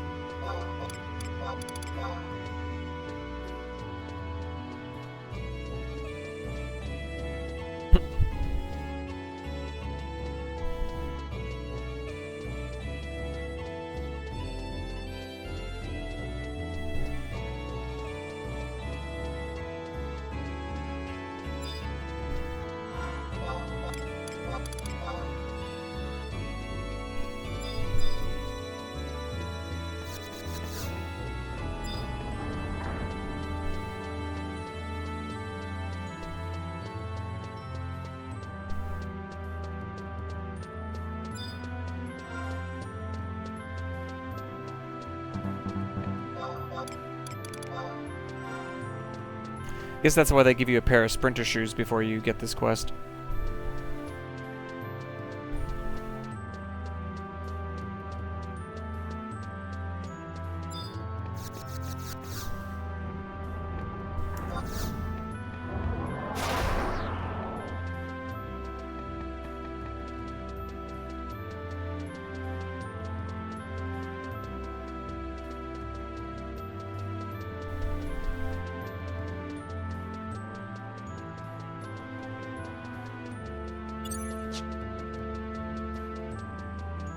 Oh man, we have to wait a game day before we can start the next quest.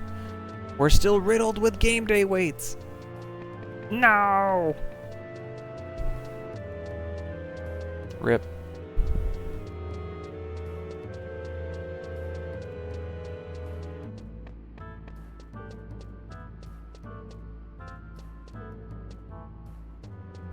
Well, it just means we have to start a crystalline prophecy. He literally just returned, didn't he?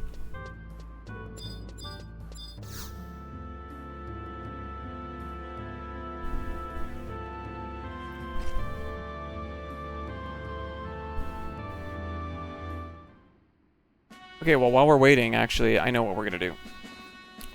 Lovaloo, here we come.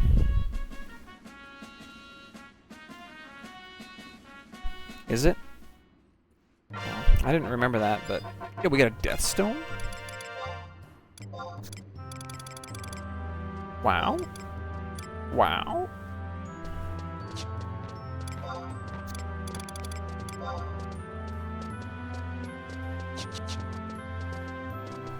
Let's go to Jug and run south to our survival guide, so at least we have that. And let's go into... check out Lavaloo. Or whatever it's called. Is that what it's called? Laval.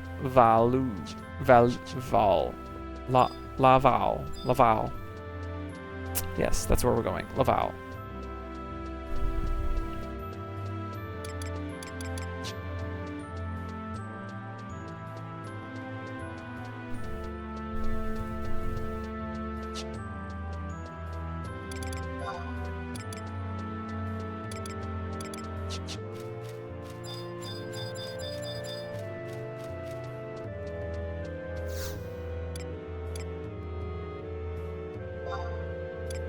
I have no notes right now,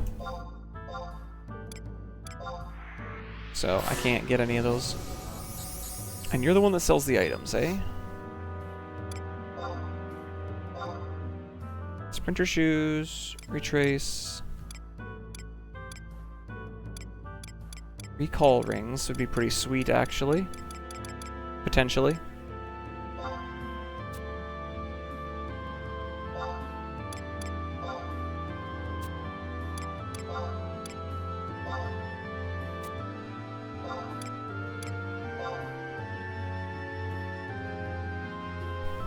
That's actually a nice shield.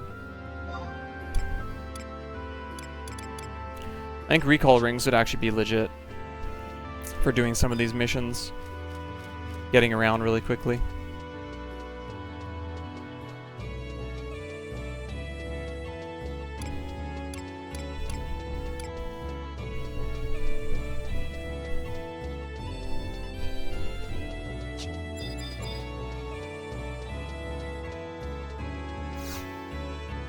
Alright, take me to Jug. Oh, I have no allied notes! Guess what? Copper voucher incoming.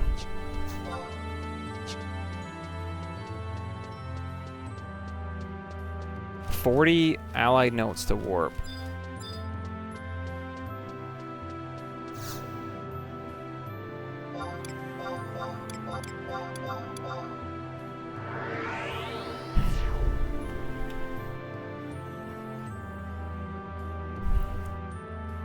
I have to decide too now what earrings and rings I might want from the assault points, so I can actually use my copper vouchers for something that would be useful. Try to figure out which pieces make the most sense.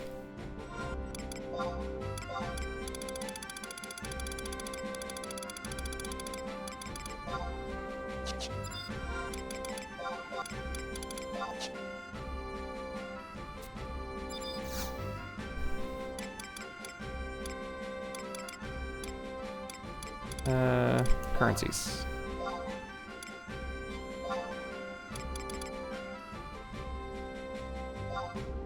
Just one, probably. Yeah, I have to figure out what I want to use these on. Which assault points.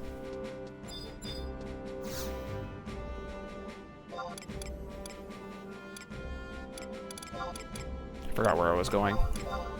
It's like, where? Where? Where?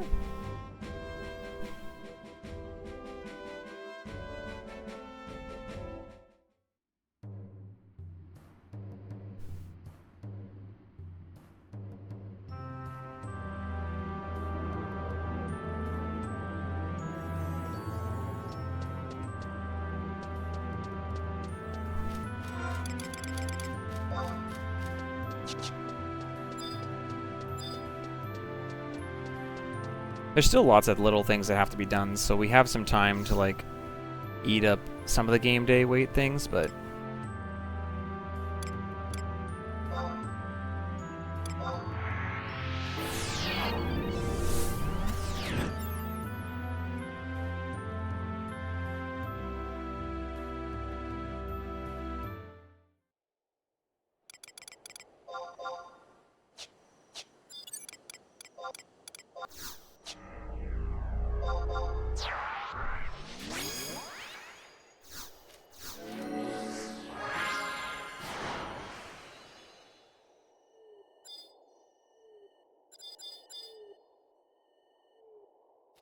Might have to do a few campaigns to get some allied notes.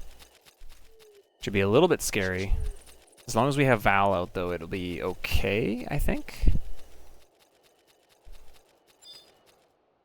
Just probably won't touch the NMs. Fight some of the regular enemies. Build up the, you know, points kind of that way. Could also just get, like, try to find a spot. Like, even in this zone where I'm going to camp this NM, realistically. Oh, wait, I can't go this direction. I gotta go the other way, right? Gotta loop all the way around. The other way, I forgot. That's fine, I guess.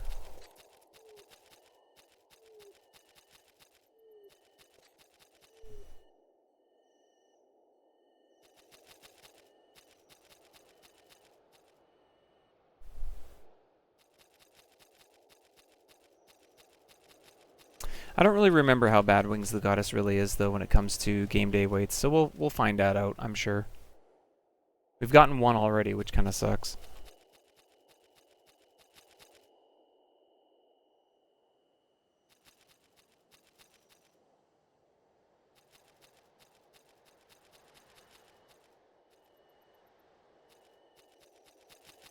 Opening up Walk of Echoes will be nice, because then as we start progressing into the higher levels, we can start safely going in there, I think, to try to farm up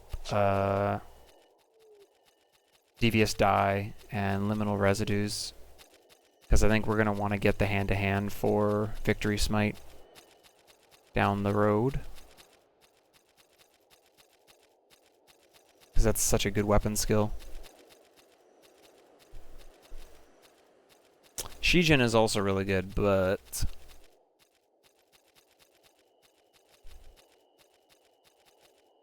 yeah. We'll see.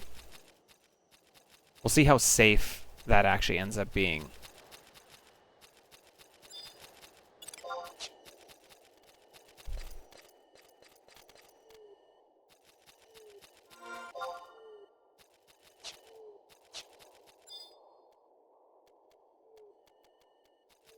Yeah, the recall rings will be pretty nice, though. Getting some allied notes for some of those would be pretty good.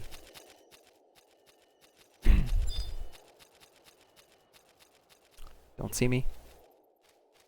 Good. Oh, there's orcs now.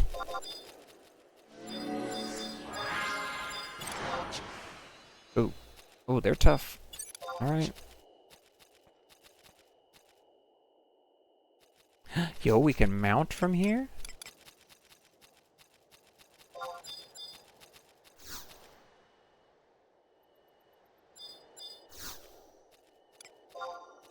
I do want a chocobo. Oh, they charge allied notes, not gil. That was probably not a good idea. I was like, I'll just spend the gil. I'd like to ride a chocobo. Actually, now that I know those cost allied notes, I probably should be forced to use allied notes instead if I want to use the mount instead of gil. I don't know. Maybe that's getting too nitpicky. It's fine.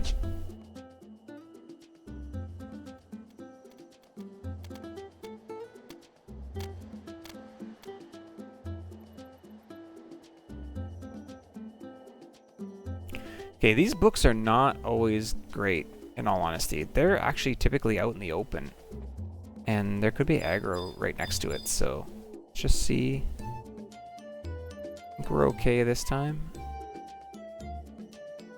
Something I've thought about, though, if we want to warp to the book, it's like, you won't know if anything's near it, but we have it now, so.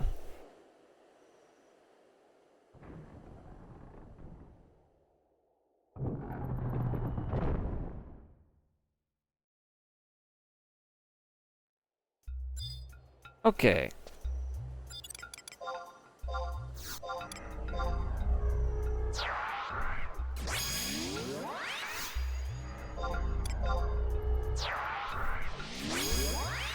I'm hoping I can just go right there based on the map and like the devoy location. I'm hoping there's nothing in my path that blocks me. That's what I want to mostly check and see.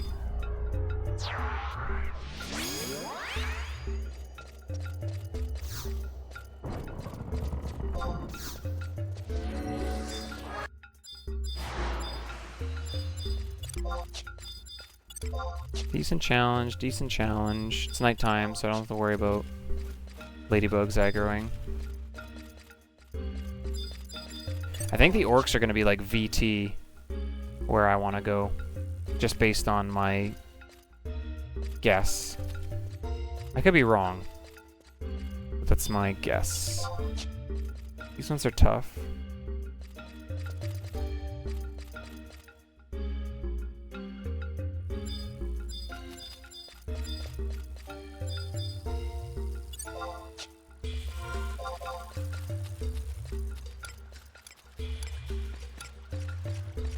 I don't remember what his name is. Oh yeah, there's imps potentially in this zone. I forgot about that. Tough. Yeah, they're all tough. That's not horrible, actually.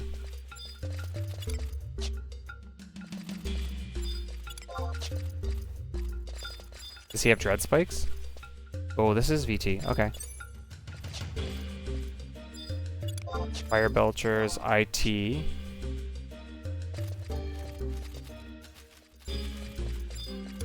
Warlord, VT. Bow shooter, tough, VT. Okay.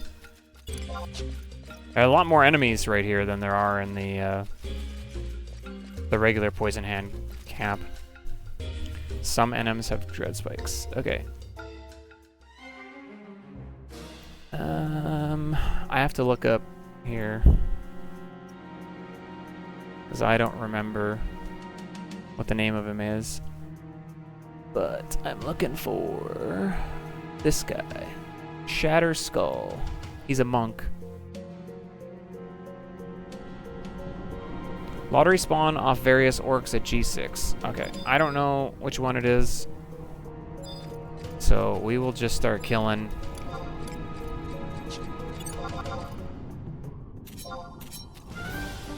Merit time. Merit points time.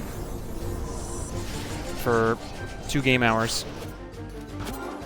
Just to see how this will go. Because this is what I would like to do in my off time now, is camp this. To get the, like I said, the high quality version of these legs. I've got +5 and plus dex and +5 vit. So it would be a nice upgrade. More defense too. It is kind of scary that some of the armor I'm still wearing, even at 75 right now, is like level 40-ish. And so there are some pieces I would like to see actually upgraded.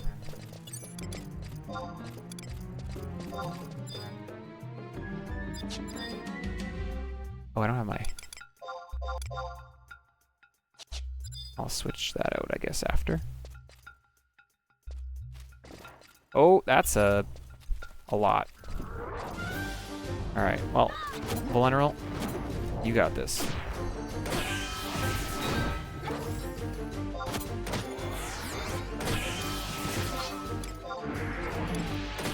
Putting the boomerang on, though, for pulls.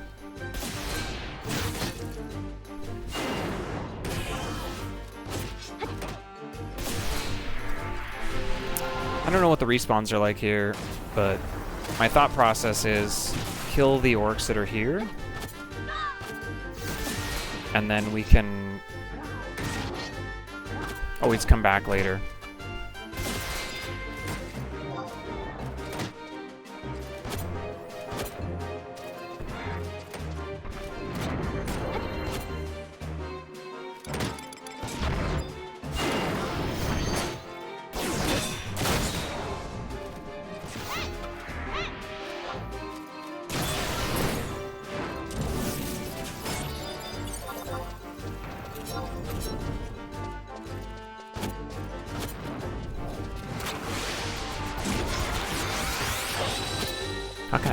How much can I mug you for? 44. Not much.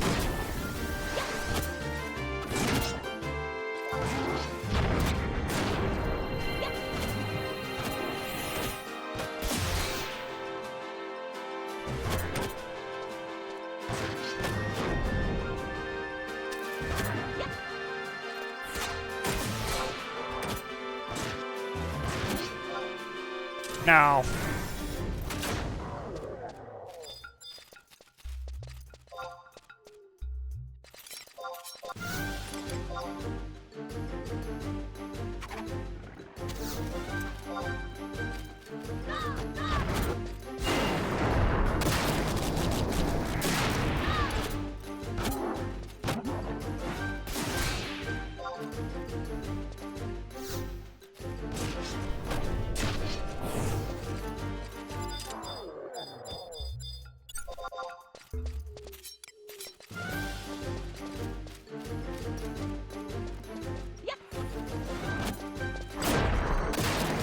Okay, this is a Dark Knight, so I could see a world where he actually does get access to Dread Spikes.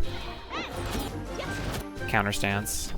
That's the thing I'm mostly worried about here, is the Orcish counter stance in the past is pretty nasty. Bottled Pixie, eh? Did you remember to put holes in the lid? Nope. Sure didn't.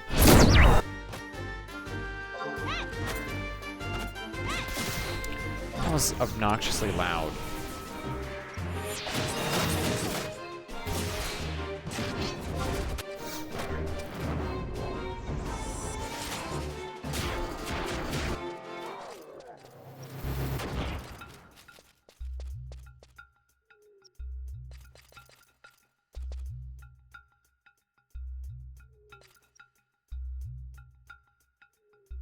It just says that he could spawn in that little area. Am I looking at the right page?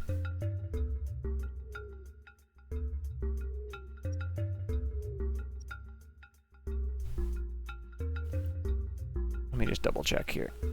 Make sure I'm not missing something out. I think I was looking on the other wiki when it showed his spots. Spawns at G6. So that's basically all the orcs that I've killed in this area are for that, then. Game day's about to change too, so we could go back now. I don't know if this guy would be one of the placeholders. I don't think so. That's technically down into like G5 or G7.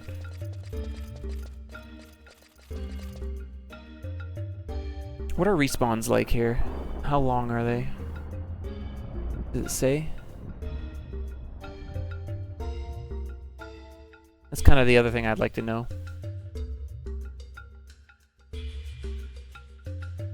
It's got a very high counter rate. Bind, gravity, repose all work to avoid 100 fists. Sleep 2 was resisted. Even with elemental seal. Ooh. Nasty.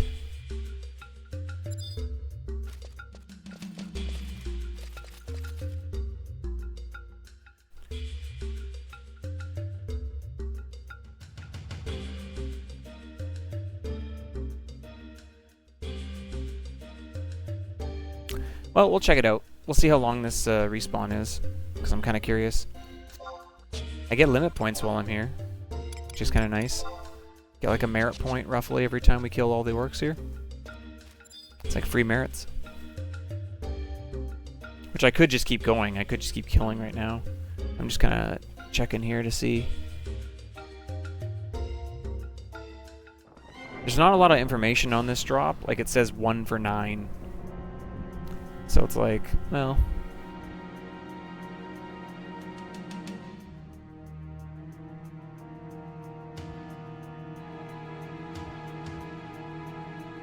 But yeah, we are able to go back now to start the next mission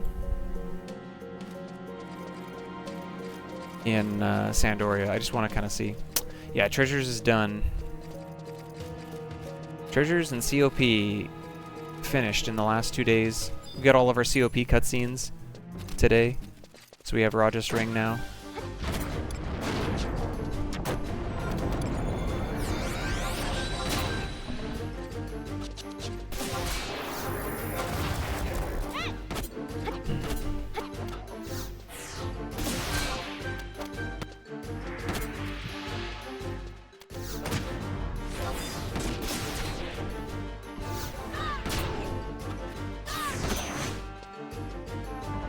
Don't roar. No.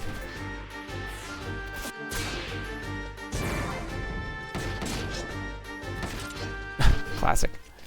Every time. Oh, hold. Oh, that's the tiger again. I saw the red dot and I thought, oh, maybe the orcs are respawning already. Nope.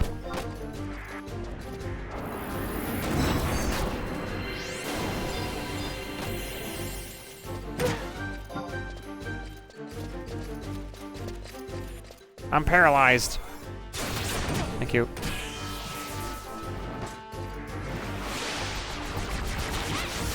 Oh man, there's a SATA just waiting to happen there. If I knew Shantota would hold hate longer than that.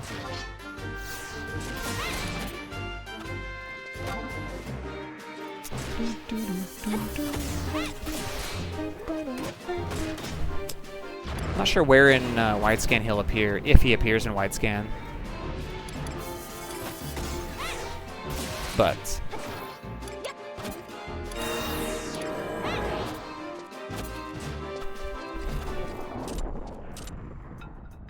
oh, there's an NM right to my... There's a couple NMs right near me. That's a little scary. Which ones are they?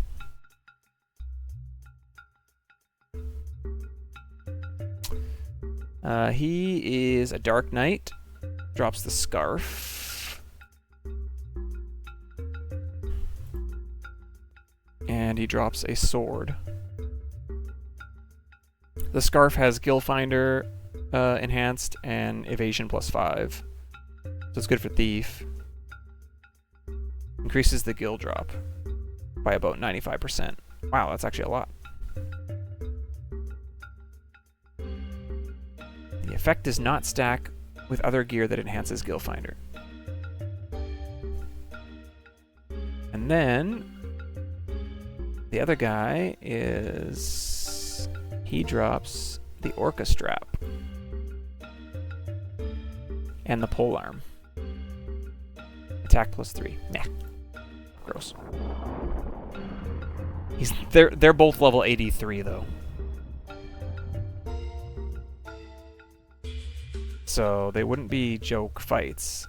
One's a Dragoon, obviously, and one's a Dark Knight. I don't really want to like challenge the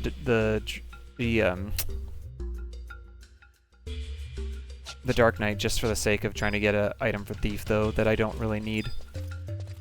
It just seems like really risky. Because yeah, Dread Spikes would be pretty awful.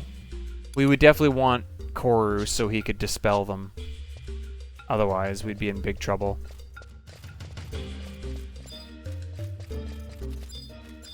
But he's just down here to the west. Somewhere. There he is. He's the guy with the white vest. And that's what we're looking for over here.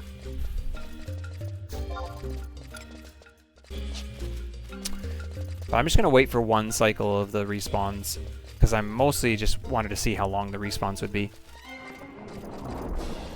Does it? Does that seem like a cool way? Be like a cool guy and just do it that way?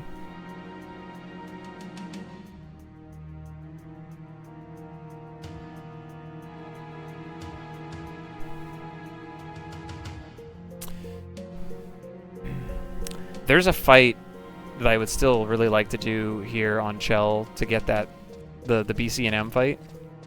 But like, you need so many things to line up for it. Like, not only do you need all the pops, but then you also need Sandoria to get control of the zone, if I remember correctly. And then you can actually progress it and do it. But there's a ring that increases shield bash damage that I always wanted for my paladin. And I've only ever had one try at it, and it didn't drop. And I was sad. I think we got the sword or something. The ruler.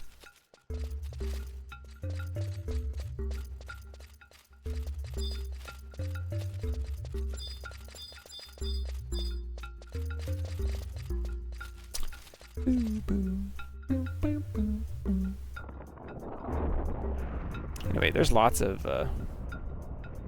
Lots of NMs and stuff. There's a Gigas not that far from me, actually. What does he drop? Great Axe and... oh, the Vitality 1 HP ammo. Not great.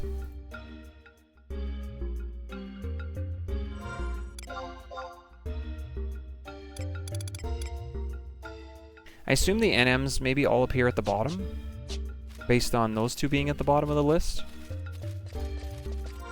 which is kind of nice. Yeah, he's at the bottom as well, so the Gigas. So that's at least kind of nice to at least know where to look on wide scan. But it's such a small area, like, realistically, I don't think wide scan's overly necessary. You could just keep running around the circle. Such a small loop. That's what I did with Poison Hand anyway, and it was always easy to find him.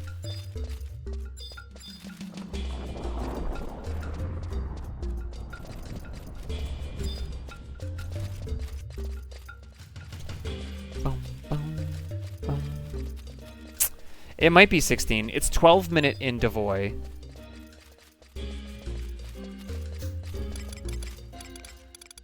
How long have I been in the zone? I was fighting the Fire Belcher, so that's pretty early. But I didn't... oh, I didn't mark a TOD time. Dummy. So all this is for nothing. I'll have to go back into the VOD later. Oh, 16:38. So it's been at least 11 minutes from there. And we've had no respawns? Not yet. So yeah, it could be a 16-minute respawn. Because it's been roughly 12 minutes since that one died, and he was not the first one that died, so... if we see any pop in the next minute or two, it means that it's at 12. Otherwise, it's 16. Which is good to know, because then what I would do typically is I would come in here, I would kill the placeholders, and then I would just go do something else. If there's a secondary thing to go do. Which, right now, there's not a lot of NMs I'm looking to hunt. I've been kind of like low-key doing Alki, just to try to get the Alki bracelets. We got palaces already, so like it's only a smaller boost to our strength if we do get the Alki ones, but I figure if there's nothing else going on, you might as well try, right?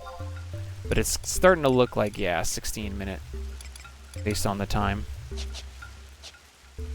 So that's good. That's good intel. That's good to know.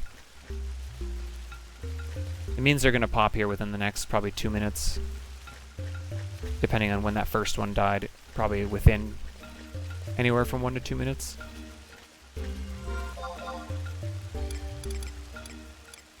But this gives me something to work on, like I said, which is good. Gives me a new piece of gear that's actually worthwhile to hunt.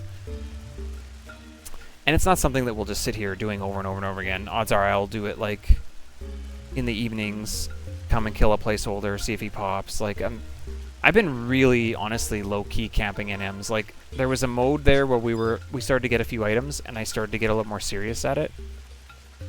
Like, now I'm kind of back to the, if I get it, I get it kind of mode. Because there's the Course NM in Ottawa Chasm that we've killed now twice. Here we go.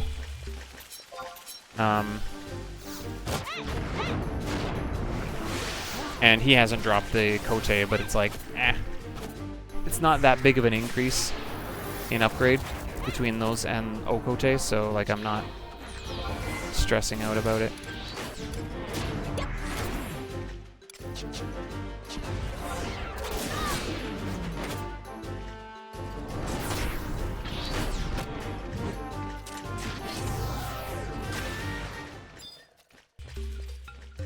Aqua Geode. Oh, because of the rain.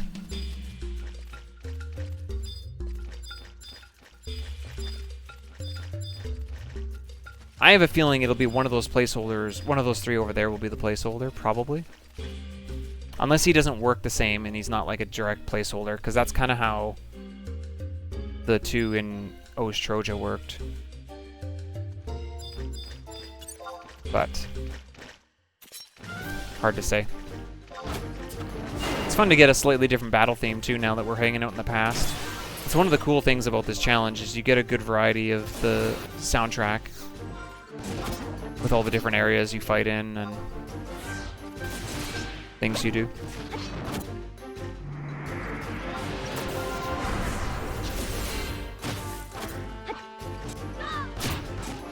There's the fire belcher.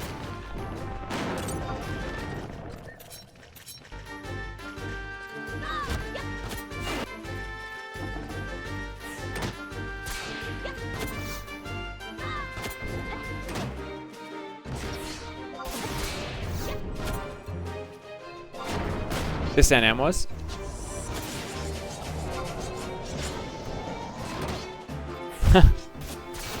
Nah, I don't know about that.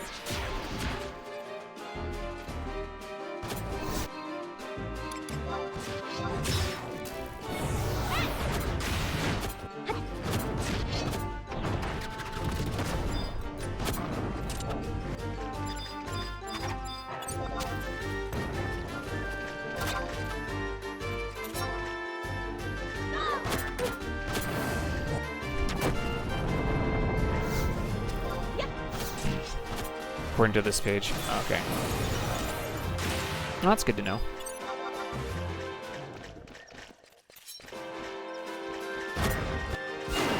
I have a feeling if there is a placeholder that it's maybe that warlord that was here, because he was the only one that was different, but I could be wrong. I could be completely wrong. So, could just be one of them randomly. I mean, the champion's the monk, to be fair, so...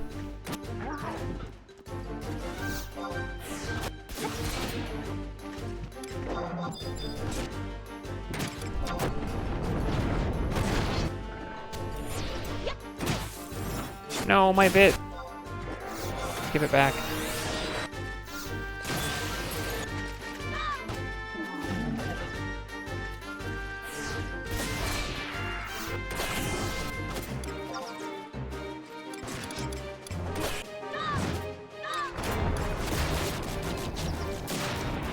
I think that was the last orc right there, the bow shooter.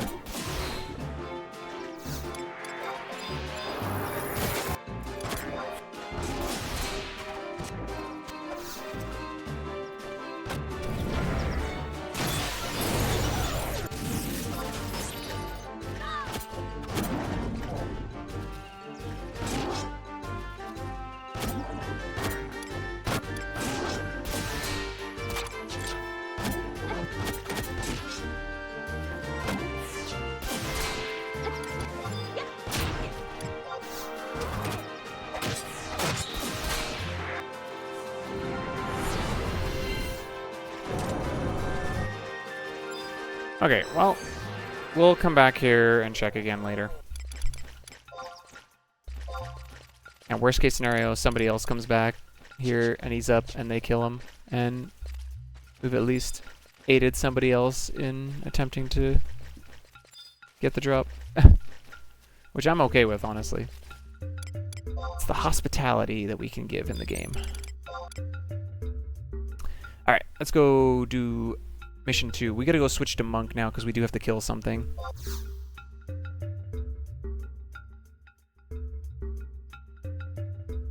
I'm still home pointed in Oregon, I think. I don't think I changed it.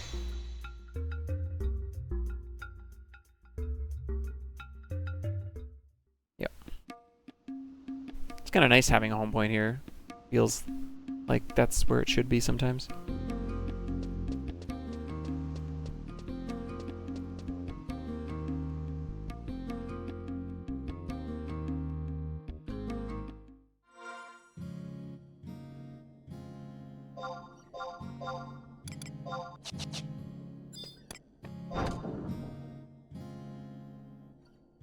My guess is the legs that drop off him look exactly the same as the ones I have on right now. They're just better.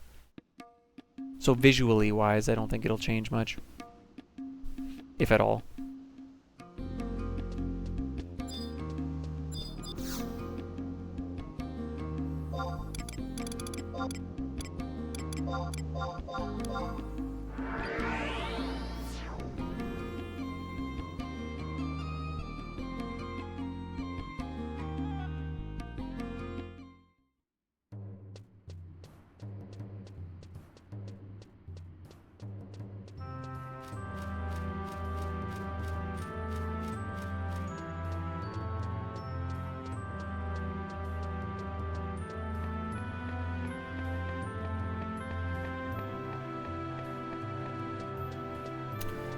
Ads are starting. You guys know the drill. This will probably be the last ad break of the day, though.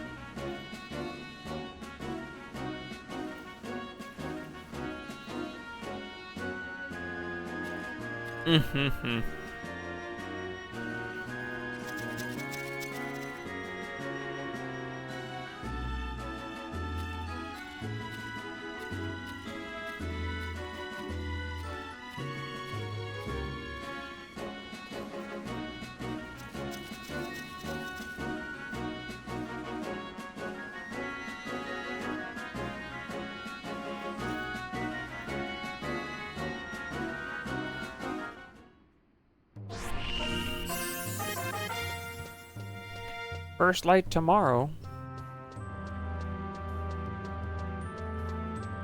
Well, it just says I have to leave the area and come back, so.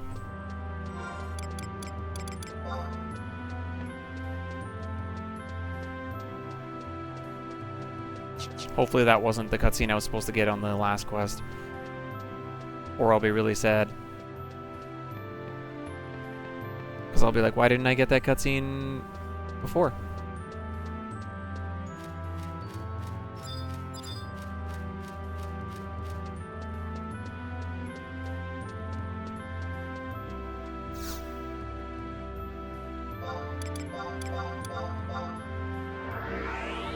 We can probably put our home point back in Sandy S now. I don't know if we won it in the past. I guess it's not really nice. Like even Sandy S is kind of annoying. I like being near like a Mog house, in all honesty. But like this is close to like the Unity warps and all that stuff, so I think I will set it back here. Oh hey, we're in first place.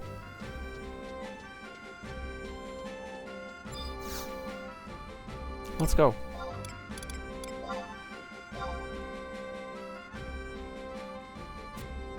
Does this work in the past? Probably not, hey?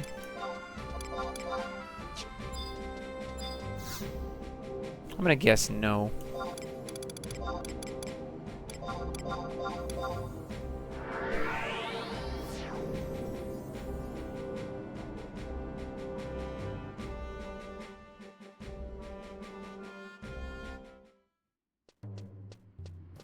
Doesn't feel like it.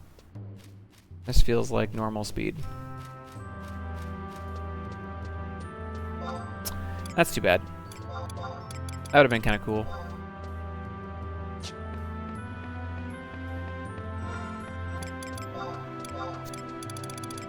Well, we can run around Sandy a little faster. I guess that's kind of nice.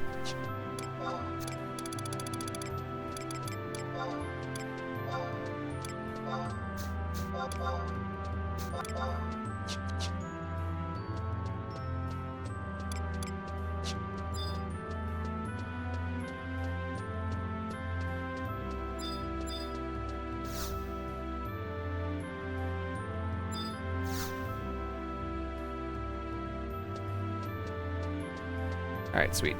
Good. I was worried. A little bit. I was minorly worried.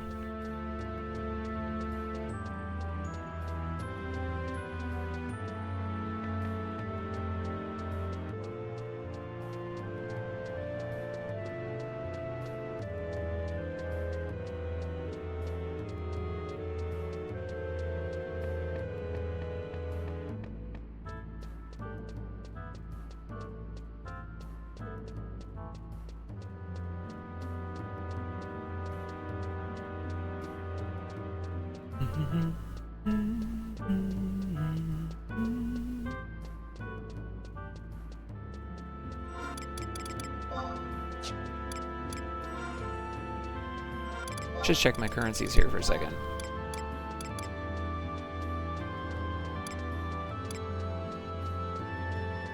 Okay, I don't know if I get allied notes actually for actually killing enemies. I think you actually just have to do campaign.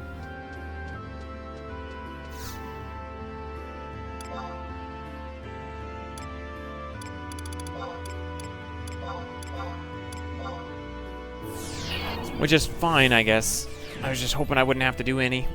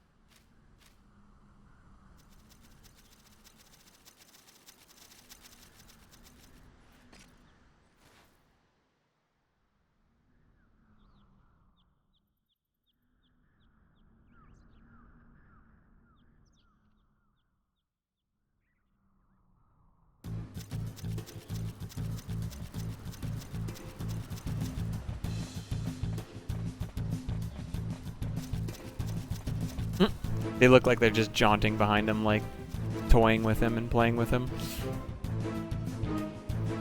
He's full sprint.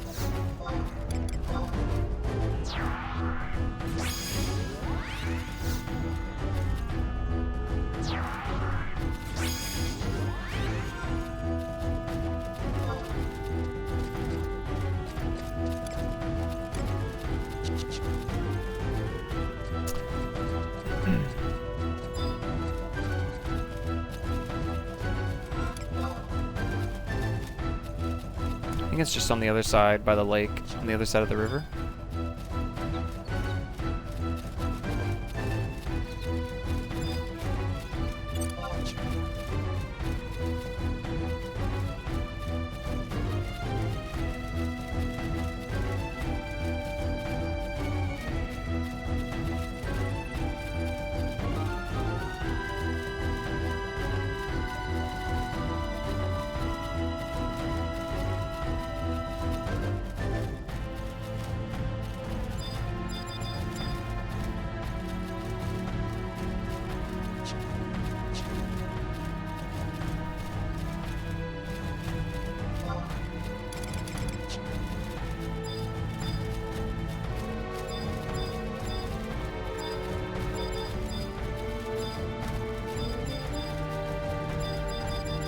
I can see the stump.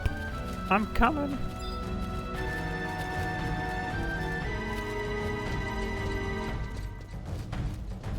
Not those ones.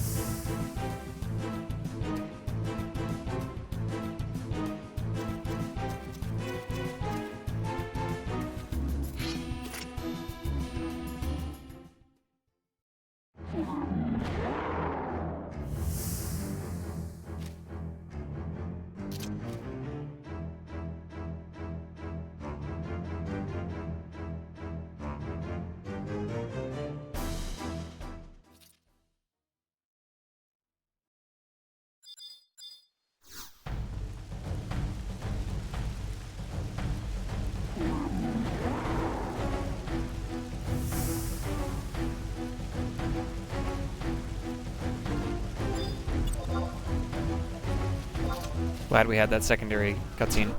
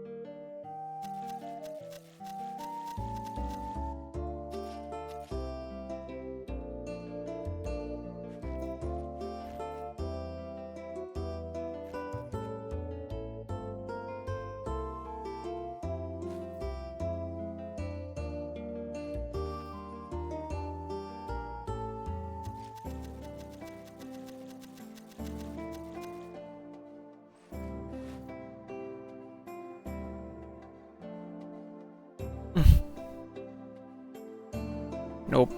He doesn't listen.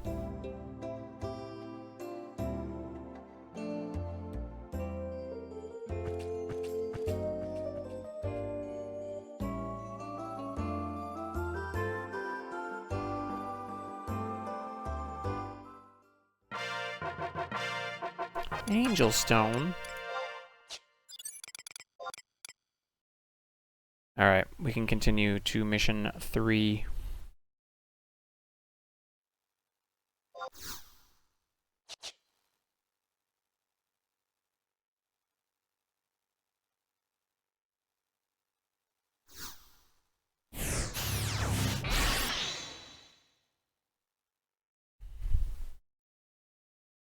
We have to go to a maw.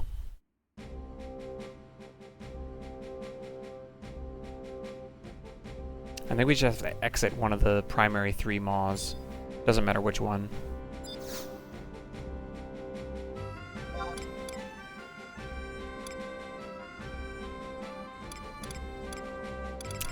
I'm like brain farting. I didn't know where I was going to go. Where am I going? Oh, again, I'm looking for the book. This is the second time that's happened to me where I'm looking for the book zone in the home point crystal, and I'm like, I can't find it. It's not here. Help. Help me.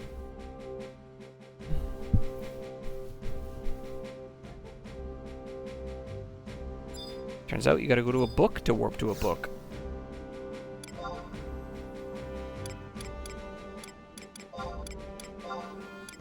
That one works.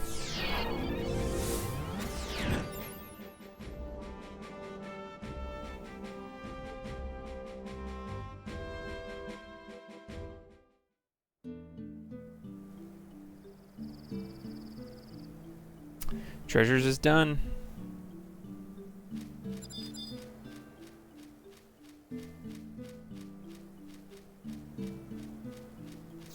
How you doing, Taco?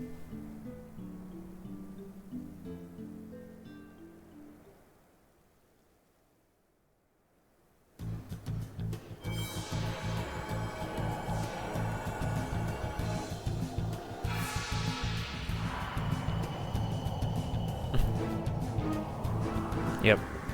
Wings of the Goddess time. I don't know. I don't know what Automod thought that was, but it grabbed it.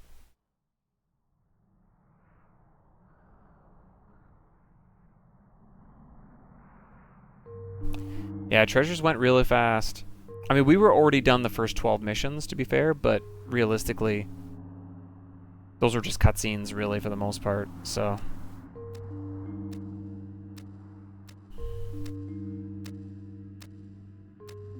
Yeah, but we don't have to do the assaults for the missions.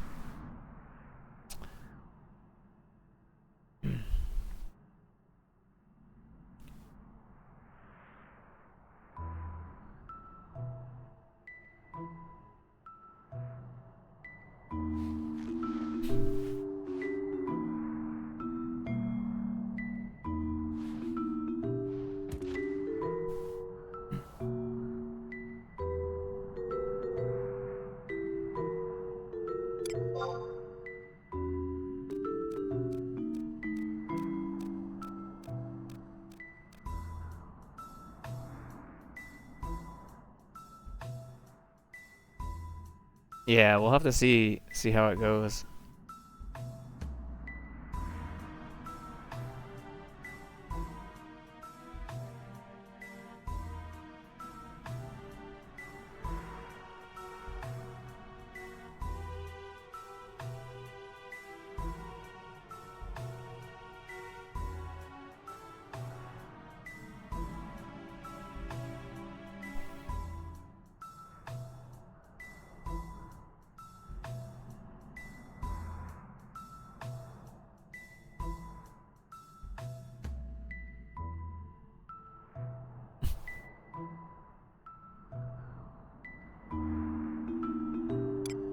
I'll do it.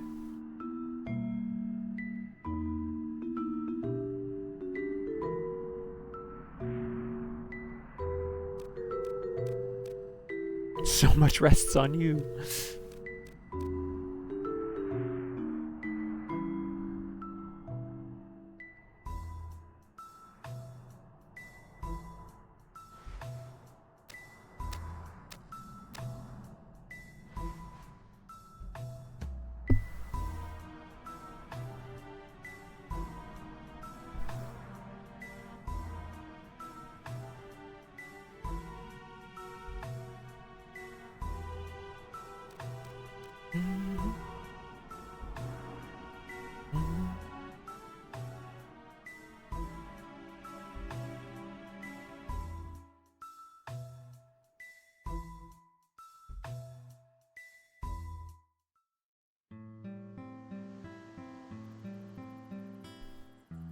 Okay.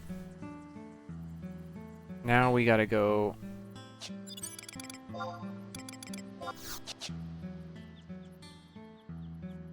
I guess we just warp to South Sandoria S and then zone out and zone back in. It's probably the best way to do this.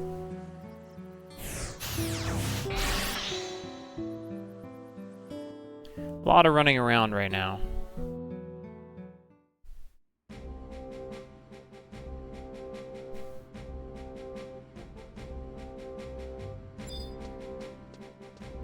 Well, no, the thing that it auto-modded was him saying Wings of the Goddess time. It wasn't Assault. So, I don't know. I forgot. Does he also sell Signet Staffs? Is this where I get that from? Is it common? Yeah. You can get that now, too. Let's go. Let's go! Let's go!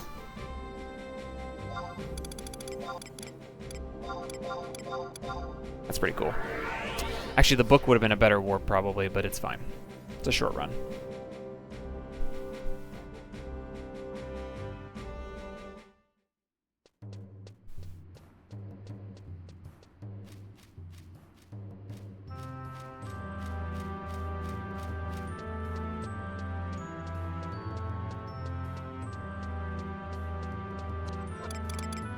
I should get a new Signet Staff on some of my other characters too, actually. My wardrobe 1 is almost full. I need to go through this again and start emptying stuff out. Because 2 is pretty empty. Still got a lot of junk in there, but old gear that we're not using anymore.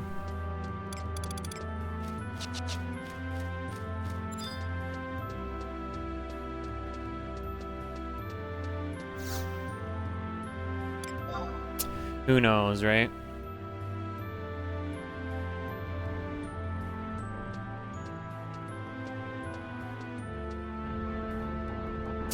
Who knows? Who can say? Oh, we get 2 seconds of the really good song.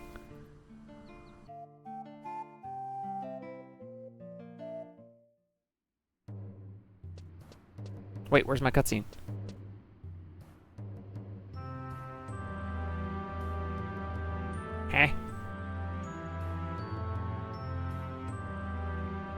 Did I not finish this quest? Oh, there's 2 new ones. That's it? I already have to go back to mission. The boy quests. Oh, I see. Man. You just can never get going in these missions, can you? Maybe that's the problem with Wings of the Goddess.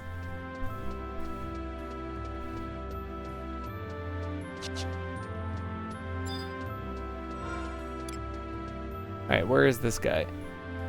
I-7. You just can't build momentum. That's the problem with it. Like, you're trying to build momentum in it. It doesn't work.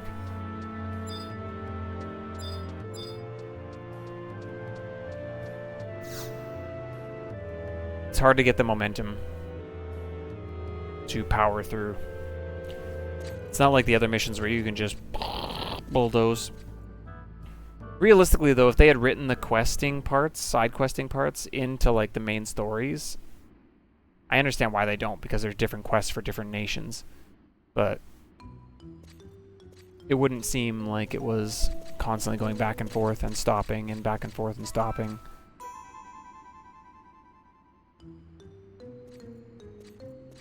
It's Halver!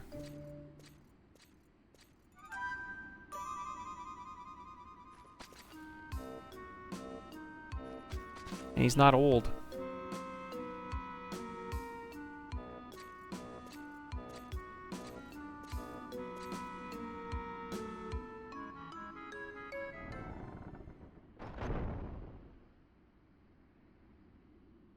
She's Halver's brother. Sorry, sister. Brain.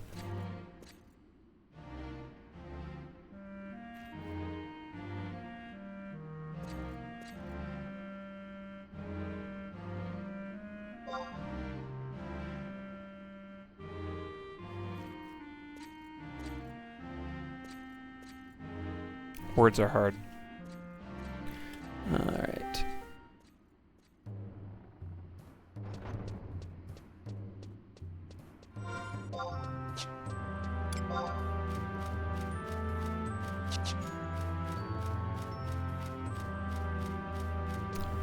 Okay, well, there's a certain item we can only get between 0 and 8, pretty much.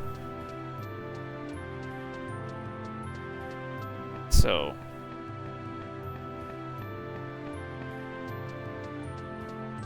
we'll get this cutscene, and then we gotta wait anyway, so we might just go back to Laval and see if our NM spawned.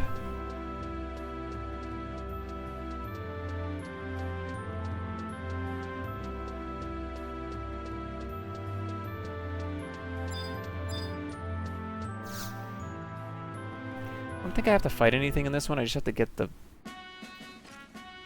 Yeah. I don't. So we could switch back to Thief. Yo, we're gonna get our fishing rod? Carbon fishing rod? We do fight something on the next one, though.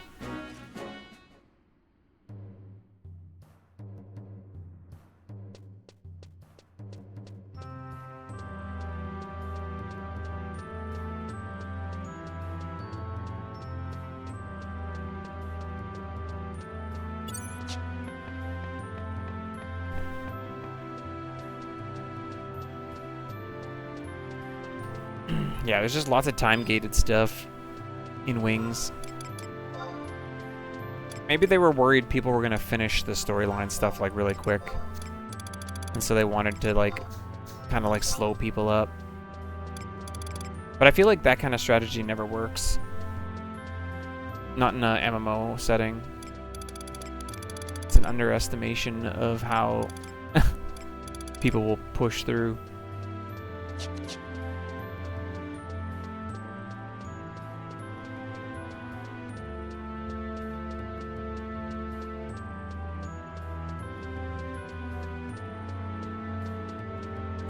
I think we'll try to finish this quest off at the very least.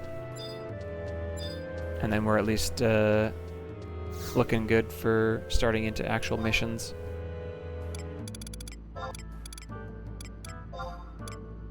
Nope, not that one. Marvella.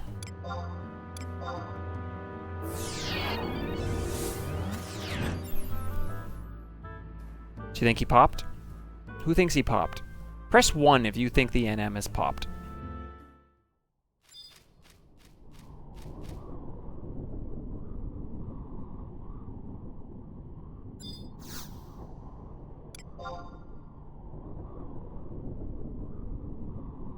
Oh, I didn't switch to Thief.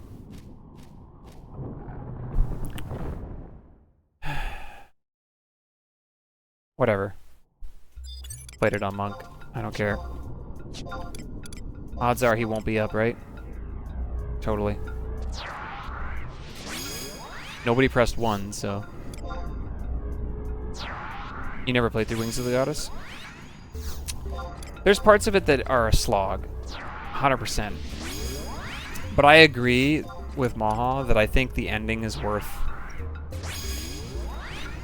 In that regard, though, if you really wanted to know the story, you could probably find a playthrough of it online and just skip all the garbage.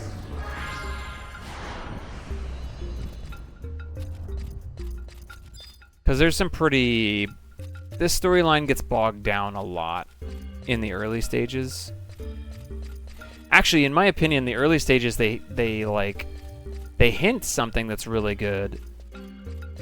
But then they never really capitalize on it until far later into the story, in my opinion. So, take that for what it's worth, though. That is just my opinion.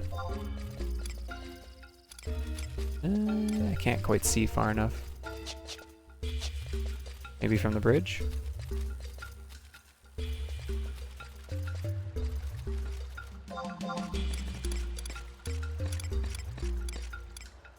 He's not up. That's okay. We'll just kill the placeholders again. The ending is very good. Yeah.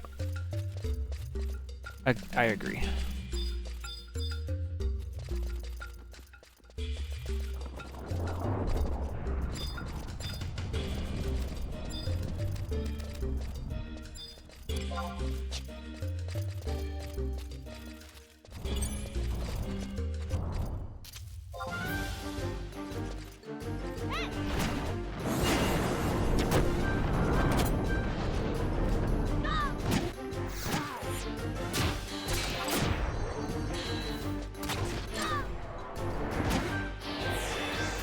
No, the caps went up in the middle of it.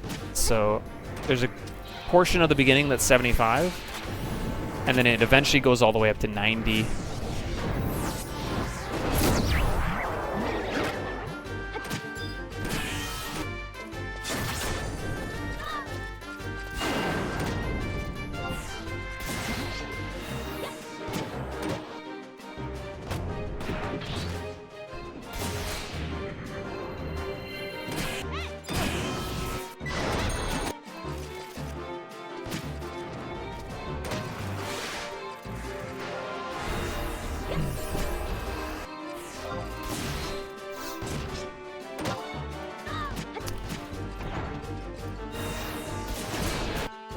Which is maybe also why Wings of the Goddess felt like it slowed down, because there was just so much to do at that point.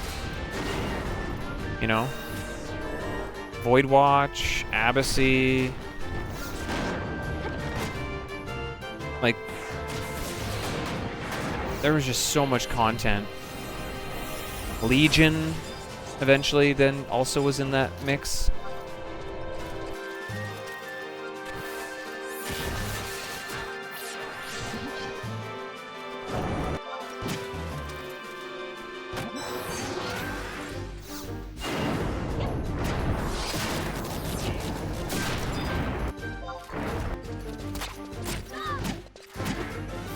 Guard.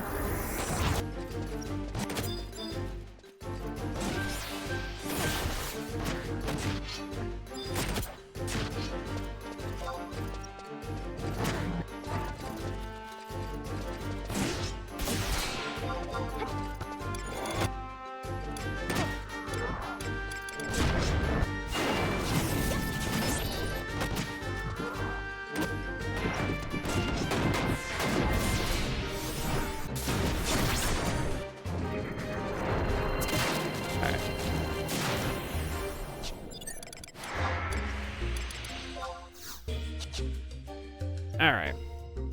They're dead. I might check on them maybe after stream, see if he's up, or at the end of stream. We're gonna finish this quest.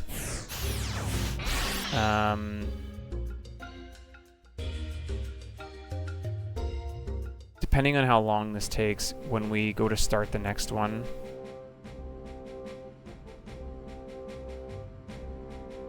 The next one might actually be pretty quick. Because we already have this survival guide.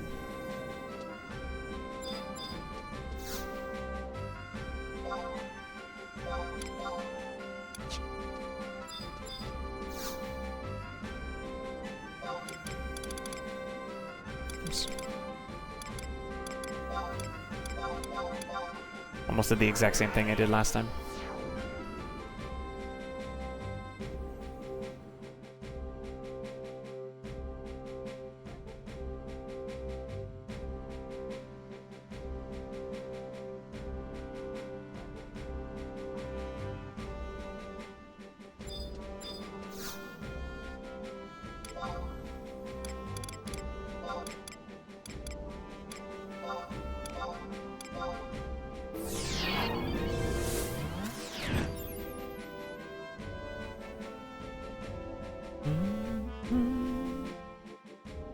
We still got some time to kill, though. 2 game hours?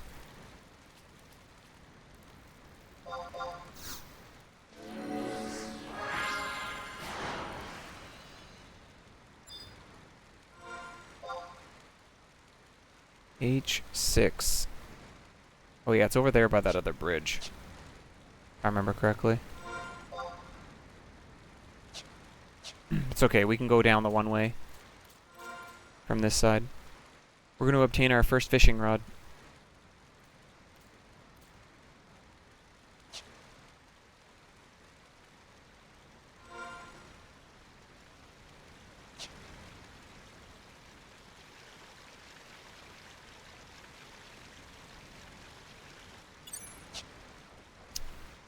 Yeah, and some of the nation quests came out at 80. That was the other thing that was noted on the one page that I was using. So when we finish Wings of the Goddess 1 to 38, and we finish all the level 75 content, at level 80 we have to stop to do the 2 quests that came out for the Young Griffins storyline. And then we can go to 85 to go from 39 to 44. And then we can level to 90 the rest of the way. Also, this is a dead end. How did I hit this dead end? Oh, I know exactly how. By not paying attention. And then after we finish Wings of the Goddess at 90, we can go all the way to 99. And then Seekers continues. So realistically, now I'm also at a point where probably in my off time, I'll start actually doing my impatures. I think. I haven't really bothered because there was no reason to, right? There was no guarantee we were going to really get to 99. There's still a risk we die, but at least now I think it's worth doing the impatures now. Because before it was like, I'm probably just going to die. And all that work would just be wasted. But I'm starting to think we're here to stay. At the moment. So we do need to get that going. At least we, if I was really smart, I would have been storing impatures too, but again, I didn't want to like do all that when the risk of like not even beating Eevee was there, you know. I just felt like it wasn't really, there wasn't much point.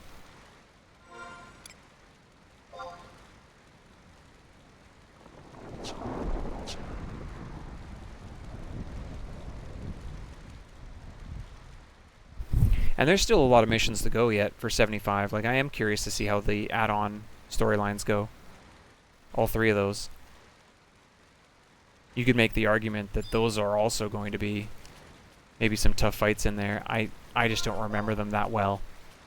So there could be a very easily a possibility where I go in there and I forget about something and then get owned.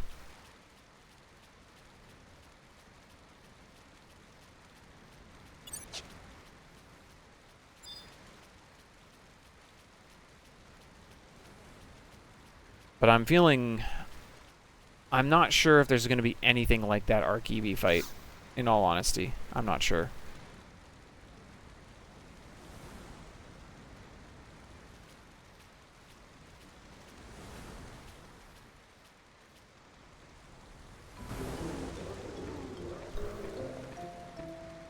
Fishing! Oh. I have a sneeze. Fighting off a sneeze.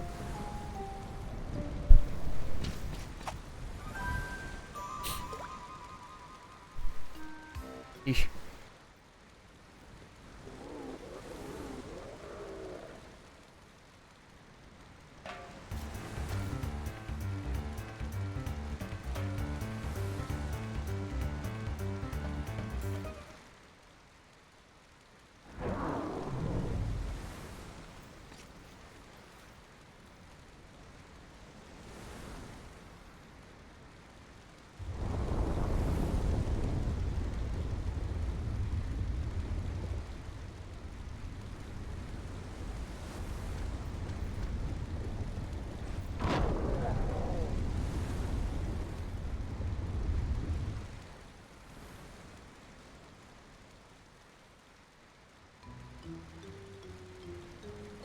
Our poor Gigas friend hurt his toe.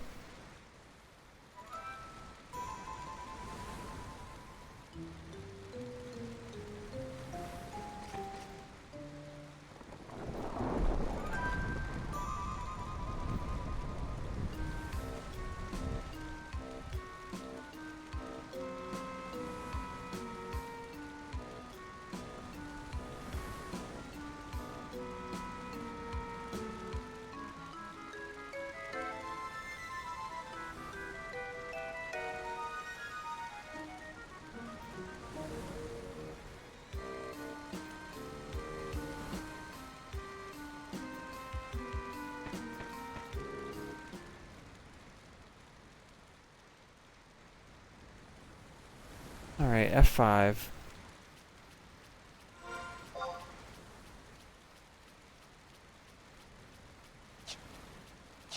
We've got 8 game hours to get there. That's why I'm doing this quest now, because it's in our window.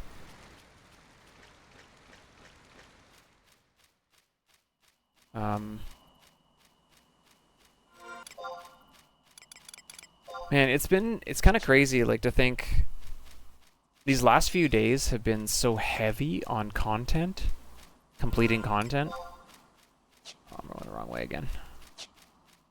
They've been so heavy on completing content that now we're into a lull period where it's like, oh, we're just like starting new content.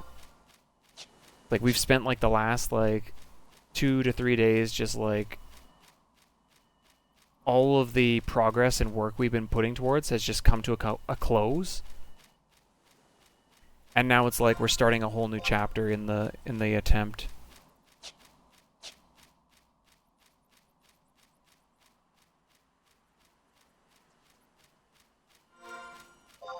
Maybe that's the other reason why Wings of the Goddess also feels like a bit of a slog, because you just have like you just are mentally decompressing from all these other storylines ending. And it's like, ah, oh, that's done, that's finally done. And all of a sudden it's like, oh, we're jumping back in again. Here we go. Maybe that's why, I don't know.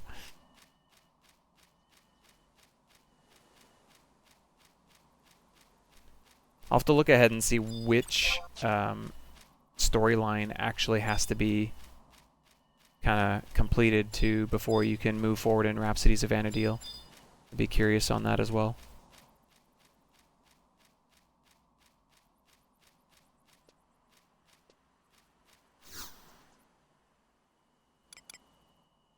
We want the red herb.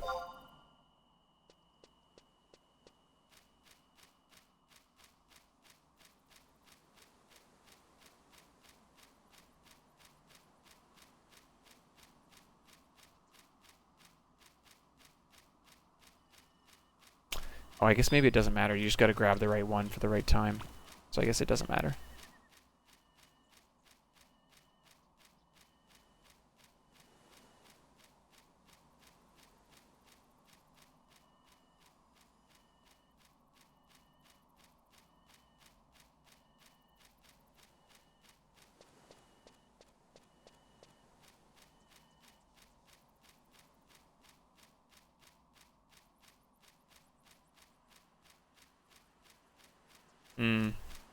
Yeah, that's true. It's something that technically has already happened to some degree, right? Essentially, so.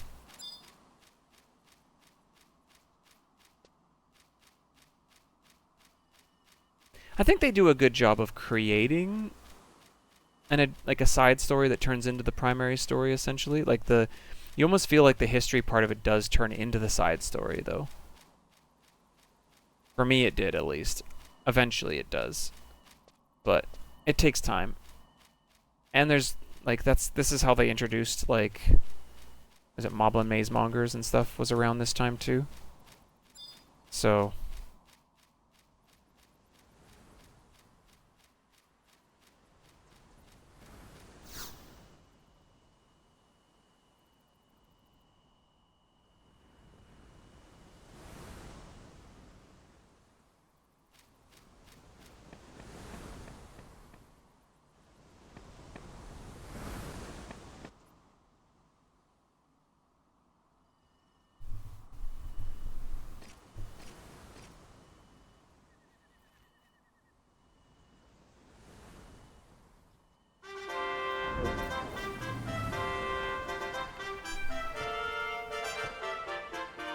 yeah, it's just a weird start, I guess, with the pacing and all that stuff. You're trying to get your bearings. It's like the orcs are the enemy, but then these kids are hanging out with Gigas, and you're like, what's going on? What is happening right now? I don't actually know if I've ever done the Bastlog and storylines of the past, so I actually don't even know anything about them, other than there's like a male Mithra or something.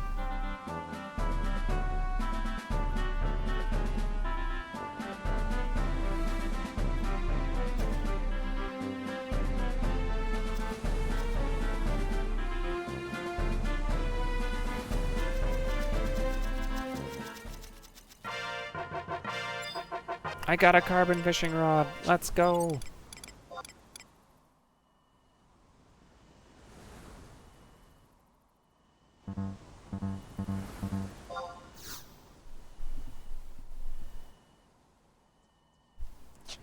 You know what's funny though is that's a good example to some degree, except I don't think that example holds up anymore, because I think there's a lot of people that now actually don't mind the prequels compared to 7, 8, 9.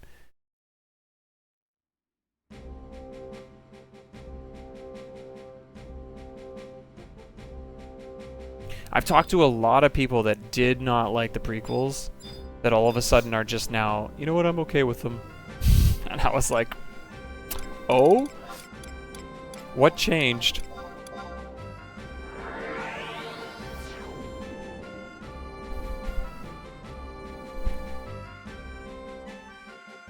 So maybe that's what FF11 needs.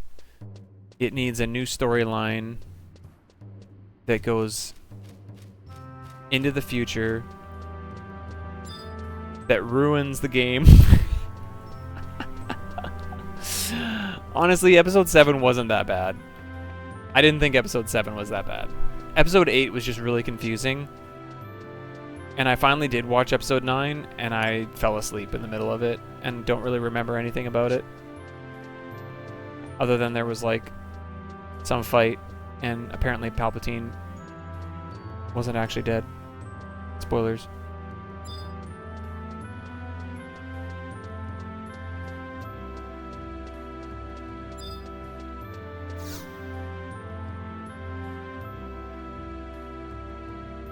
If you didn't want Star Wars ruined, I'm sorry. Too late. But trust me, I'm not the one who ruined it. Actually, the funny thing is I played the Lego Star Wars game before I played or before I watched the movie. So I kind of got spoiled and watched that, and everyone kept telling me, honestly, the Lego game's probably better than the movie, and I was like, oh, that's interesting.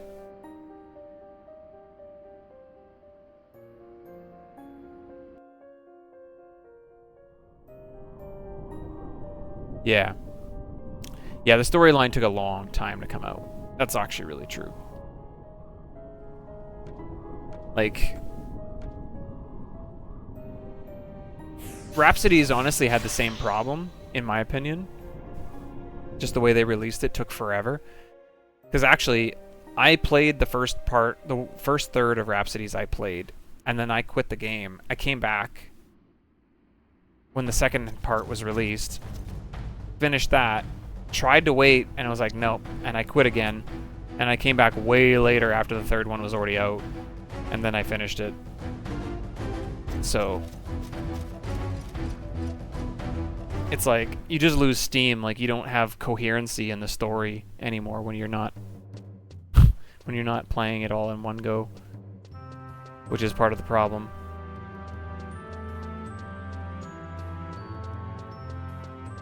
And yeah, campaign was a lot of fun initially, but yeah, I burned out pretty hard in campaign battle. Dude, we got this fancy carbon fishing rod. We are saving that.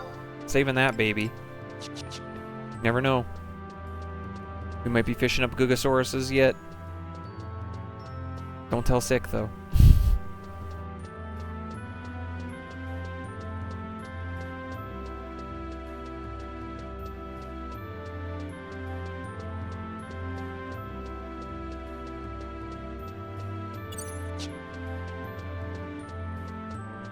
And you know what? Honestly, we might, like, even though these missions came out at 75, we might try to balance some of this stuff again. Because, like, the one note here on this mission says that the guys did it at level 60 with trusts, with minimal with like it being slightly challenging. So it's like, you know what? There's a world where some of these quests would probably be better off being done sooner, and it's just, honestly, the downside of it is, to that degree, is it's going to take trial and error to figure out when they should be actually done.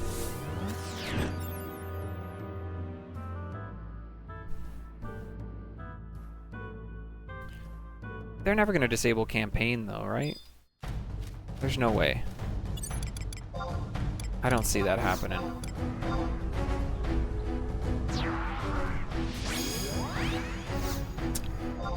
Yeah, we could do that at some point.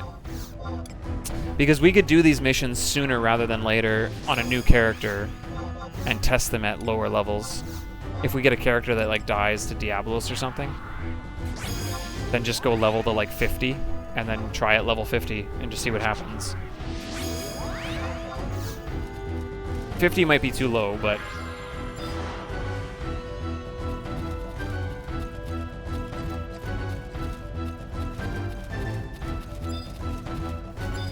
well, the music enjoyers would thank anybody who disabled campaign, because there are some amazing OST tracks in Wings of the Goddess, and we get to hear almost none of them all the time because of this stupid song that plays. Oh yeah, it's under this one.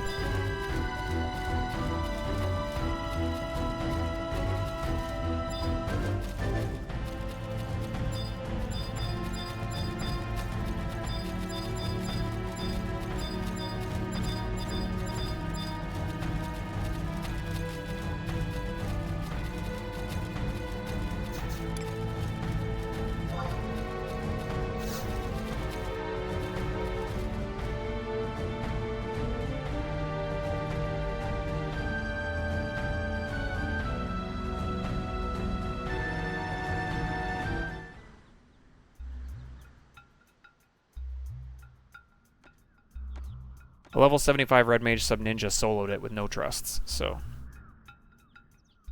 You know what I mean? Like, it's... There's definitely some balancing that needs to happen to make this more challenging, for sure.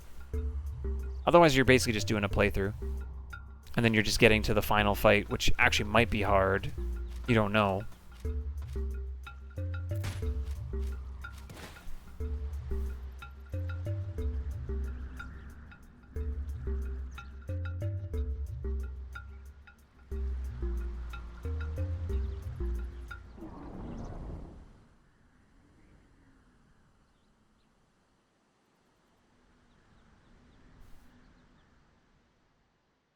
We'll go check on our work after this and then probably call it a stream.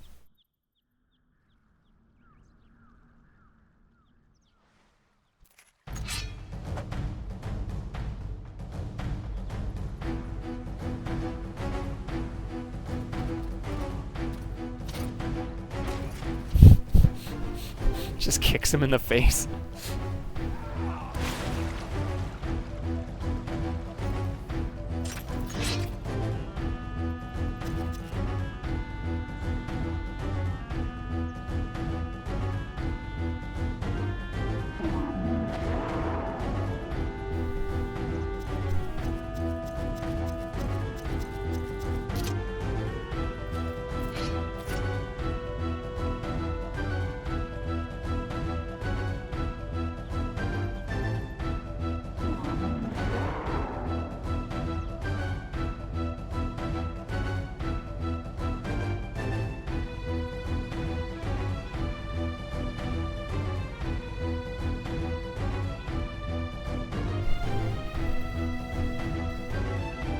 Hey.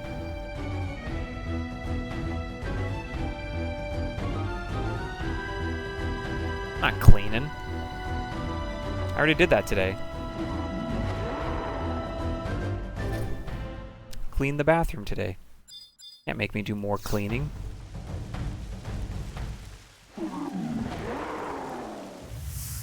Another one of these really weird short cutscene things.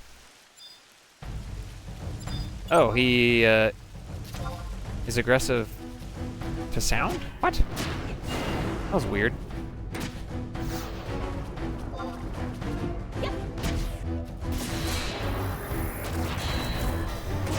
Did the orc up top link or something? I heard an aggro sound.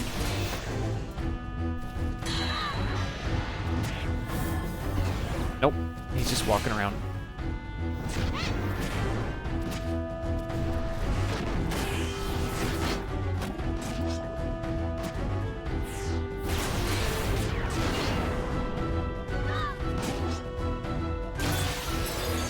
We win!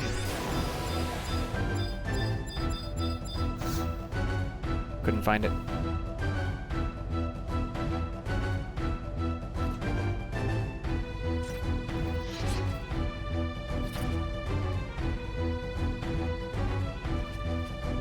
I'm snoozing the ads. We shouldn't need another ad break before the end of the stream. Those are some pretty strong kids. Or the orcs are just that clumsy.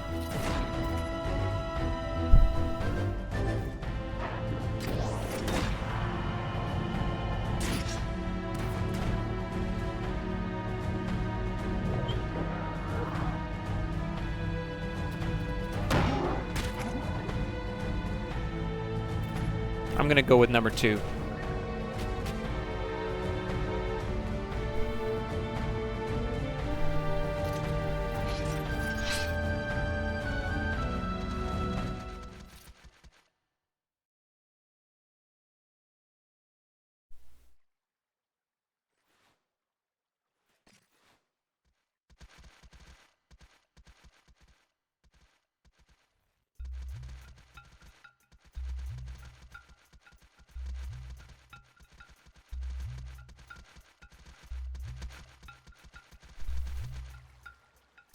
Yo, we might be golfing on Friday, chat.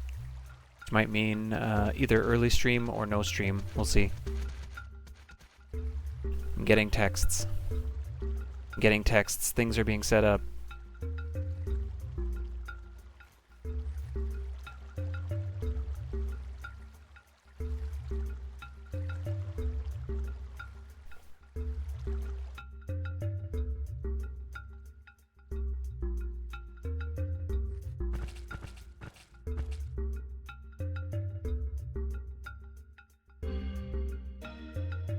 Uh-oh. Dad's here.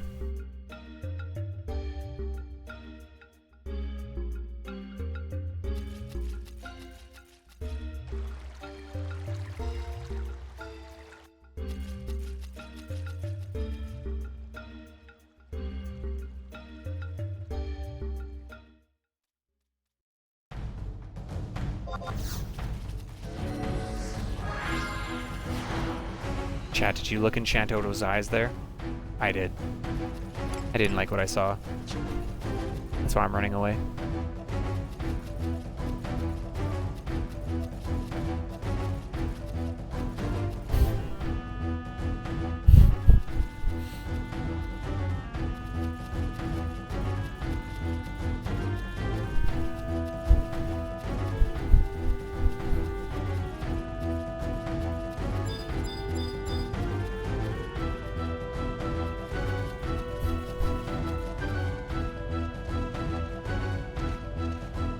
Ooh, I'm being told it's gonna cost me.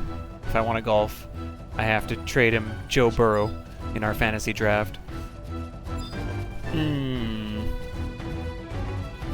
Nope. I don't think I will.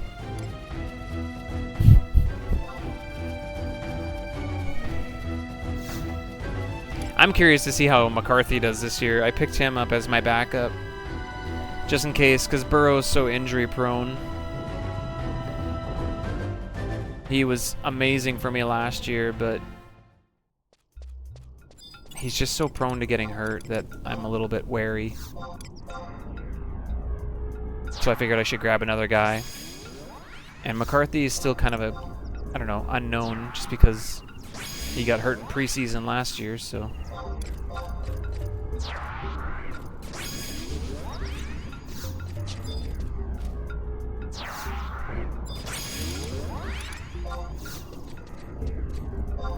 I'm not going to actually kill these things this time. If he's up, I'll kill him. If he's not, I'm leaving.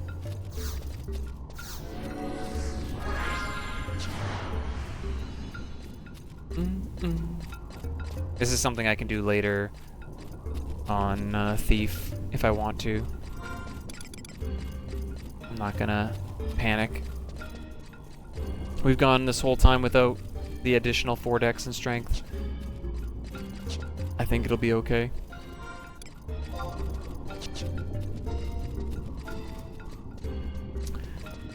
Even if he is up, I really shouldn't be doing this on Monk.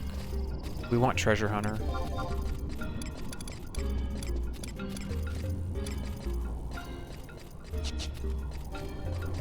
Don't see his name. Need to get closer.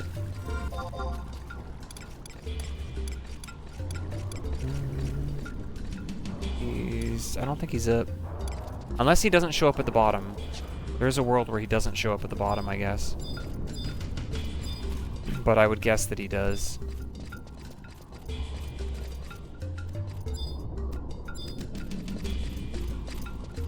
Do a quick loop.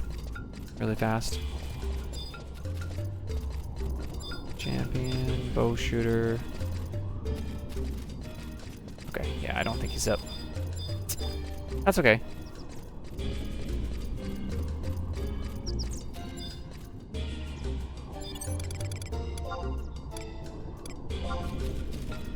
We'll check this out again another time.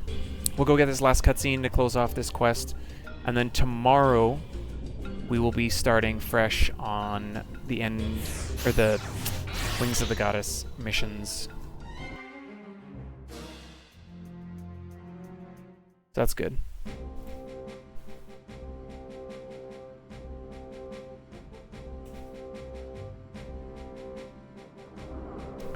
You don't really get to do that many. We just basically go up to, like, the quest after purple is the new black. And then we have to do more quests again.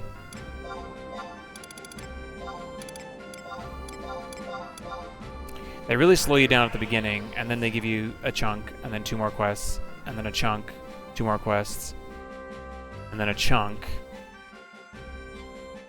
And then after that, that's when we get to go to 80. But we'll have to do the other missions too yet at 75.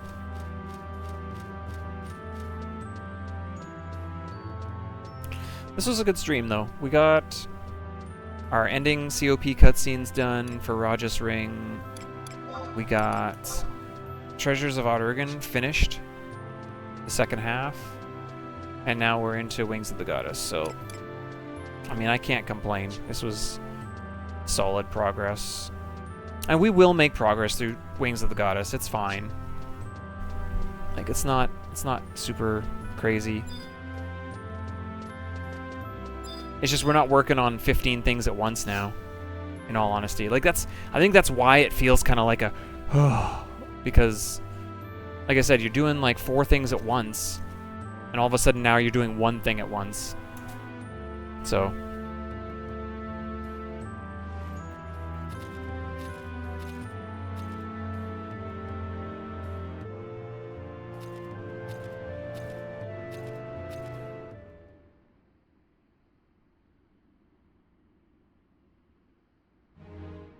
snooze these again.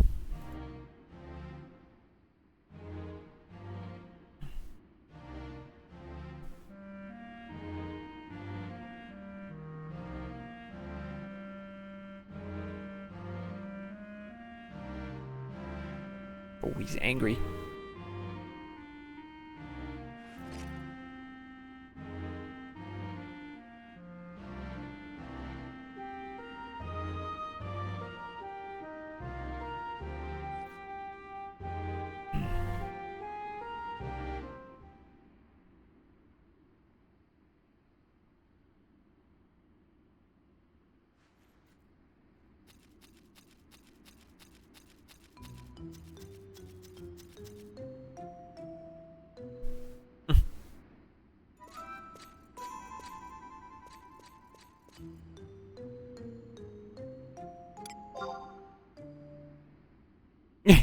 He went that way, into the wall.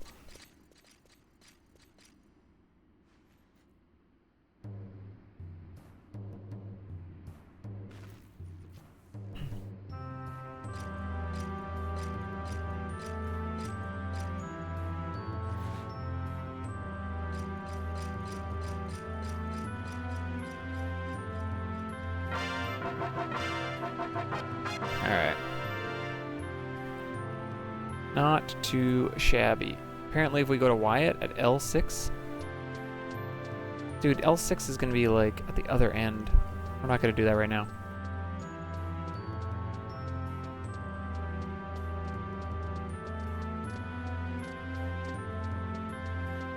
But our next mission is basically zoning from South Sandy, or East Ronfar into South Sandy. That's the other quest that I thought I had to do first, so I forgot you basically get to do no missions and you're back to the quests.